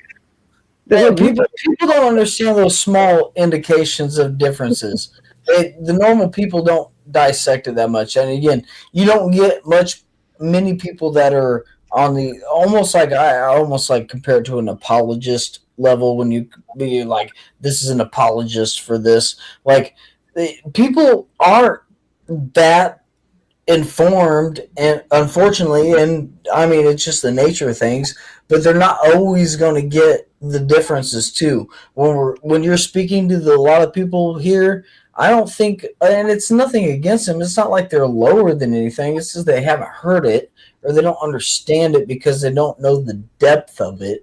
And that's where the conversation, I think, gets obfuscated, because it's not clear to everybody what we're always talking about. People, and it's not that, again, I don't always know what I'm talking about, but I'm trying to get there. But like, I don't think, and I'm unaware of some of the situations I come into, but I think I don't know. It just, people, when you talk about just theist, monotheist, agnostic, atheist, that shit gets lost in conversation immediately for probably, I would say, 80% of people. Yep. I think right there, that is. Turn down 20% more. I want to throw to Brandon. What do you think? Are you familiar with Atheists for Liberty? And if not, or if you are, what are your thoughts? And if not, what did you get from what we just heard? It sounds familiar. Is Atheists for Liberty, are they trying to break the stigma of atheists being and running for public office? Is that what they do? Yes. Essentially? Okay. It's not political per se, but it's very much about, hey, we're not the fucking leftist atheists. Oh, I see. Okay, so it's like right wing atheist, or is it just like Not necessarily, or is it just like hands off politics? But let's talk. it's more hands off. But if you are going to be part of an atheist community and you're right leaning, that's the only one, because all the other ones are new atheism or atheism plus or all that gay shit. Sure. Oh, sure. No, that. So it's like more of like a big tent, like group to an extent. Yeah, absolutely.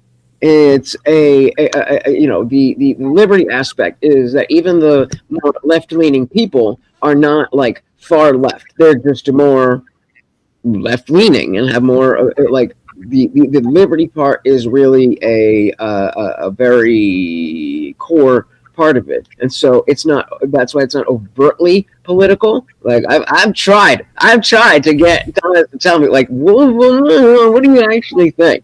And he's very good at representing like, hey, I don't do that. That's not what I'm doing. I'm doing this. And so, like we have that conversation of okay, well then I will be the political guy. And for me being the political guy, okay, maybe it doesn't matter as much if I call myself an atheist versus if I represent these values while also people knowing that I don't believe in God. But for him, no, that's a big thing. No, I think that's super important, especially because I mean it's kind of like when people think that like if you're an atheist then you have to be a materialist, you can't believe in free will, you can't believe in objective morality. People also tend to think, well, if you're an atheist then you're probably a leftist, you're probably like a socialist, you're probably like Stalin, you're probably super far left, you probably have blue hair. That's I don't think that's true. I know plenty of atheists. I mean, I'm not super far. I'm left coded. I say that's what Confluence says. But I'm not a communist or something. And I do think that is important because there are probably some good ideas on the right. Probably, I mean, if I'm being honest, probably not as many as on the left. I'm that guy, okay? Yeah. But I mean, like, you would be down to do like, like a political debate about politics, not specifically religion, with another atheist for the sake of showing like, hey, atheists are not just this one thing. Right. They can be all kinds of things. Right. It's not like if you're an atheist then you have to be demons and this. sinners. That's right. And I right. like I know, Right, but I don't blame anybody for thinking that way. I get what the stereotype is, and the people who talk about this, like a lot of us, I mean, like me and Brandon, we go on these fucking panels. But like in everyday life, it's not, I mean, I don't want to speak for Brandon. In everyday life, it's not like I'm going out and being like, hey guys, just to let you know, I don't believe in God, and I think that absurdism is blah, blah, blah. Like that's not, that doesn't come up. And it's just a thing that goes under the radar, that you can be an atheist and not be a crazy person, because the only people talking about their atheism are the crazy people. I don't even think anybody ever called you crazy. Like I said, I just call you a fucking sinner. No, I'm just kidding. I'm a sinner too, but that's Well, I think like I love you much. if there is like at least one positive to be gained from like the Overton window having shifted so much within the past 10 years, it's the destigmatization of atheists being able to like kind of destroying the stigma of kind of the early 2000s, like you were talking about how, if you were a Republican, it was like it was a dead set that you're Christian. You have to be Christian if you're going to run in the Republican Party, blah blah blah. Like I think those walls have been broken down. So if there's like one positive from that, it's that. But Absolutely. And I think there's more work to be done in that way. But again, I'm not willing. Hey, Brandon, are you an atheist? Depends what you mean by that, probably. You're not a Christian. You're not like a Catholic or like a fucking Protestant. No. Oh, okay. How do you feel about abortion and killing babies? Oh, come on, dude. I'm an atheist. You know the answer. No, I don't, because Indian Jesus is on my fucking side, and he's an atheist. What's your answer? Well, pro-choice people call me pro-life, but pro-life people call me pro-choice. I lean towards like a. It's not a super principled stance. Conception? Do you believe life begins when the egg meets the fucking sperm? It depends on what you mean by life, but I'm fine with life that. At all costs? I'm fine with granting that.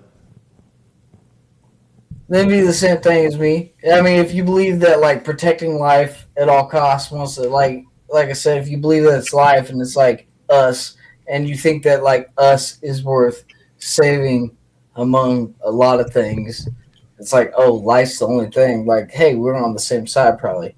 Like those are kind of like the primary things I think. Like I said, Lutch, he's like scientifically, he said that he believes conception and sperm eating the egg is worth saving. He said, hey, I know. Yeah, I lean towards like a pro-sentience position. That's not like a hard principled stance I take, but generally speaking, I don't think I really care about like zygotes, for example. Zygotes, you said zygotes like, is that prior to the sperm and the egg meeting? Like that's like right after when they're one cell. Let's take a page out of Confluence's book and go clockwise, snakewise with Sky-like Mind's question: why is life worth saving? Kelly Green. Best I can tell is because it's B, and I want to be saved. So, shit, that's the best I can say. I mean, again, unless I go into fucking like religious stuff, like I can put a finger on like this is the evidence. Like I want to be saved. Other things don't need to suffer. And so if suffering occurs, I want to save those living beings from suffering. And that's a difference between. There's also a difference between livestock and things of that nature, I believe. But that's what you call living stock. But I do have an answer for that, but it's pretty long-winded. So hold on, we're gonna go. You don't make them suffer. You don't make any living beings suffer, though. Snakewise. So Callie, Brandon, Salty, and then. Oh, sorry, my bad. All right, that was very vegan coded. I'm not gonna lie, I'm digging it. Okay, very vegan coded. I mean, it depends on the life we're talking about. I think we don't care about certain types of life. We don't care about like weeds.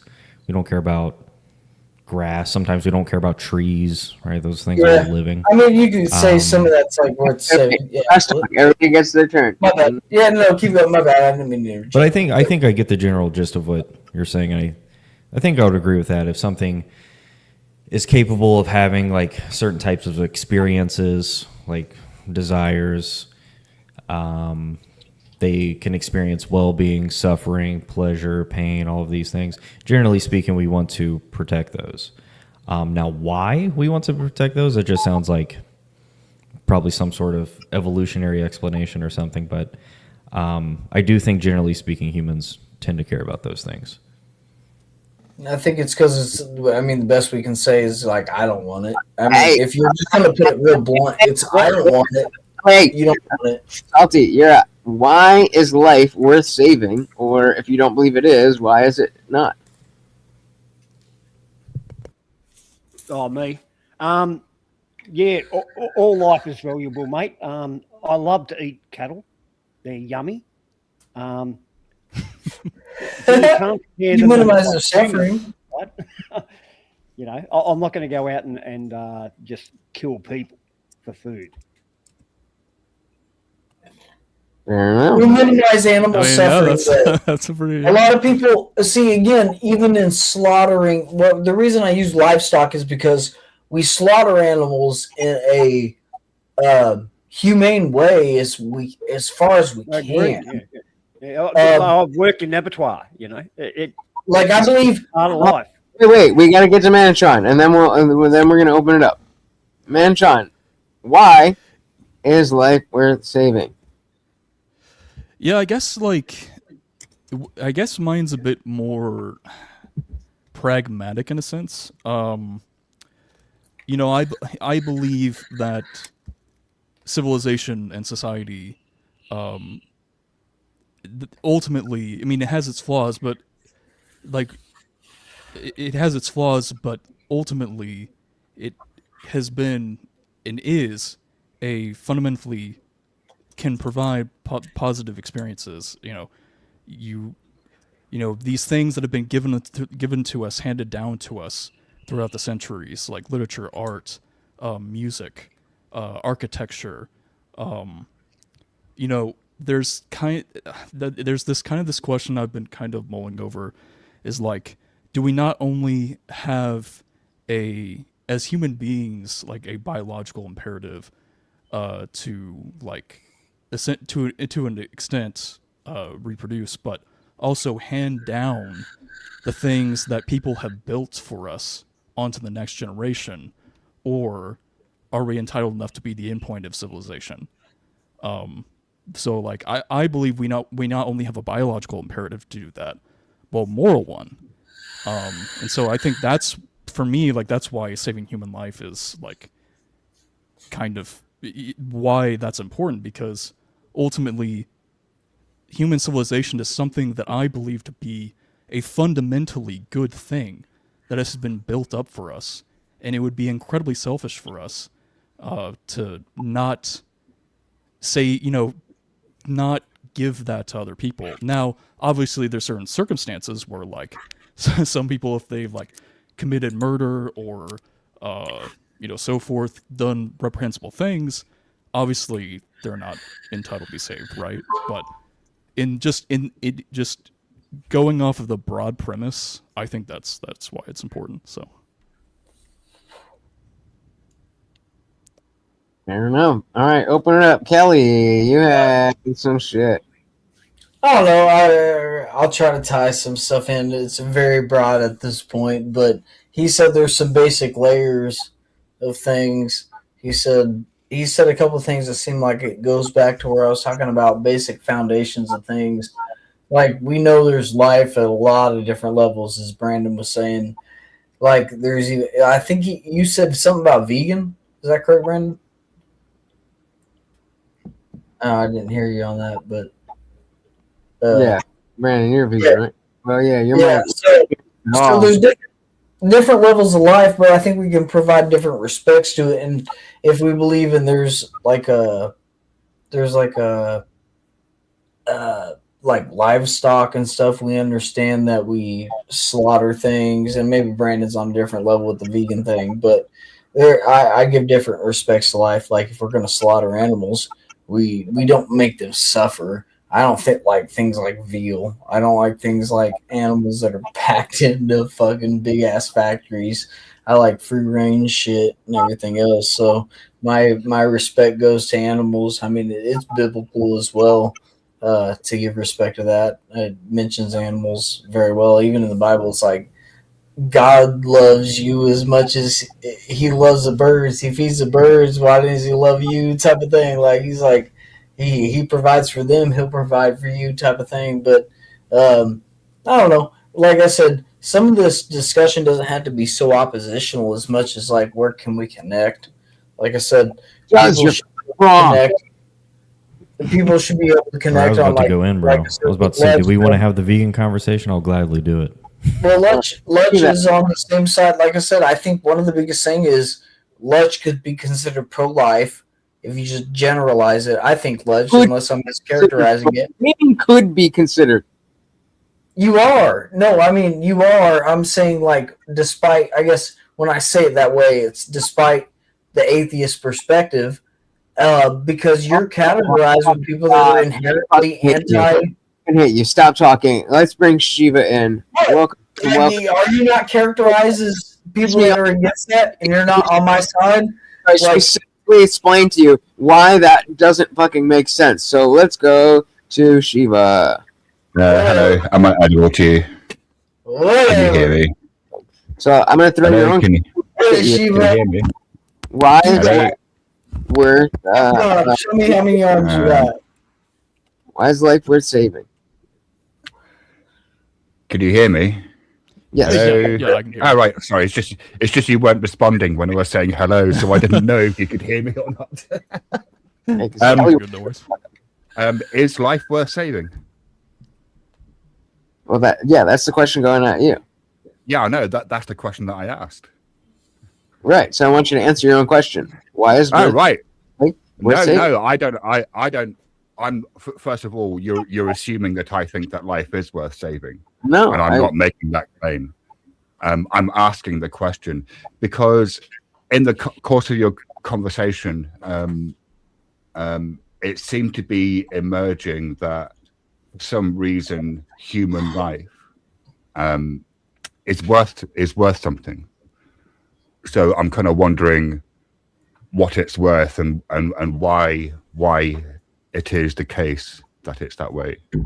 So it sounds like a jihad. God said this, that, and that. I think outside of a life worth saving, I don't know. It's fucking worthless. That's what it sounded like. You said, I don't give a fuck. Why you think it is? I'm trying to fucking talk. Jesus. I was just saying. That's what it sounded like. Outside of a Christian context, I think the very obvious is God endows so that is why it's. But even from an agnostic non-theist, I do have I do put value into human life that I don't necessarily put into other animals' life, and I don't know that I have a specific explanation for that beyond my own preference. Right. But at the end of the day, I do believe that anybody's morality does come down to their preferences.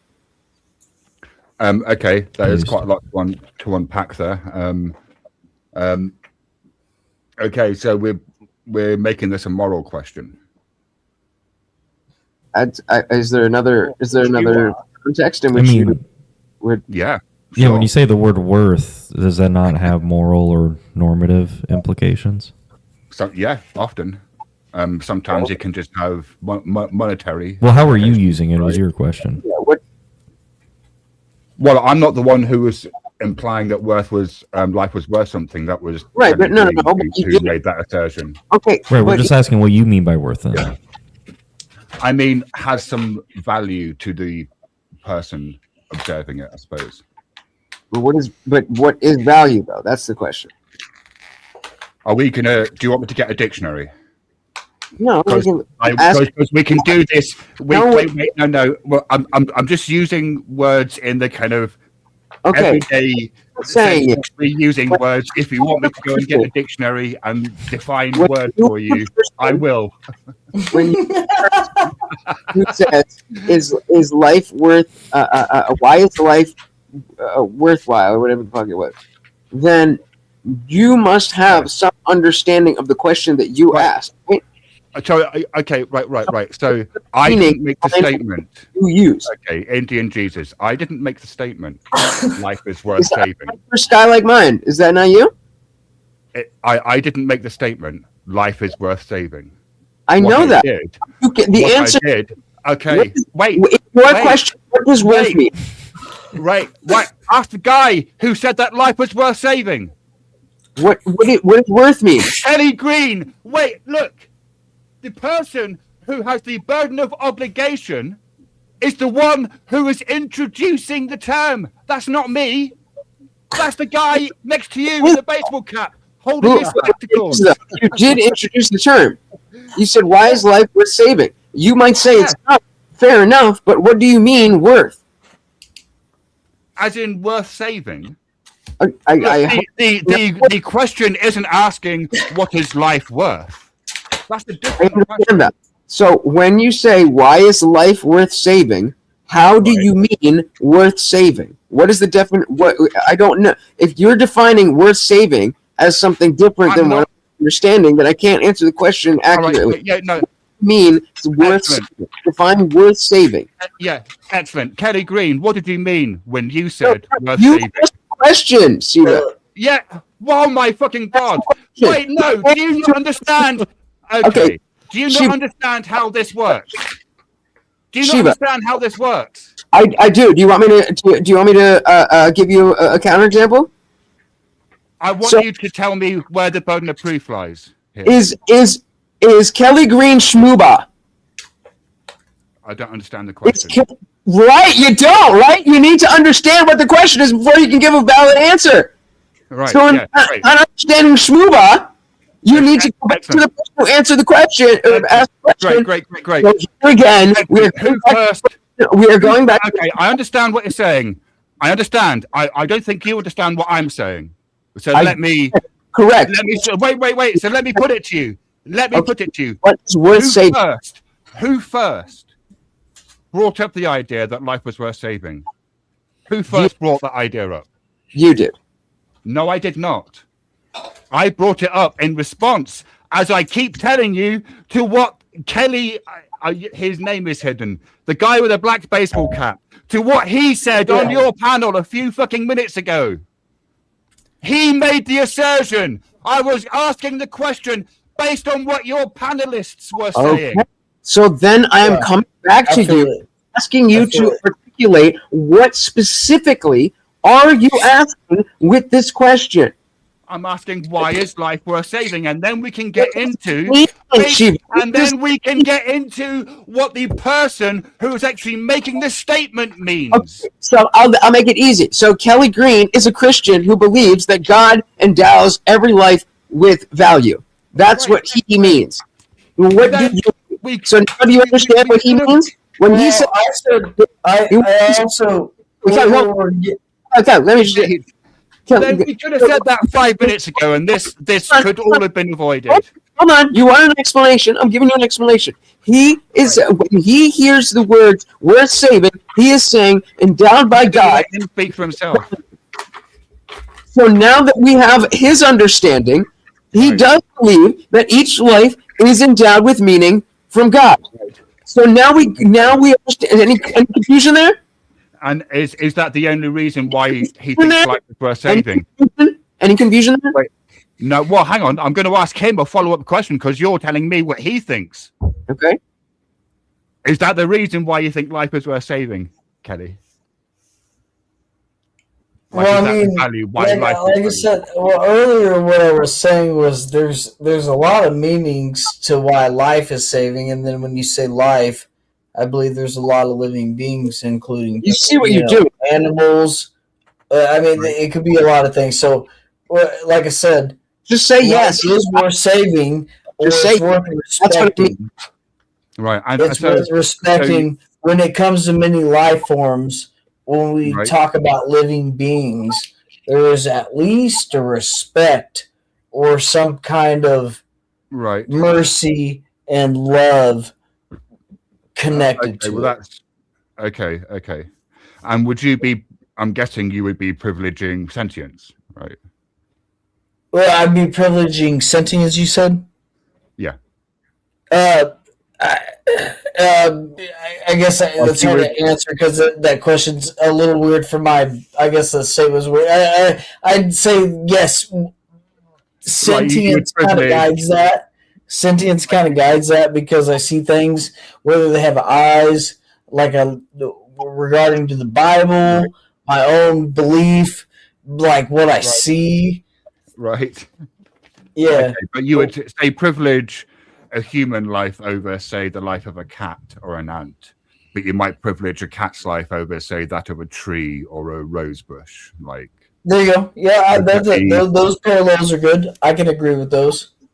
Okay, so then let me. Yeah, even though I love kitty cats, my kitty cat, bro, I love my cat, bro, so much. I never thought I'd love an animal like so much, but my cat has become, dude. I love that motherfucker so much, bro. I treat him so good, and he's not a human. He said shit to me. I love him so much. Brand new question: do you, Shiva, think that life is worth saving? Do I think that life is worth saving? It sort of depends what you mean by the question. If you're asking me whether I would individually save someone's life in the moment, what is your answer to your question? I was asking the question of Kelly based on what he was saying. Fair enough. And you know what? Sometimes if they're in Iran, you bomb the shit out of those motherfuckers and you kill the shit out of them because you defend yourself against those who are killing themselves. Yeah. So sometimes you bomb the shit out of life. I'm happy to answer the question, but you need to let me answer it my way. right? You need to let me answer it. So when you ask me a question and I say that depends, it means it depends, right? Okay. And so it depends. In the moment, if I saw some kid drowning in a lake, I'd try and save the kid, right? Like, because that's the kind of immediate human response. But if you were to ask me, do I think that philosophically life has some sort of intrinsic value or like some kind of intrinsic worth, I would probably say no. But I would still try and save the drowning kid, right? Why? Because I'm a human being. What is your? So if you were a dog, you wouldn't save the person. We've had plenty of examples. If it was a dog, no, I'd probably try and save a dog as well. I think sentient life decides its own worth. Wait. Why are you making this? Why are you making that distinction? Because I'm a human being. What about being a human being is relevant to the morality or justification of saving someone? Right. No, I don't think morals exist. So I think when people make statements like what is being a human being justification? When people make statements, it's very difficult to tell you my position when you keep preventing me from telling you my position. I'm waiting, brother. Okay, so I'm a moral emotivist. So on my view, when people make moral statements, they're telling you how they feel about something. They're not making a statement that can be true or false, right? So in certain respects, like you could say, well, what about the moral aspect? And on my view, it's kind of meaningless. Like I say murder is wrong, and what I'm really doing is saying I don't like murder, and I'm expressing how I feel about the act of murder. I'm not really saying something about murder itself. So that's why, because I'm a human being and I have emotional responses to stimulus. And so in the moment, I would try and save a life because that's how I've been conditioned to behave. But if you were asking me philosophically, does life have some kind of intrinsic value? I don't know that I'd be able to have an answer to that. So, and that's fair. So, but I do want to nail down on you're retreating to I'm a human being, but also we're human beings, and we all have different perspectives on whether or why we would save the child. So, if you're saying that you're a moral motivist, what is it just the emotion of seeing a child in danger, or what is the incentive to save that child? The incentive? Yeah, why are you doing it? You said you would save the child, and you would do it. Why? Instinct is how I've been conditioned to behave.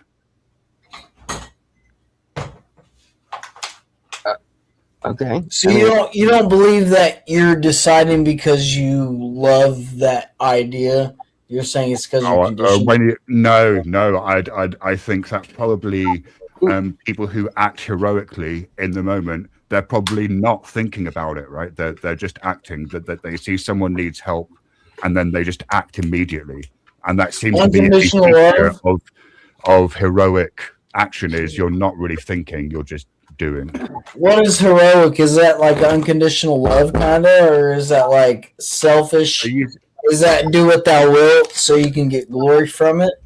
Is that Aleister Crowley style shit, or is that like do what you gotta do because you're a loving human being?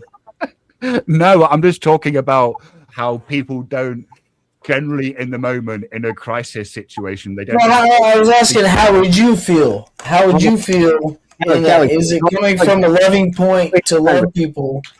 No, you don't want that question. You got my answer. Hold on. Go ahead, Shiva. Sorry, could you say that again? Kelly, do you even know what the fuck you're talking about? Or are you just fucking yapping? You said stop, right? What? I did, but because he was talking, but now he doesn't remember what you said. So what was the question you asked him? Well, I was saying, he said it was some kind of autonomous thing because we're taught. I thought, but when he stated you would save somebody or do something, it sounded like he said it was some kind of autonomous thing that we're taught to do, rather than some kind of philosophical or moral imperative that would come from your heart or No. something other than yourself. It was an autonomous believe in the self. just action. But again, I wanted to clarify, how do you Right. feel about that? Do you feel when you What do you are mean? the hero, when you do something autonomous, is it Right. coming from a sense of moral behavior that says, I fucking Okay. love people and I'll sacrifice No. myself and it sucks? Or Right, does okay. he view it comes from an autonomous Okay, state? okay. There's a lot there. There's a lot of assumptions that I'm just going to grant you. I'm just going to grant all of your assumptions. No, I don't. How does it feel? I'm not sure that's particularly relevant. Like quite often in the moment, if I'm doing something that you could say is sacrificial in some way, right? Like I'm giving up something of my own or of myself for somebody else's benefit. Quite often that's inconvenient, but you do it anyway because it's what the situation demands, right? So it often doesn't feel good to help people. I don't. And what you're saying, when you're saying, does it come from a sense of morals and love? I think those two things are quite different, and I'm not entirely sure that. Well, how about we use the term empathetic? You'd be empathetic towards a child who is in a burning no house. space You're going to for run empathy. in and save the child, mate. Empathy is a waste of time and energy. Really? Yeah, Really? sympathy. Yeah, sympathy. I've got a lot of not time. sympathy. Empathy. Yeah, no, I don't do empathy. That's different than sympathy. I do. So I do. how do you? And you don't need empathy for. Okay, so let's back up. Let's He zoom said, out. hey, what's up? What? Go ahead, Cal. No, I said, he said, what's up? I have no empathy. I'm doing the Star Trek thing. I don't do empathy. I didn't say I have no empathy. Right, so let's zoom out a little bit. Do you believe that there's such a thing as objective truth? Do I think there's such a thing as objective truth? I mean, yes, but I want to add caveats. Okay. I think that all truths that can be expressed are necessarily conventional because they're bound by the dictates of language. Conventional meaning a matter of convention, and so matter of convention being. You look at the object behind you and call it is that a mug on your shelf behind you? Yeah. You call it a mug. I look at that object and I think it's a bowl. I don't know. I also call it a mug. We decide that's an object for holding liquid and that we call that thing a mug. And then as a matter of convention, that is now a mug. And when we refer to that object in our minds, it is the mug. But that's a conceptual imputation, right? That's just a pattern. If I can just clarify that point. So if I, let's say I was some fucking million follower influencer, and I decided, all right, guys, we're not calling these mugs anymore. We're calling them schmiglies. Right. Would that inherently change what the mug is? The mug isn't inherently anything.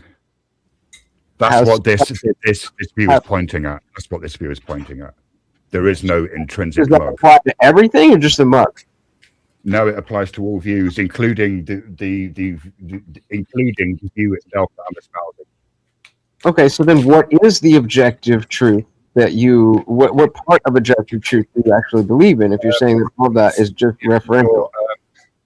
The objective truth would be that phenomena is empty of intrinsic existence. But that statement is itself necessarily conventionally true because it's bound by language, which is conditioned. But this is kind of slightly... we are getting into slightly abstruse kind of Buddhist philosophy waters here. Nagarjuna, actually.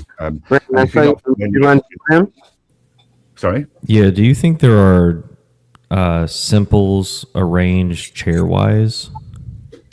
I don't know what the word simples means in this context. just like the fundamental, I guess. What's the word I'm looking for? Like shapes. Sure. I don't want to say building blocks. It's too broad. But just think of like atoms, I guess. Whatever the smallest fundamental thing is. Do you think those things exist? I think things exist. The chair that I'm sitting on exists. It's just not intrinsically a chair, right? It's just right. Yeah, you're just saying. You're saying like the chair is just a label we put on these symbols arranged in a given formation. But isn't it a symbol itself? Sorry, just Indian Jesus. Just let me follow this up with Brandon. I think within the Majamico view, the symbols themselves would also be viewed as something that arises in dependence upon conditions and is therefore empty of intrinsic existence.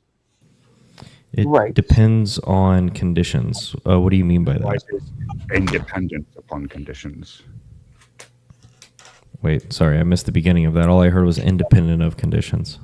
No, independent upon. So it's 3 words.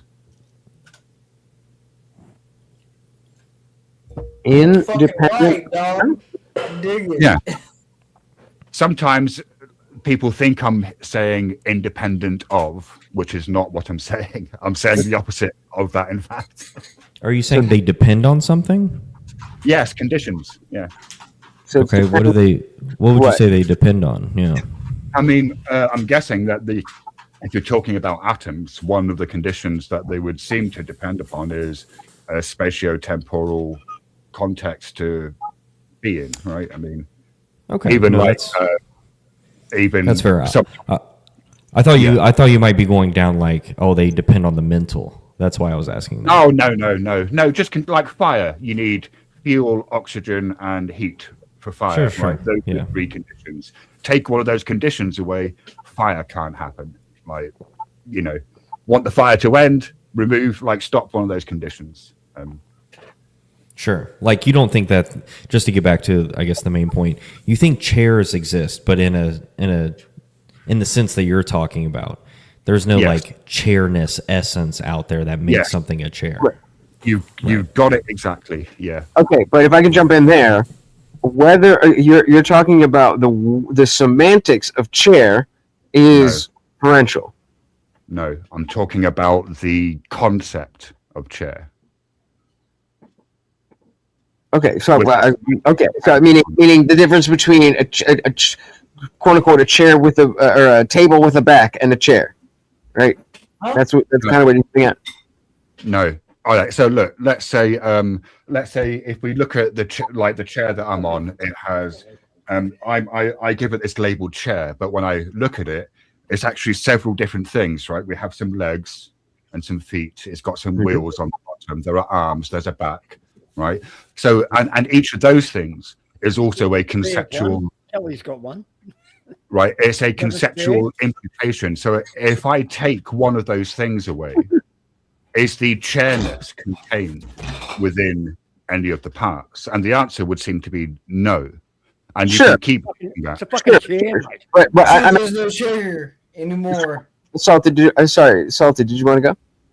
Oh, sorry, mate. It's just this is just getting silly now, I mean, we're talking about do chairs exist? Come on. Well, just wait until we start talking about you having 2 heads, Salty. That's really going to annoy you.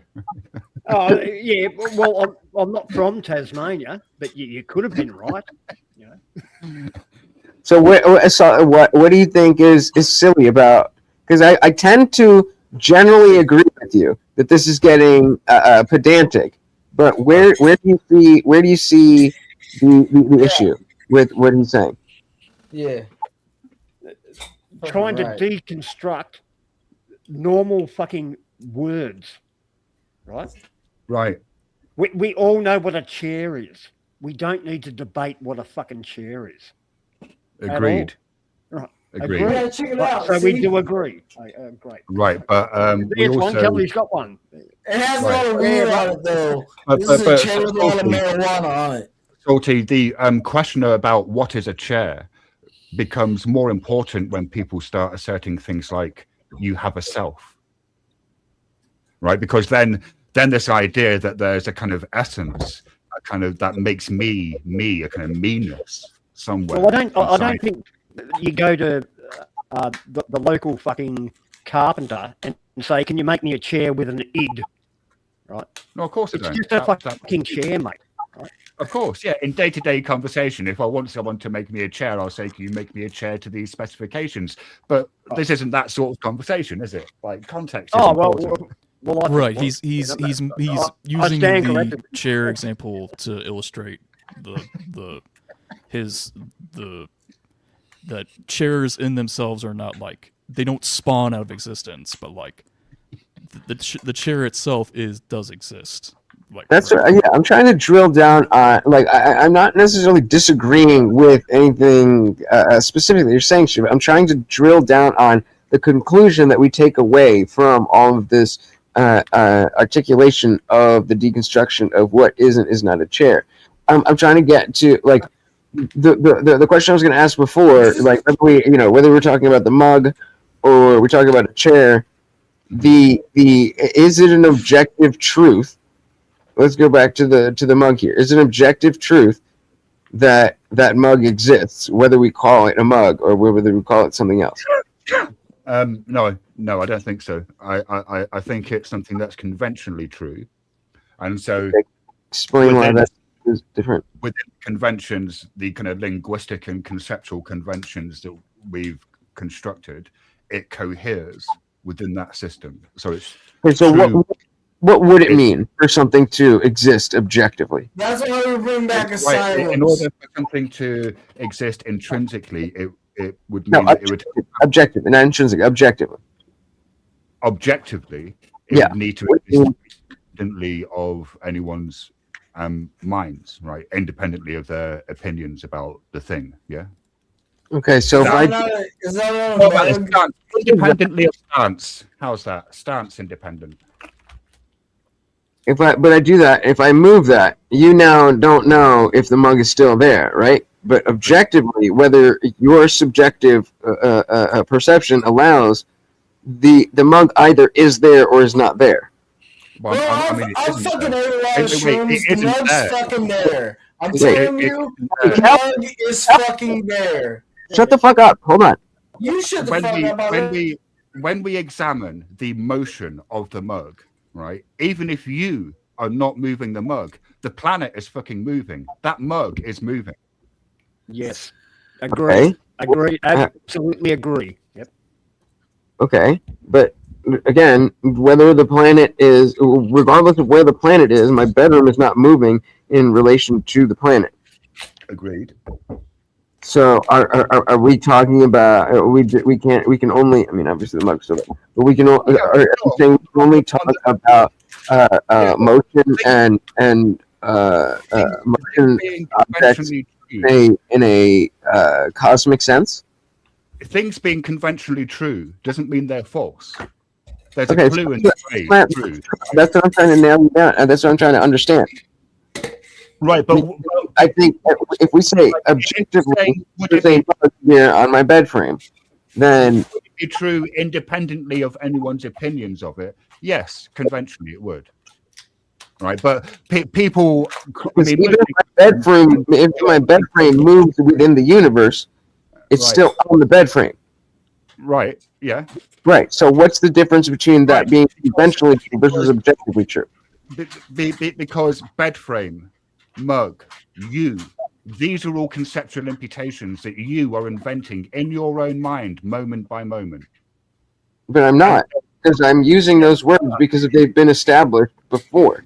I'm not making up words. I made up words when I said blah or shliva. I'm not saying you're making up words. Things all have reference in the past. So I'm not making anything up. I'm referencing that which already exists. There's precedent for the word mug, for the word bed frame. I'm not saying you're making things up. I'm not saying you're inventing things. I'm saying that when we do this process, because it's not just something that you're doing, it's something that I'm doing as well. Like we're all doing it, right? It's something that our minds are doing, which is continuously spewing forth concepts. It just happens. Your mind just vomits shit out all of the fucking time. And do you know what's really scary? What does that have to do with not conventional? I'm trying to. Imagine if he took that mug and filled it with whiskey and drank it. Would he get drunk? Yeah. It doesn't matter if he called it a googly bob or a mug or a cup. I'm not talking about It's still nominalism. I'm not making a nominalist argument. That's fair, but I'm trying to out what is the difference when I say this sentence. This mug is objectively sitting on my bed frame. You're saying I'm making things up. What did I make up in that sentence? I did not say that once. You are now actually misrepresenting what I said to you. Okay, so you said I was what? What we do is we Hey, our Rich. minds are I have to dip out, bro. continuously. Love you, bro. Have a good night, guys. Good talking to you. Nice meeting you, Kelly. Later, Kelly. Take it easy, man. I love you guys. Kelly for president. Much peace to you. I hope everybody has peace. Have a good rest of your night. Fucking much love to y'all, bro. Have a good night.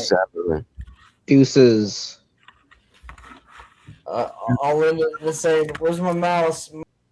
Fucking motherfucker. I need to hear you fucking find your fucking mouth. I mean, look, guys, if you want to say the bring mug Avery. is on your shelf, I have no issue with that. Yeah, fine. We can say the mug is objectively on your shelf, and that's objectively true. Sure. Okay, but you said before that that's not the case because it would be conventionally not objectively. Are you aware of a 20th century German philosopher called Ludwig Wittgenstein? No. He had this concept that I came across in a book of his called Uncertainty. It's quite short. You could probably pick it up for $20 on Amazon. Like, it's pretty cheap.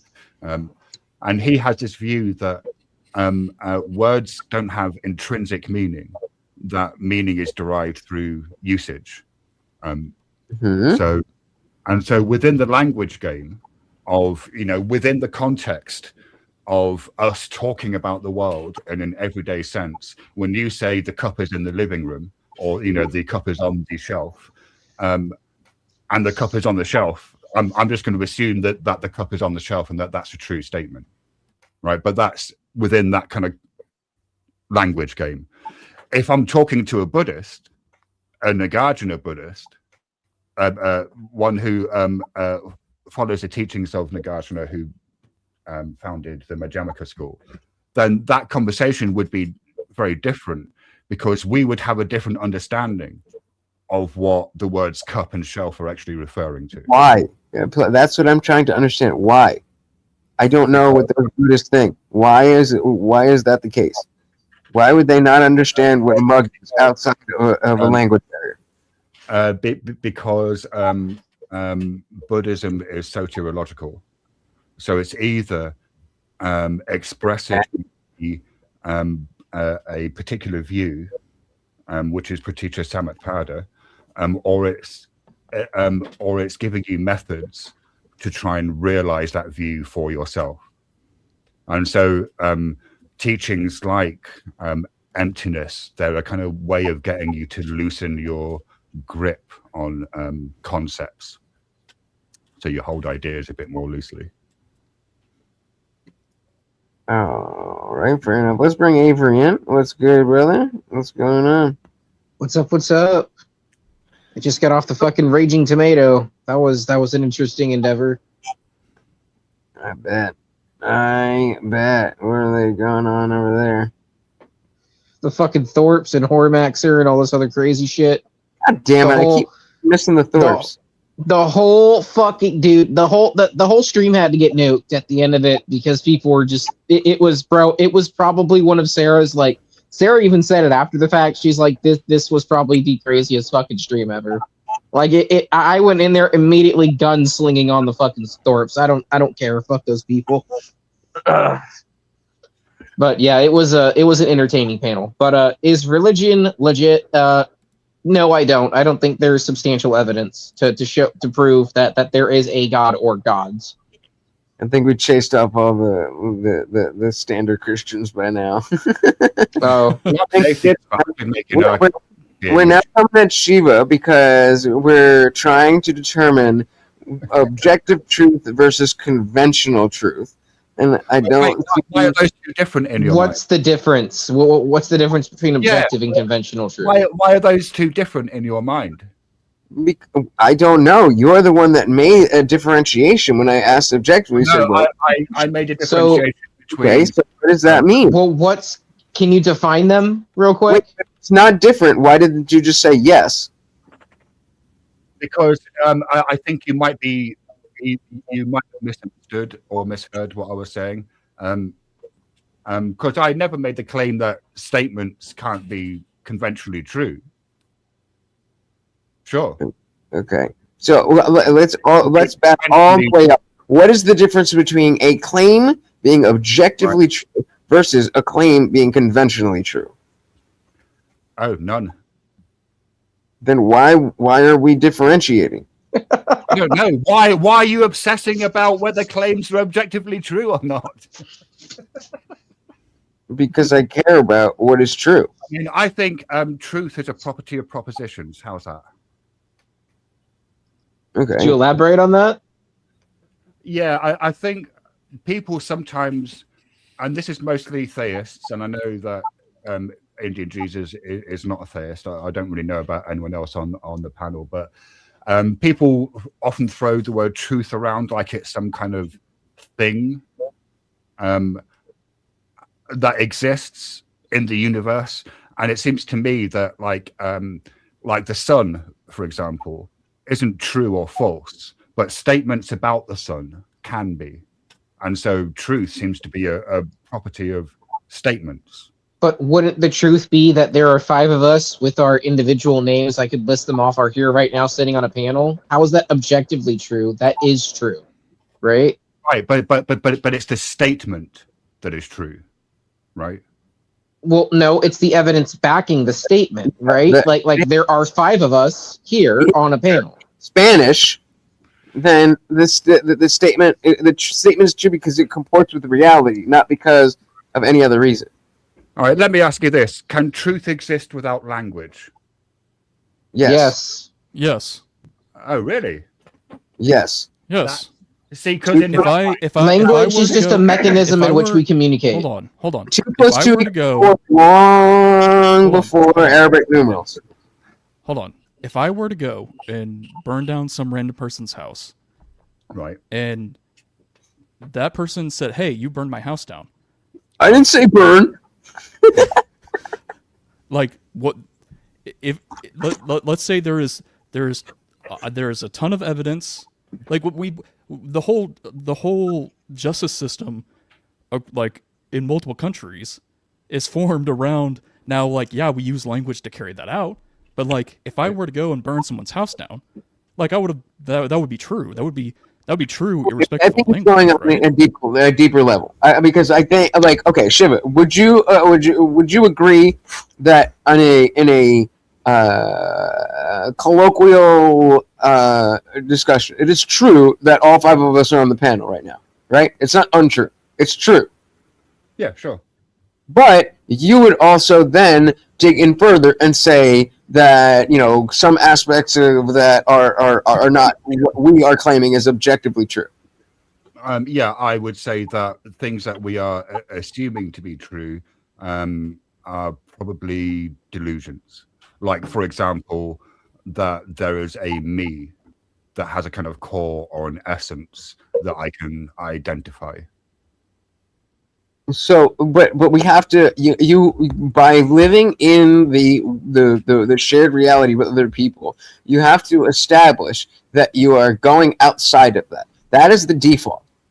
You are if I'm going down the street. You already accept the shared reality when you do things like going on a panel where there's other people, when you get in a car and drive and there's other cars on the road. Yeah, maybe we're a brain in a vat and blah, blah, blah, blah, blah, blah, blah, blah.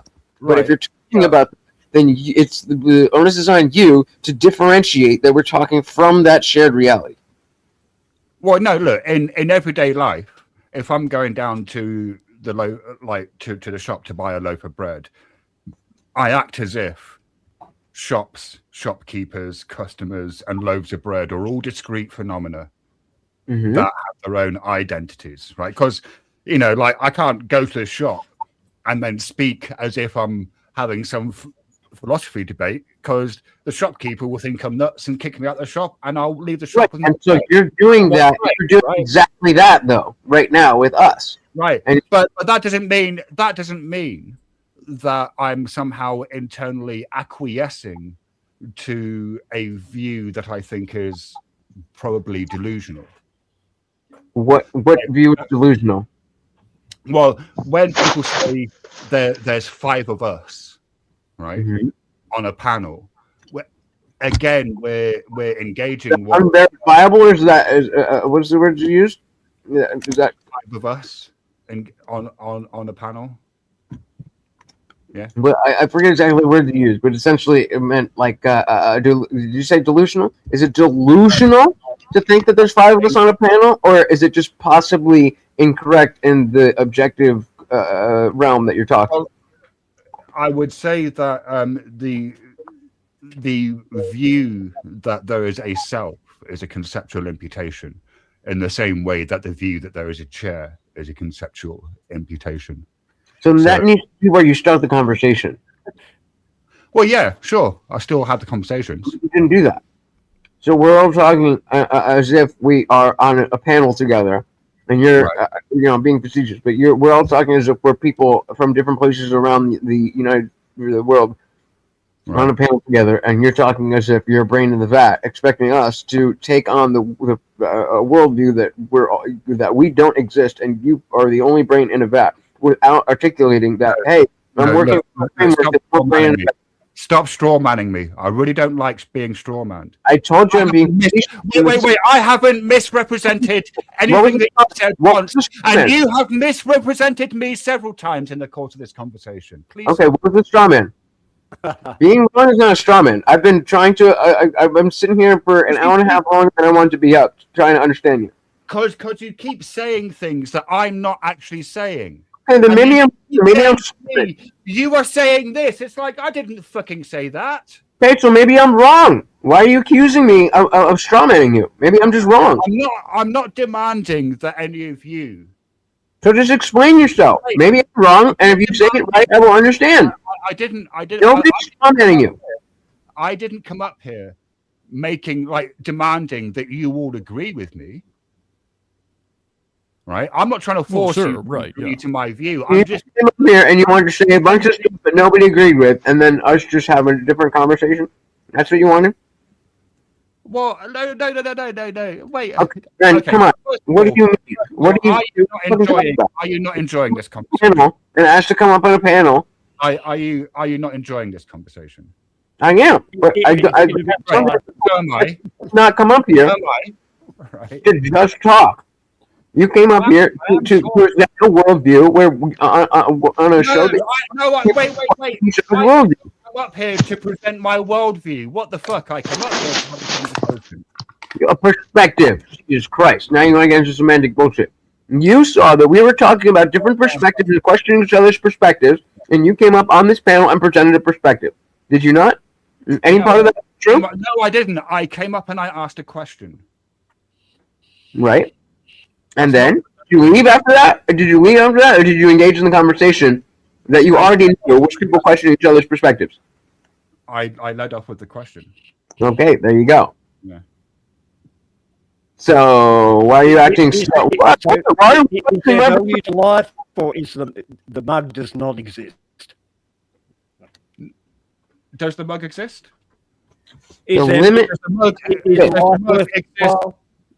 Does the mug exist independently of everything else? Yes. So, Does the mug exist independently of the person who made the mug? Yes. How does that happen? Because I bought the mug off the guy that made it, and it's my mug now. Right. Yeah. It's okay. No one's denying it's your mug, presumably. Okay. In Jesus' so mug. we agree. That's his mug, right? Move on. Wait, Indian Jesus, have you stolen Salty's mug? What the fuck's going on here? Perhaps. Maybe we share it. You know, It depends on whether the mug was ever Salty's or whether it was a mug in the first place at all. So I'm going to take this moment. It is now 5:30 in the morning. I am happy to keep hanging out. If somebody wants to bring up a new conversation that will get a conversation going, let's fucking rock. Otherwise, I'm going to knock the fuck out. Oh, I've got one. Fucking thanks to Shiva, actually. Like you were talking about religion earlier, you were only talking about Abrahamic religions. What do you think about, say, Buddhism, Hinduism, stuff like that? Do you put them in the same thing as, if I'm an atheist, then I don't believe all that shit as well? Or technically, but only because those ideas don't require a belief in a theistic God. So you could follow in the same way that I pretty closely follow Christianity or Christian ethics. I'll say I follow Christian ethics pretty closely, but I just happen not to believe in the truth claims. And if you think that the ethics of Buddhism are superior, you can definitely follow that without having any belief in anything. So that goes back to the larger point of the atheist perspective is not a thing. There are atheists that think this, atheists that think that, and there are atheists. I agree. The atheist worldview argument is they do believe in following the teachings of Buddha, for example. Like so Christianity, as a Buddhist, following Jesus, right? The teachings of Jesus. I'm a Buddhist. Interestingly, Buddhism makes a lot of claims, like rebirth, for example, is a claim, but you actually don't need to believe those claims. The Buddha did say, if you don't believe in rebirth, that's a wrong view, but you can not believe in rebirth and still practice. You just practice for the benefits that you'll accrue in this lifetime rather than for the benefits that you'll accrue in any future lifetimes. So, right, yeah. And that's what I take from things like Buddhism and that. Like, my girlfriend's a Buddhist, her family Buddhist. They're, I've got to fucking term this right. Asian? Can I say Asian? Are they Thai? Yes, you can say Asian. Something different here. I don't want to get anyone knocked. Thai or Japanese? They're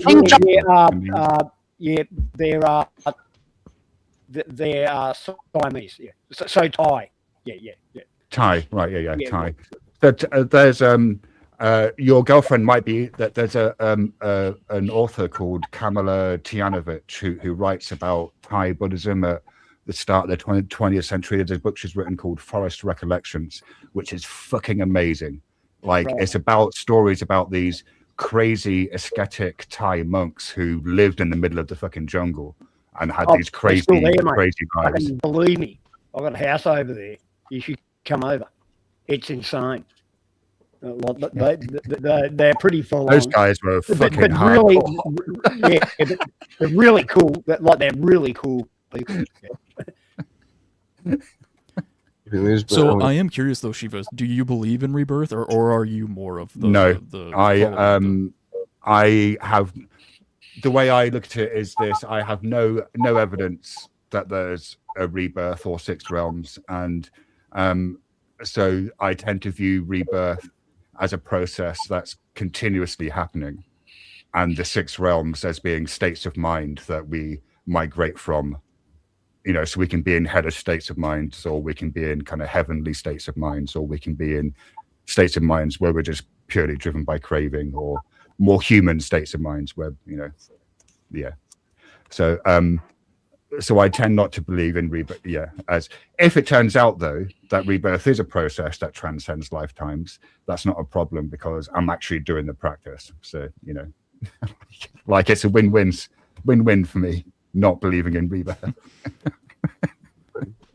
So, all right, gentlemen, I am fucking winding. I had 2 of these in the last 14 hours.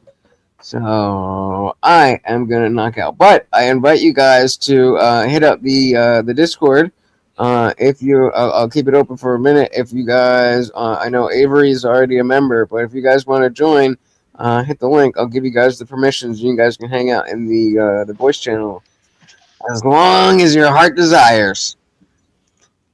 So let's go. We'll go clockwise, snake-wise, and final words. Last thing, anything that you want to say about anything that we've talked about. If you want to shout out social media, any of that shit. Salty, we are going to you first, sir. The floor is yours. I don't stream.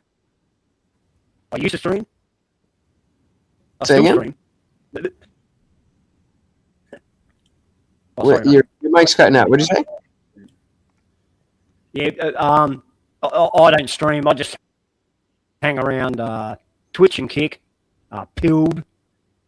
It's not a big thing. We're not. Fair enough. Well, give me a follow. I'm live every Monday, Wednesday, Friday, 8 p.m. Eastern, and sometimes whenever I feel like it. I do usually stream on, well, I always stream on Twitch. Nobody seems to show up, but I think maybe, did you come from Horseradish? That's probably how we ended up here. But yeah, mate, yeah, Radish raided, and a couple of us came over, yeah. I got a very interesting debate with him coming up soon. He said his prompt is religion. When and where? I'm actually hosting it on my channel. Tyler, let's go. Average is going to moderate, but the prompt is religion is the most dangerous thing that man has created. Yeah, I'll agree with that. What a silly topic. So I win because I'm the negative. But yeah, definitely. Thank you, Shiva. We're gonna go to you, sir. Anything you want to shout out? The floor is yours. Thank you for having me up and for trusting that I wouldn't porn bomb you. I know that is a risk in today's world for some bizarre reason. I have a channel called Skylike Mind, which there's no content on there. I have a Substack also called Skylike Mind, in which I write bad essays and short stories, and most recently depressing poetry. Other than that, you can generally find me on channels like Speakeasies, Annoying Christians. Yeah. Thank you. Bang, bang. Manatron, you are up, sir. Last words. The floor is yours. Yeah, so I attempt to make movie and game reviews on on YouTube. I remembered it's at Manatron_YouTube or YT. So yeah. So other than that, that's basically it. So gang, and our boy joined a little bit late, but still here when it matters. Avery, give it to him. Well, thanks for having me on, Lutch. I don't create content. I'm not a streamer. I just jump on panels and give my opinions, whether or not they're good or bad. That's for you to decide. Yeah, you come in and create chaos. So there you go. Tonight I fucking did, yeah. Bro. Holy shit. Holy shit, that was crazy. The moment the panel was already going south with Sarah, and then I just escalated it. The moment I got up, it was just bashing those assholes. Hit me up with you need a little chaos in Discord. No, she nuked the whole stream because people. So it's like, yeah, I know, dude. Some dumbass dropped the F-bomb like twice, and then the N-bomb, and even Sarah was like, "Oh my god, this panel was fucking ridiculous." It was fucking Hormaxer's piece of shit ass was on there. It was, oh man. Gang. Oh man. So very much for joining us, guys. I really do appreciate it. I mean, hey, Monday, Wednesday, Friday, 8 p.m. Eastern, but like we say, whenever I feel like it. I was taking Morty on his walk at 2:30 today. I was like, do I want some Fireball? Ooh, I don't know if I should get some Fireball because I'm going to want to go online and da-da-da-da-da. I was like, fuck it. It was warm out today. We drank. We had some good time. I made some food. I didn't eat enough. I might be sick tomorrow, but we gonna fucking get lit tomorrow, 8 p.m. Eastern, guys. Thank you so very, very much. You guys know what it is. Once again, I'm not even going to turn the thing. Morty is over there. It is 5:30 in the morning. I'm going to fuck to sleep. I have been your host, Lutch, a.k.a. the Indian Jesus here to resurrect the second coming of common sense. Until next time, guys, we are out of here. Peace.